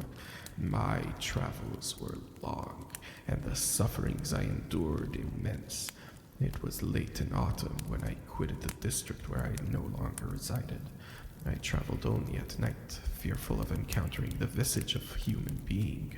Nature decayed around me, and the sun became heatless. Rain and snow poured around me. Mighty rivers were frozen, the surface of the earth hard and chill and bare. And I found no shelter. O earth, how often did I imprecate curses on the cause of the earth, of my being. The mildness of my nature had fled, and all within me turned to gall and bitterness. The nearer I approached to your habitation, the more deeply I felt spirit of revenge enkindled in my heart. Oh, do you have to go? I am in the emails. Snow fell, and the waters were hardened, but I rested not. A few incidents now and then directed me, and I possessed a map of the country. But I often wandered wide from my path. The agony of my feelings allowed me no respite. No incident occurred from which my rage and misery could not extract its food. But a circumstance that happened when I arrived on the confines of Switzerland, when the sun had covered its warmth and the earth again began to look green, confirmed in an especial manner, the bitterness and horror of my feelings. I generally rested during the day and traveled only when I was secured by night from the view of man. One morning, however, finding that my path lay through a deep wood, I ventured to continue my journey after the sun had risen. The day, which was one of the first of spring, cheered even me by the loveliness of its sunshine and the balminess of the air. I felt emotions of gentleness and pleasure that had long appeared dead revive within me. Half surprised by the novelty of these sensations, I allowed myself to be borne away by them, and forgetting my solitude and deformity, dared to be happy.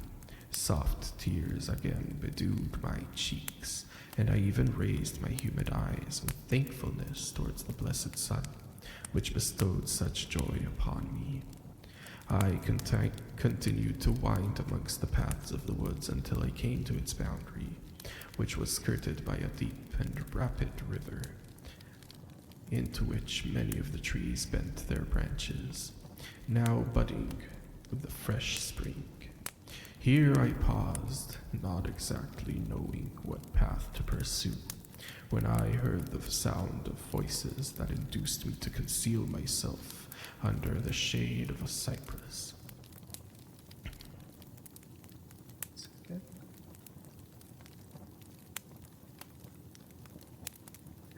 I was scarcely hid when a young girl came running towards the spot where I was concealed, laughing, as if she ran from someone in sport. She continued her course along the precipitous sides of the river, when suddenly her foot slipped and she fell into the rapid stream. I rushed from my hiding place and with extreme labor, from the force of the current, saved her and dragged her to the shore. She was senseless, and I endeavored every means in my power to restore animation, when I was suddenly interrupted by the approach of a rustic, who was probably the person from whom she had playfully fled. On seeing me, he darted towards me, and tearing the girl from my arms, hastened towards the deeper parts of the wood. I followed speedily. I hardly knew why, but when the man saw me draw near, he aimed a gun, which he carried at my body and fired. I sank to the ground, and my injurer, with increased swiftness, escaped into the woods. This was then the reward of my benevolence. I had saved a human being from destruction, and as recompense I now writhed under the miserable pain of a wound which shattered the flesh and bone. The feeling of kindness and gentleness, which I had entrained but a few moments before, gave place to a hellish rage, gnashing of teeth. Inflamed by pain, I vowed eternal hatred and vengeance on all mankind, but the agony of my wound overcame me. My pulses paused, and I fainted. For some weeks I led a miserable life in the woods, endeavoring to cure the wound which I had received. The ball had entered my shoulder, and I knew not whether it remained there or passed through. At any rate, I had no means of extracting it. My sufferings were augmented also by the oppressive sense of the injustice and ingratitude of their infliction. My daily vows rose for revenge, a deep and deadly revenge, such as would alone compensate for the outrages and anguish I had endured. After some weeks, my wound healed, and I continued my journey. The labors I endured were no longer to be alleviated by the bright sun or gentle breezes of spring. All joy was but a mockery which insulted my desolate state and made me feel more painfully that I was not made for the enjoyment of pleasure. But my toils now drew near close. In 2 months from this time, I reached the environs of Geneva. It was an evening when I arrived, and I retired to a hiding place among the fields that surround it to meditate in what manner I should apply to you. I was oppressed by fatigue and hunger, and far too unhappy to enjoy the gentle breezes of the evening, or the prospect of the sun setting behind the stupendous mountains of Jura.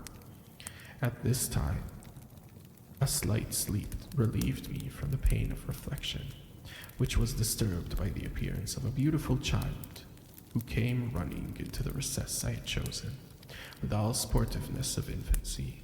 Suddenly, as I gazed on him, an idea seized me that this little creature was unprejudiced and had lived too short a time to have imbibed the horror of deformity. If, therefore, I could seize him and educate him as my companion and friend, I should not be so desolate in this peopled earth. Urged by this impulse, I seized on the boy as he passed, and I drew him towards me. As soon as he beheld my form, he placed his hands before his eyes and uttered a shrill scream. I drew his hands forcibly from his face and said, "Child, what is the meaning of this? I do not intend to hurt you. Listen to me." He struggled violently. "Let me go," he cried. "Monster, ugly wretch, you wish to eat me and tear me to pieces. You are an ogre. Let me go, or I will tell my papa. Boy, you will never see your father again. You must come with me." "Hideous monster, let me go. My papa is a syndic. He is Frankenstein. He will punish you. You dare not keep me." "Frankenstein. You belong then to my enemy, to him towards whom I have sworn eternal revenge. You shall be my first victim." The child still struggled with me and loaded with epithets which carried despair to my heart. I grabbed his throat to silence him, and in a moment he lay dead at my feet. I gazed on my victim, and my heart swelled with exultation and hellish triumph. Clapping my hands, I exclaimed, "I too can create desolation. My enemy is not invulnerable. This death will carry despair to him, and 1,000 other miseries shall torment and destroy him." As I fixed my eyes on the child, I saw something glittering on his breast. I took it. It was a portrait of a most lovely woman. In spite of my malignity, it softened and attracted me.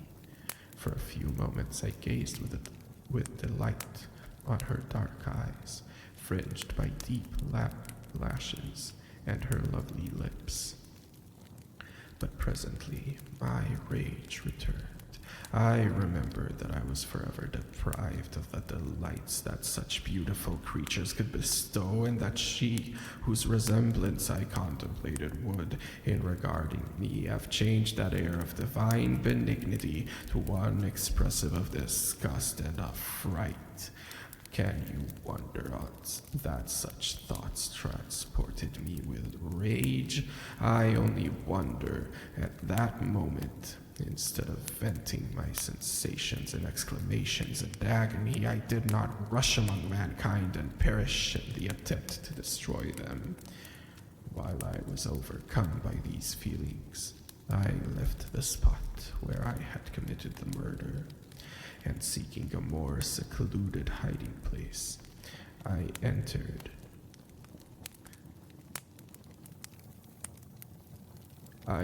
a barn which had appeared to me to be empty.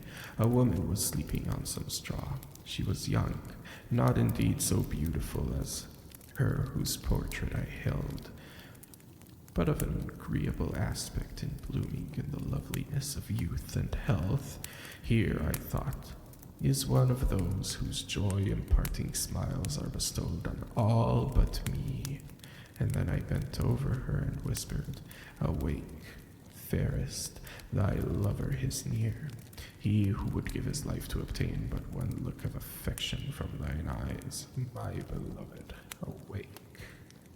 The sleeper stirred. A thrill of terror ran through me. Should she indeed awake and see me and curse me and denounce the murderer? Thus she would assuredly act if her darkened eyes opened and beheld me. The thought was madness. It stirred the fiend within me. Not I, but she shall suffer. The murder I have committed, because I am forever robbed of all she could give me. She shall atone. The crime had its source in her. Be hers the punishment. Thanks to the lessons of Felix and the sanguinary laws of man, I had learned how to work mischief. I bent over her and placed the portrait securely in one of the folds of her dress. She moved again, and I fled. For some days I haunted the spot where these scenes had taken place, sometimes wishing to see you, sometimes resolved to quit the world and its miseries forever. At length I wandered towards these mountains and have ranged through their immense recesses, consumed by a burning passion which you alone can gratify. We may not part until you have promised to comply with my requisition. I am alone and miserable. Man will not associate with me, but one as deformed and horrible as myself would not deny herself to me. My companion must be of the same species and have the same defects. This being you must create.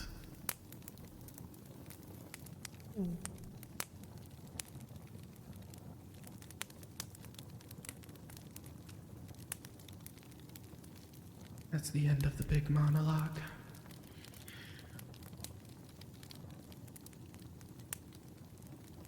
I forgot how, well, horrifying, for lack of a better term, like he becomes towards the end of the monologue when he talks about how, like, he's very kind of incel-y in a way, which is interesting to read, like, with, like, the modern context of that, I guess, of him being like, "Oh, women will never look at me like that, so I will frame this woman of the murder of the child." Like, it's very, you know what I'm getting at? I don't know. Maybe I'm not making sense. Maybe I'm going too far with that one. But it has been 5 hours. My voice is getting tired from being all rumbly and scratchy all day. So, who are we going to raid?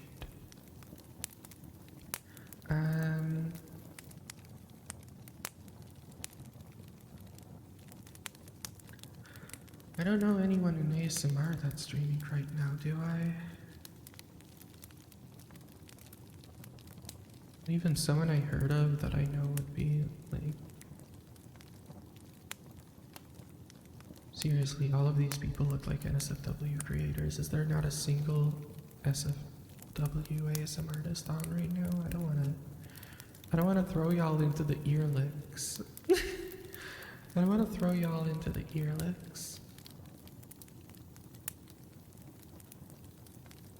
Okay, I'm not seeing anyone I know in ASMR right now.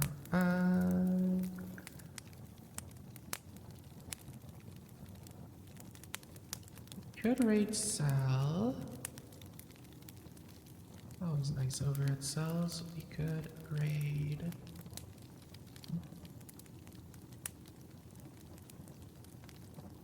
Cell is playing Sekiro. I don't know if that's the vibe right now. I would rate dinner, but that's definitely gonna be startlingly loud for anyone who's like sleeping. Should I just finish this stream without reading out? Apple is on. How long's Apple been on? She's only been on for an hour. We can go there. Let's go. Apple turn always. Apple's a good friend. Another clown girl. She's playing Tunic right now for the first time. So no spoilers. Yeah. It's a nice cozy time over there. I will see you all probably Thursday late at night for some art. No wait, Thursday late at night for some My Little Puppy. Can't wait to play that game. It's gonna be so sad, chat.